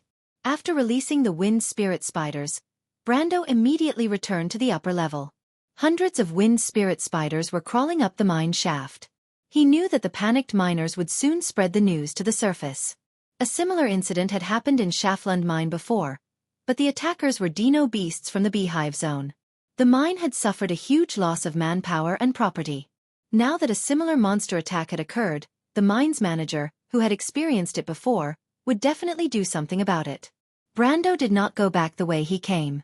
Instead, he chose a different path. He advanced in the dark tunnel. His 20 perceptive sense allowed him to adapt to the dim light. The tunnel was so deep that he could not see his own fingers, but it was as bright as day in his eyes. He leisurely passed through a tunnel that the wind spirit spiders had once passed through. The workers here had long since fled in terror. The surroundings were empty, and there was not a single sound to be heard. Brando came to the elevator and activated the Magitech. The simple elevator slowly rose and brought him to the upper level. The next level was the tunnel that transported the ores to the surface. There was a wooden track on the floor, and the space was higher. The walls were supported by sturdy wooden frames. However, under the light of the torch, there was no one around. Most of the workers had fled. Brando walked out of the elevator and quickly found an inconspicuous mark on the rock layer. He followed the mark and turned a corner. Suddenly, a black shadow lurked in the shadows and lunged at him like a venomous snake. Brando's cheek was stung by the sharp blade, but he reacted quickly. He raised his hand and blocked the hand that was holding the sword. Just as he was about to counterattack, he recognized the sword. His left hand immediately grabbed his opponent's wrist and forced him to drop the sword. He heard a clang as the sword fell to the ground, followed by a soft groan of pain. It was a woman's voice. "My lord." Yuta finally recognized Brando. The red-haired, blue-eyed female commander frowned and hugged her wrist. "I'm sorry. I didn't know it was you." She knew that Brendel was powerful, but she did not expect him to be this powerful. Among the three leaders, only Cornelius knew Brendel's true strength. The others did not have a clear understanding of his strength before. Brendel merely grabbed her wrist and exerted some force, and she felt as though her entire body was tied up. Her wrist felt like it was broken, and she could not move at all. Yuta rubbed her wrist and was speechless. She was also a silver tier, but she was restrained the moment she made a move. Was there such a huge gap between gold and silver tier? "Where are Scarlet and Metisha?"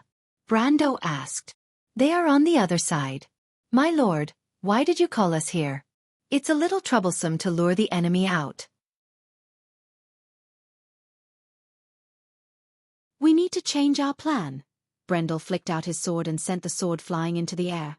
The sword hit the wall and bounced back, but he caught it and passed it back. "I have a plan. I received news that there was a serious accident in the Schaflund mine more than 10 years ago. The miners dug through the tunnels leading to Jorgendy Ridge, which led to the invasion of monsters.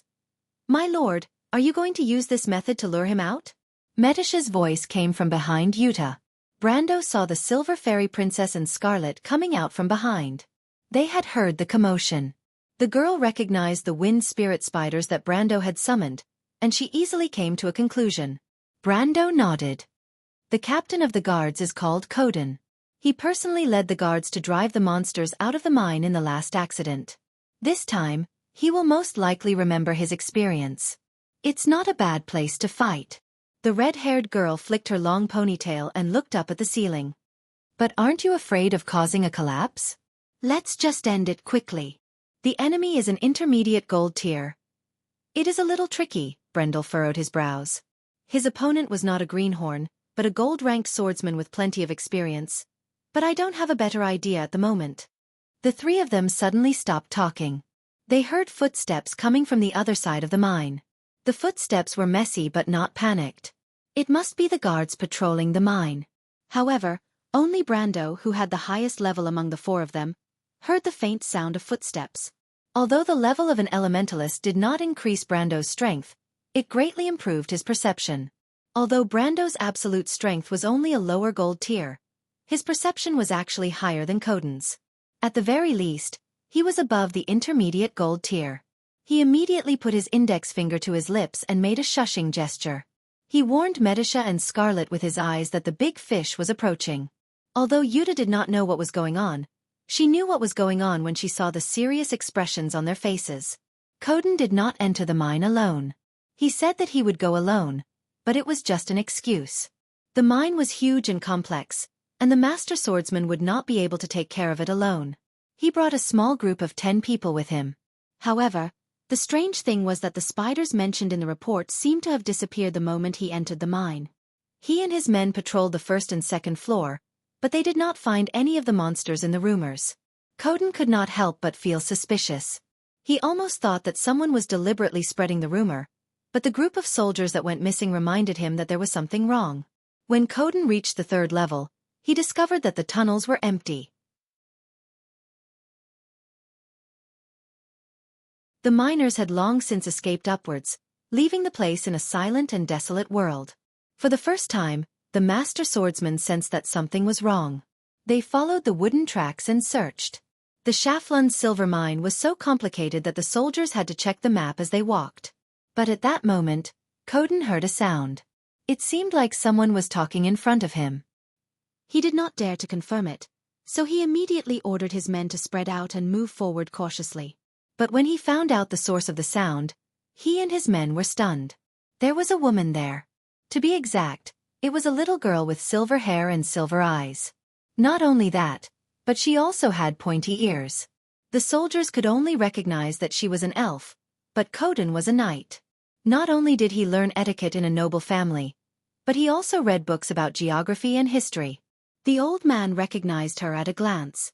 She was the legendary silver elf. He rubbed his eyes and almost thought that he was presbyopic or that he had seen a ghost. The silver elves had disappeared hundreds of years ago, and any books that mentioned them would use the word legend in front of them. But now, this legend was standing right in front of him. Coden was surprised, but he did not let his guard down. Suddenly, he heard a slight movement behind his ear. He immediately turned around and saw 2 people behind him. One of them was a young man wearing a gray-white leather armor, and there were 5 or 6 long swords hanging from his waist. Coden was stunned when he saw the young man. Why does he have so many swords? What kind of school does he belong to? But Coden immediately saw a young mercenary girl with a halberd following behind the young man. The old swordsman suddenly realized that he was no longer in the mood to care about the silver elves. Instead, he connected the dots and realized that these people were here for him. But he did not ask any nonsense like, "Who are you?" He raised his eyebrows and asked, "How much money did Jara give you?" Brando was stunned. "Then who are they?" Scarlet asked in confusion. "Humph," Coden drew his sword. "If they are not sent by my old enemy, then they must be the Count's enemies. But it's all the same, come and die." Under his command, the soldiers unsheathed their swords. Even though Coden's hair was white, he still looked majestic and awe-inspiring. It was as if he had lost his courage in the past. Count Randner had 13 knights that he trusted the most. Among them, Baldron and Sean were the strongest, but Coden was the only one who had participated in the 10 Years' War.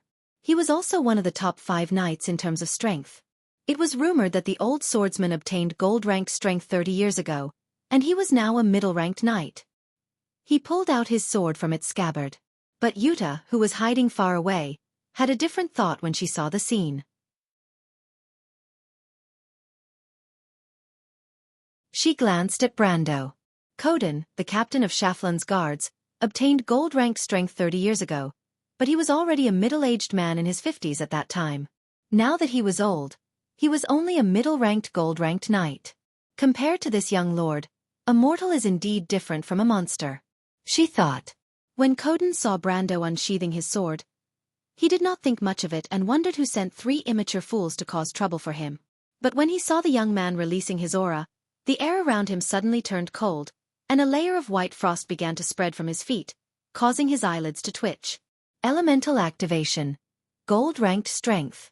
Such a young gold-ranked swordsman? But the old swordsman's shock did not end there. He immediately saw the electric arcs on Scarlet's halberd and arms, as well as the layer of white spiritual energy that condensed around Medish's body. He immediately felt his heart skip a beat. 3 opponents who had entered the gold stage. But who would be willing to send 3 geniuses here to cause trouble for him? He looked like he was in his 20s, but he was already a gold-ranked swordsman. This kind of person would attract attention no matter where he went, and would not be sent here to be an assassin. Coden subconsciously took a step back, but it was not to show weakness. Being surrounded by two gold-ranked opponents, even he had to consider how to protect himself. P.S. The condition of "I will die without support" has improved a little, but to fully recover, I still have to rely on the support of my fellow students.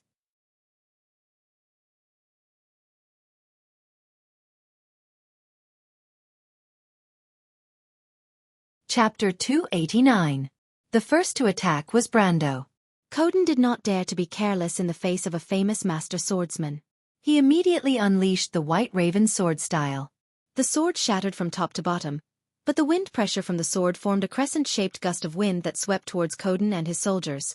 The air was either compressed into a thin blade, or pushed away by a huge force. However, the gust of wind that was pushed away was equally lethal. With a few loud bangs, the gust of wind had already broken the wooden pillars that supported the walls on both sides of the cliff. Scarlet could not help but glance at the tunnel, worried that it would collapse at any moment. However, even the sturdy wood could not withstand the impact of the cyclone, not to mention the guards who had not even reached the level of iron. The wind from the sword swept through the entire corridor, and the 10 guards immediately fell to the ground. If they were not beheaded, then they were cut in half at the waist. The White Raven sword style was an intermediate-level swordsmanship, and Coden did not dare to take the attack head-on. He leaped up to avoid the sharpest part of the sword and used his hand to break through the cyclone at the top of the tunnel.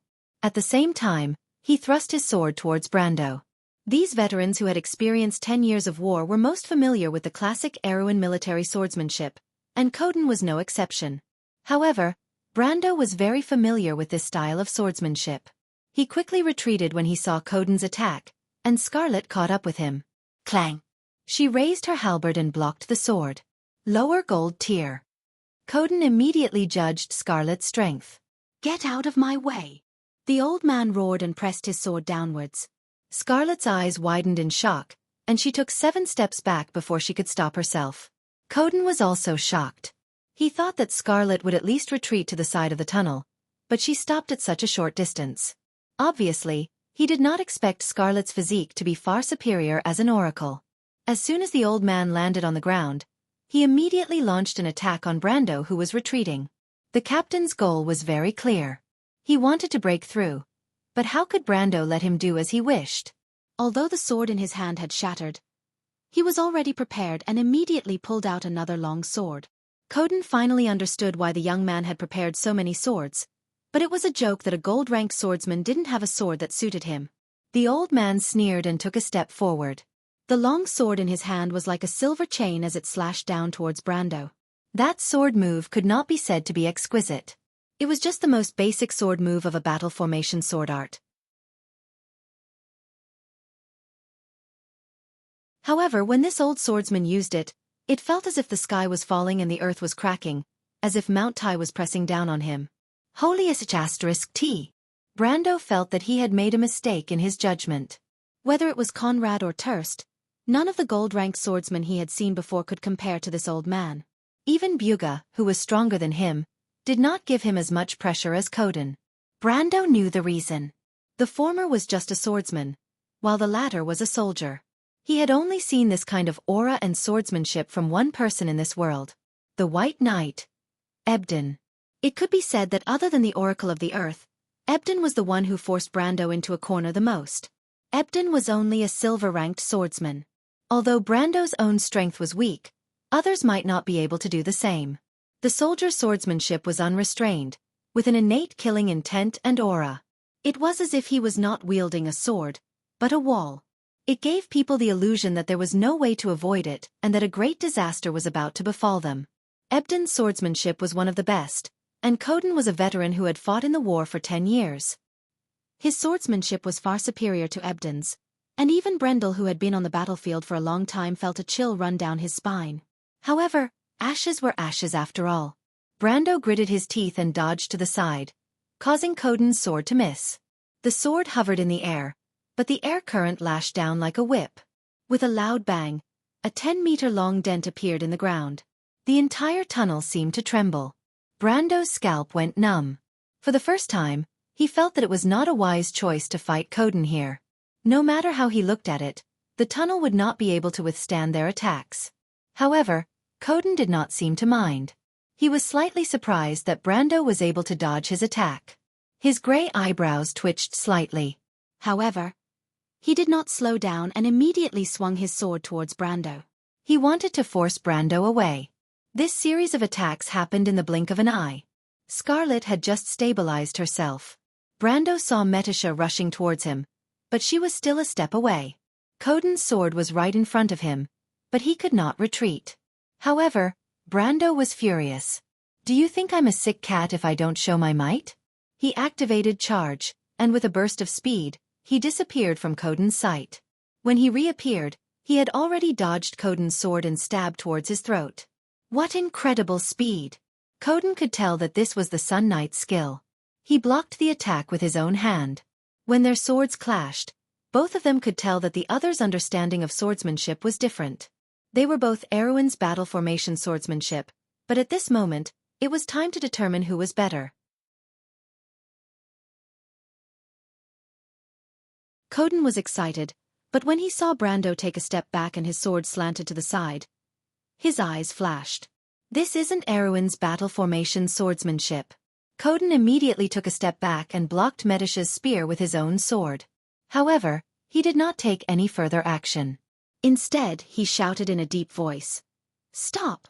When Brando and Coden began to fight, the entire tunnel shook a few times. Joka felt sand falling on his shoulder. He touched it with his hand and looked up at the top of the tunnel. He could not help but ask worriedly, "What's going on? Did the tunnel collapse?" He turned to his companions and asked, "Did you guys feel it?"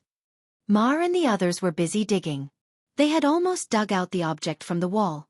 Because it was too sharp, they had no choice but to start from the sides and slowly push this shiny silver object out of the gradually sunken rock wall.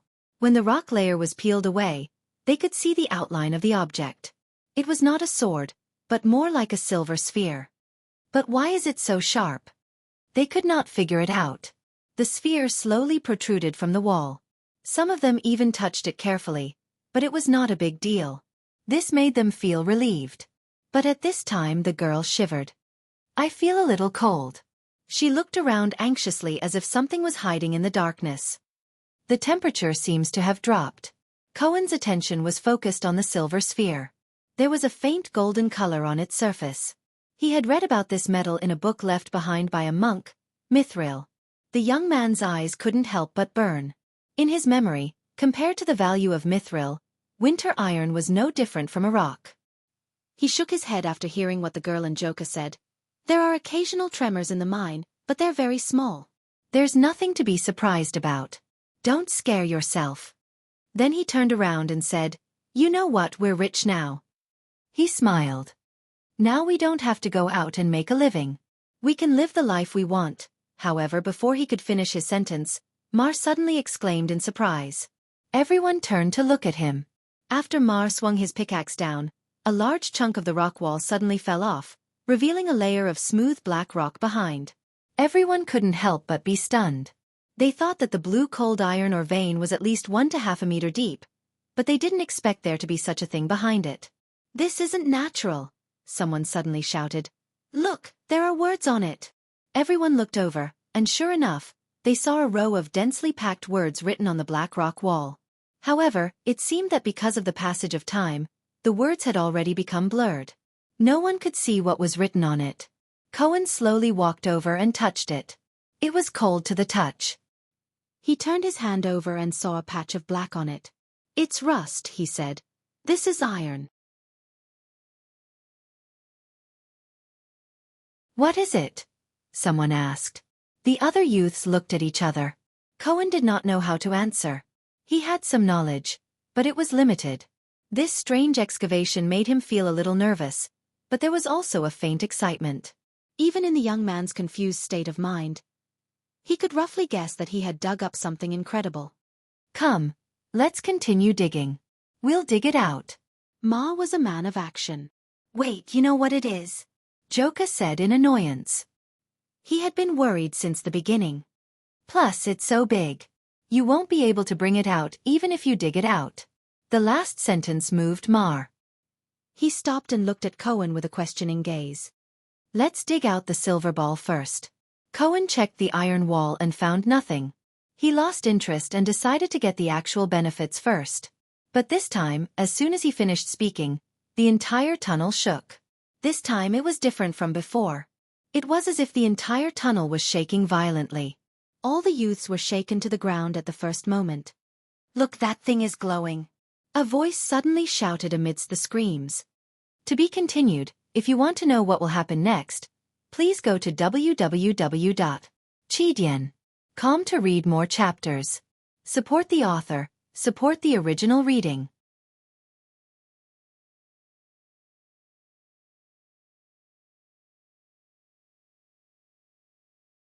Chapter 290.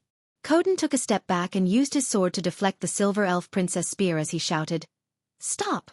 But right at this moment, just as everyone's movements became sluggish, the ground in the mine suddenly began to shake. Brando, Metasha, and Scarlet's expressions changed and they looked up instinctively. Crack! A 10-meter-long fissure appeared on the ceiling of the mine. Sand and gravel fell from the fissure and hit everyone's faces. This sudden turn of events interrupted the battle, and Brendel immediately lowered his head and squinted his eyes.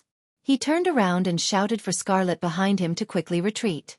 He knew something was wrong, but the mine was more fragile than he thought. Brendel naturally concluded that this was the result of several gold-ranked forces fighting below, but he had a vague feeling that something was wrong. Their battle with Coden had only just begun. Logically speaking, it shouldn't have caused such a huge commotion. But he didn't have time to think about it. As he retreated, Scarlet suddenly shouted from the other side, "My lord, be careful!" But before she could finish her sentence, Shaflan's mind began to tremble for the second time. Huge rocks finally broke free from the mountain's shackles and crashed down. The light in the mine suddenly became chaotic and dim. Brando wanted to avoid it, but a large amount of sand and gravel rushed towards him. Damn it! That was his last thought before everything turned dark. The terrifying tremors from the underground even reached the surface.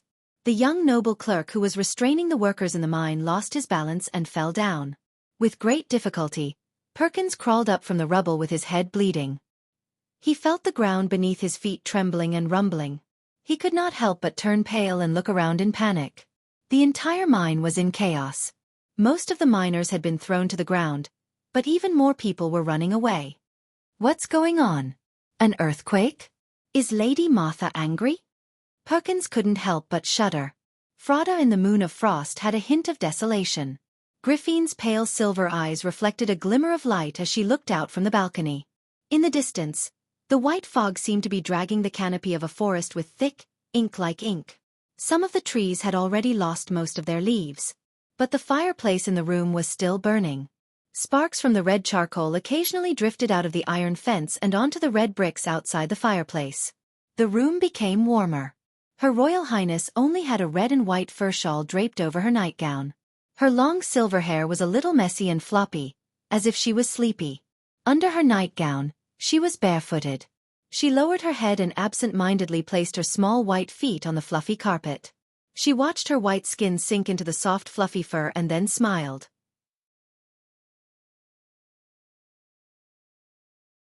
Of course, Auerbach couldn't see what was going on under the table. Otherwise, he would have scolded the princess, who was half his student, and told her to pay attention to her appearance and behavior. However, the old vassal's gaze was more focused on the document on the table. It was actually 3 days after the knight's tournament. The document was personally delivered by Maynard. The female knight was standing beside Auerbach, 1 step behind him. She was wearing a black knight's robe. The skin on her hands and neck was as white as porcelain. She stood straight and looked straight ahead. The room was silent for a moment. After a while, Princess Griffine recovered from her low blood pressure. She rubbed her forehead and lifted her silver eyes weakly, as if she was tired. Her 2 subjects were reflected in her pupils. I'm sorry. Auerbach. Maynard. I woke up a little late. Rest well. Strike a balance between work and rest. It wasn't Auerbach who said this, but the female knight. Auerbach turned to look at her. The female knight was expressionless, but the vassal wasn't surprised. He had always been like this, out of concern for the princess. It wasn't just out of concern for the queen. What is this? Princess Griffine took a look at the report written on the parchment. She frowned and placed her hand on a crystal shard the size of a fist. The shard immediately lit up, and images appeared on it. Upon closer inspection, it was a record of the knight's tournament a few days ago. However, the image of a young girl was shown. The princess recognized that it was Freya. She paused for a moment and replayed it. Princess Griffine looked up and asked curiously, "Is there a problem?" "Swordsmanship," Maynard replied. "Swordsmanship?" "There's a problem with that little girl's swordsmanship." This time, it was Audiobooks who answered. "Isn't that Everton's daughter? What problem could there be?" The young girl asked. Maynard nodded and took out a bell and shook it. The bell rang, and the door opened. A young knight wearing a chest plate and a red cloak with white fur leaned forward and asked, "What orders do you have, Lady Maynard?"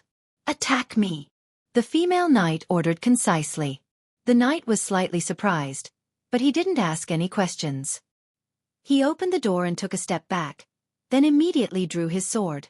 As a knight of the royal family, he had the strength of a gold tier, and his attacks were clean and efficient. However, Maynard simply took a step back and dodged his first attack.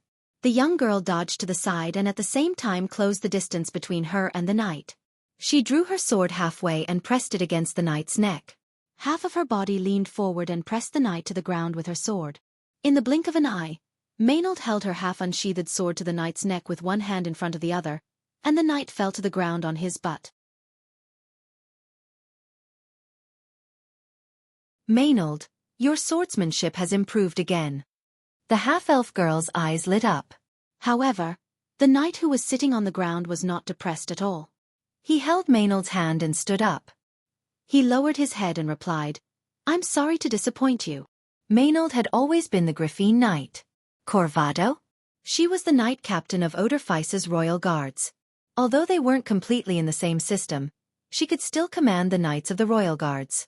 It wouldn't be an exaggeration to say that she was half the boss of these knights.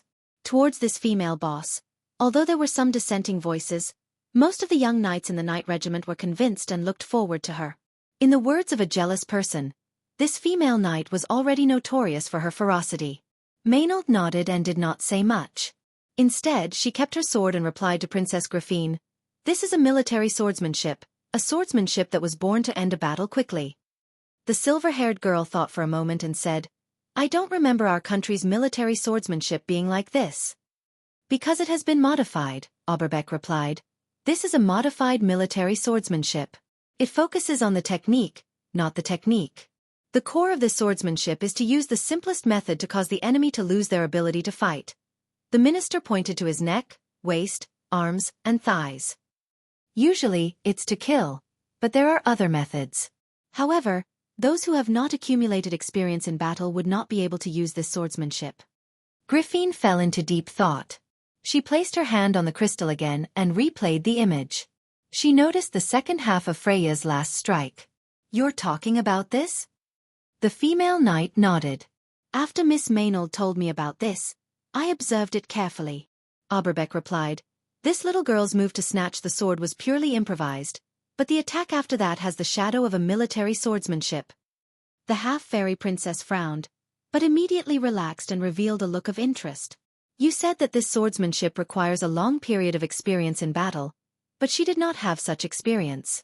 She used to be a militia in Wuxia and participated in the war with Madara, but it was only for a few days." "Yes. But there is another possibility." Audiobooks lowered his head and replied, "She is a veteran." "You mean someone taught her? That Marden?" Griffine asked. "No, I sent someone to investigate this old guard captain. He is very capable and experienced the November War, but he is just an ordinary veteran."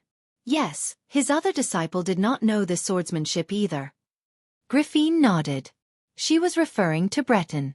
But there was another possibility, and that was that Freya was a genius, and did not need a long period of time to comprehend her own understanding of swordsmanship. But Freya's ability was obvious to everyone present, so this possibility was not mentioned. Who could it be? Griffine was puzzled. She does not know anyone else. There is another person who is out of our sight, Your Highness. Griffine immediately reacted, and a strange light flashed in her silver eyes. You mean him? Auerbach nodded. The half-fairy princess quickly calmed down. But he is just a young man, unless someone taught him. She tilted her head. Then do you know more about him?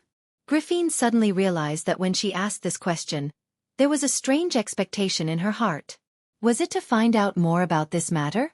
Or was it to find out more about him? Perhaps it was a combination of both, but the princess herself did not know. Unless he can return to Wuxia. You did not get any information from the people who escaped from Wuxia? They are not familiar with him. Maynard interrupted. I even sent someone to ask Breton privately, but he said he did not know. He said he did not know. Griffin thought for a moment. But he said he did not know? Maynard nodded. She also felt that there was a problem, but she could not find any more clues. Let's put it aside for now.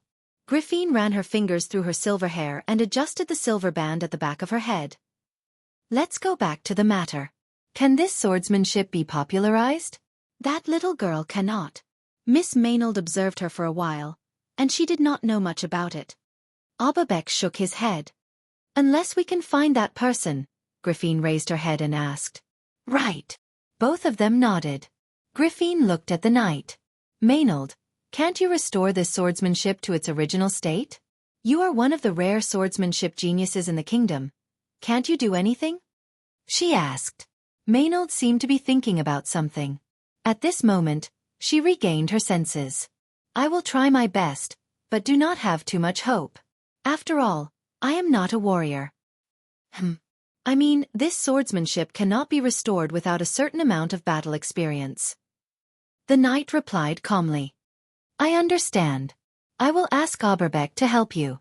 Ask him to find a few veterans who experienced the November War to discuss this with you. Griffin thought for a moment.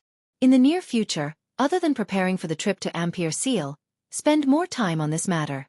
I am very optimistic about the promotion of this swordsmanship, so I will have to trouble the two of you. This old one understands. Yes. Maynard nodded slightly. P.S. Everyone, have you ever seen someone who subscribed to 999 Qidian coins last month and was just short of 1 Qidian coin, only to end up with no monthly votes this month?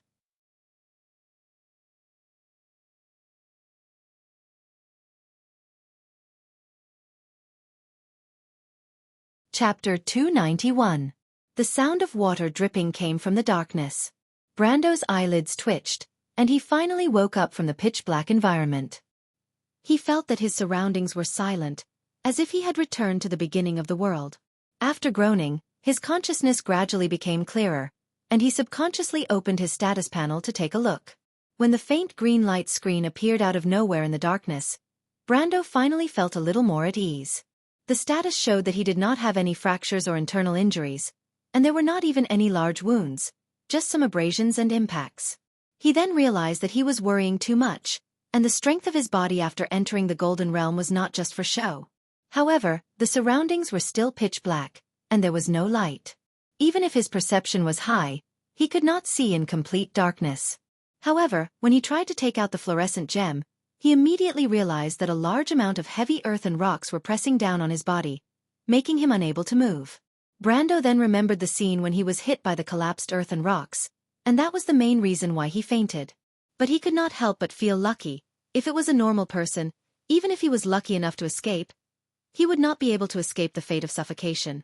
But then again, if he was just a normal person, he would have died in Wuxia. Taking a deep breath, Brando extended his arms outwards, and the power of more than 100 ounces immediately shook the earth and rocks, rolling down. Then he tried again, and with the addition of power burst, he finally broke the earth and rocks pressing down on him. Once he broke free, Brando immediately patted the sand off his body and stood up, but he subconsciously wiped his forehead, and felt that his hand was cold.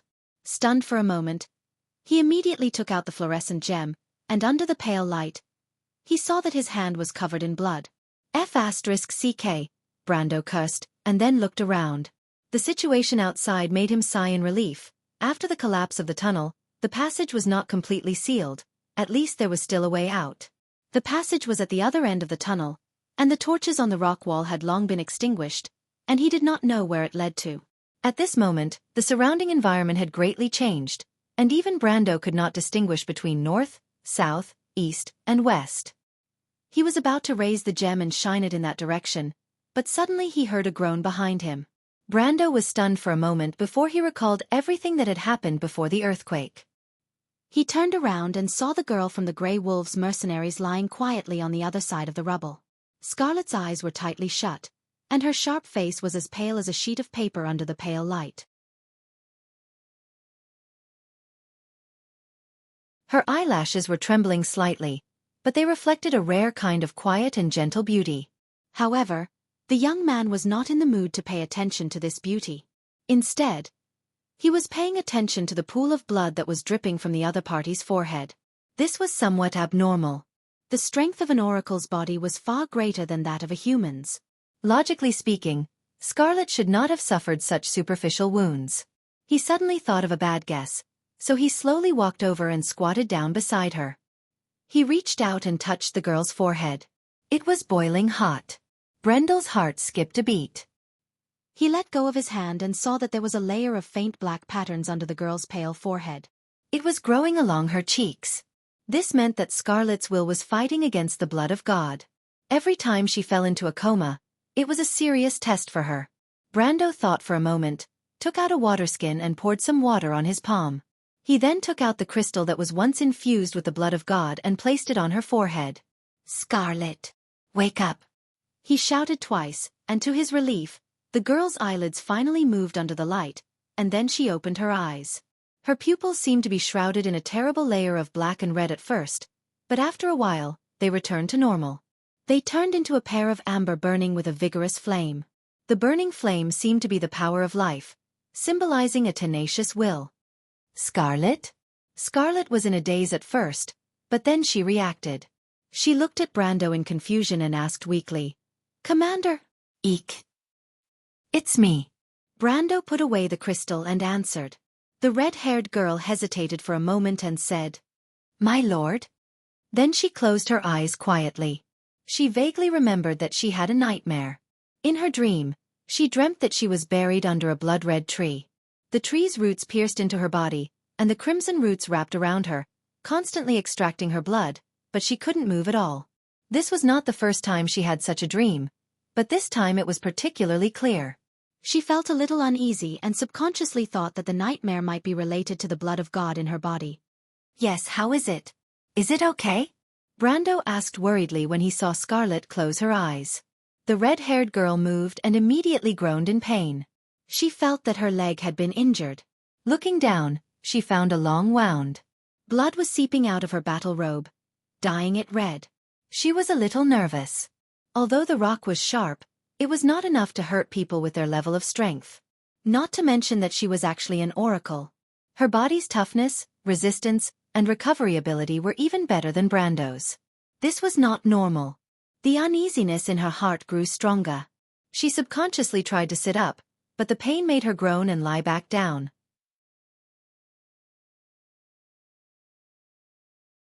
She laid on the ground and gasped for breath. Her forehead was full of cold sweat, but she did not feel the pain at all. Instead, her mind was filled with another thought. Where is my power? She clearly remembered that she had gained the power of gold after she became an oracle. Didn't the Lord say the same thing? But she felt that she had no power at all. It was a feeling she had not felt for many years. She was weak and powerless, just like an ordinary person. Her power disappeared. The girl laid on the ground, her eyes out of focus. She suddenly felt a little helpless. When Makarov disbanded the Grey Wolves mercenaries, she had such an experience. Everything that she could rely on in the past seemed to have lost its meaning. It was as if she was choked by a great despair. She could not breathe. It was Brando who brought her out of this hopeless situation. The young lord gathered most of the original members of the Grey Wolves mercenaries, and gave her a reason to continue living. It was not easy for her to walk out of this shadow and adapt to a new life. It could even be said that she liked this kind of life. At least in the past, the most outstanding people in Makarov's eyes were Eek and Yuta. She was just an insignificant member. But in this place, whether it was because of the power of gold from the blood of God or not, at least she could feel that Brando valued her.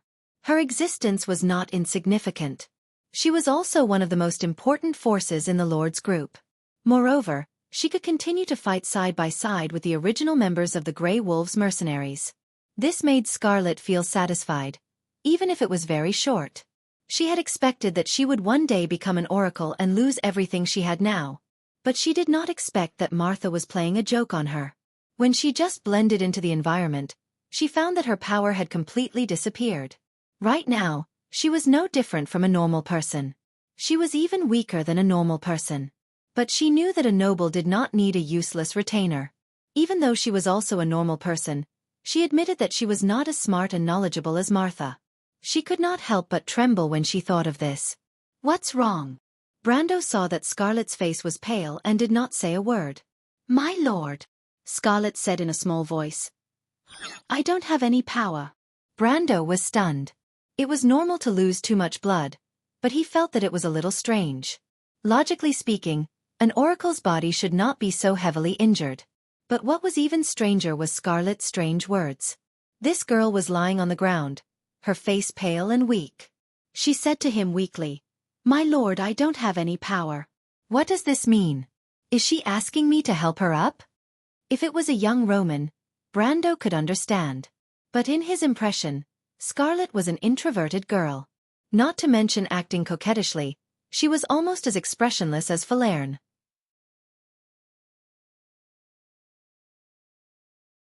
There must be a reason for this abnormality. Brando carefully observed to see if Scarlet had become an oracle. She pretended to be like this to ambush him, but he was very familiar with the signs of an oracle. She did not look like she was controlled by the blood of gods. He showed a puzzled expression. But Scarlet's mind was in a mess. She did not notice Brando's confusion. Her mind was filled with the ruthless look of Makarov, who she regarded as both a father and a teacher. She could not help but repeat her words. "My lord, I don't have any power left. I'm afraid I can't keep up with you." Brando was stunned again. What's going on? However, he suddenly understood and asked tentatively, "You've lost your gold power?" Scarlet's face paled and nodded slowly. "I see." Brando nodded. This time, it was Scarlet's turn to be stunned. Scarlet had imagined Brando's reaction more than once. She was afraid that the same thing would happen again. But she did not expect Brendel's reaction, as if he suddenly realized something. "It's nothing." Brando shook his head. He knew that what happened to Scarlet was not a good sign. It meant that the conflict between the blood of gods had intensified. When she regained her power, she would become a true oracle. It would not take too long. It would take at most a few days, or at least a few hours. At that time, her power would reach a new level, but she would no longer be her original self. But of course, he could not tell her directly. He comforted her. "It's all right. Can't you stand up?" Scarlet was completely stunned. She nodded in confusion. Brando extended his hand. "Let me help you." Brando's voice was not loud when he said this. It was even a little gentle out of sympathy for the poor girl. Scarlet felt as if his words had penetrated all defenses and hit her heart. She felt tears welling up in her eyes. P.S. These 2 chapters are written very smoothly. Is this love? To be continued. If you want to know what will happen next, please go to www.chidian.com. There are more chapters.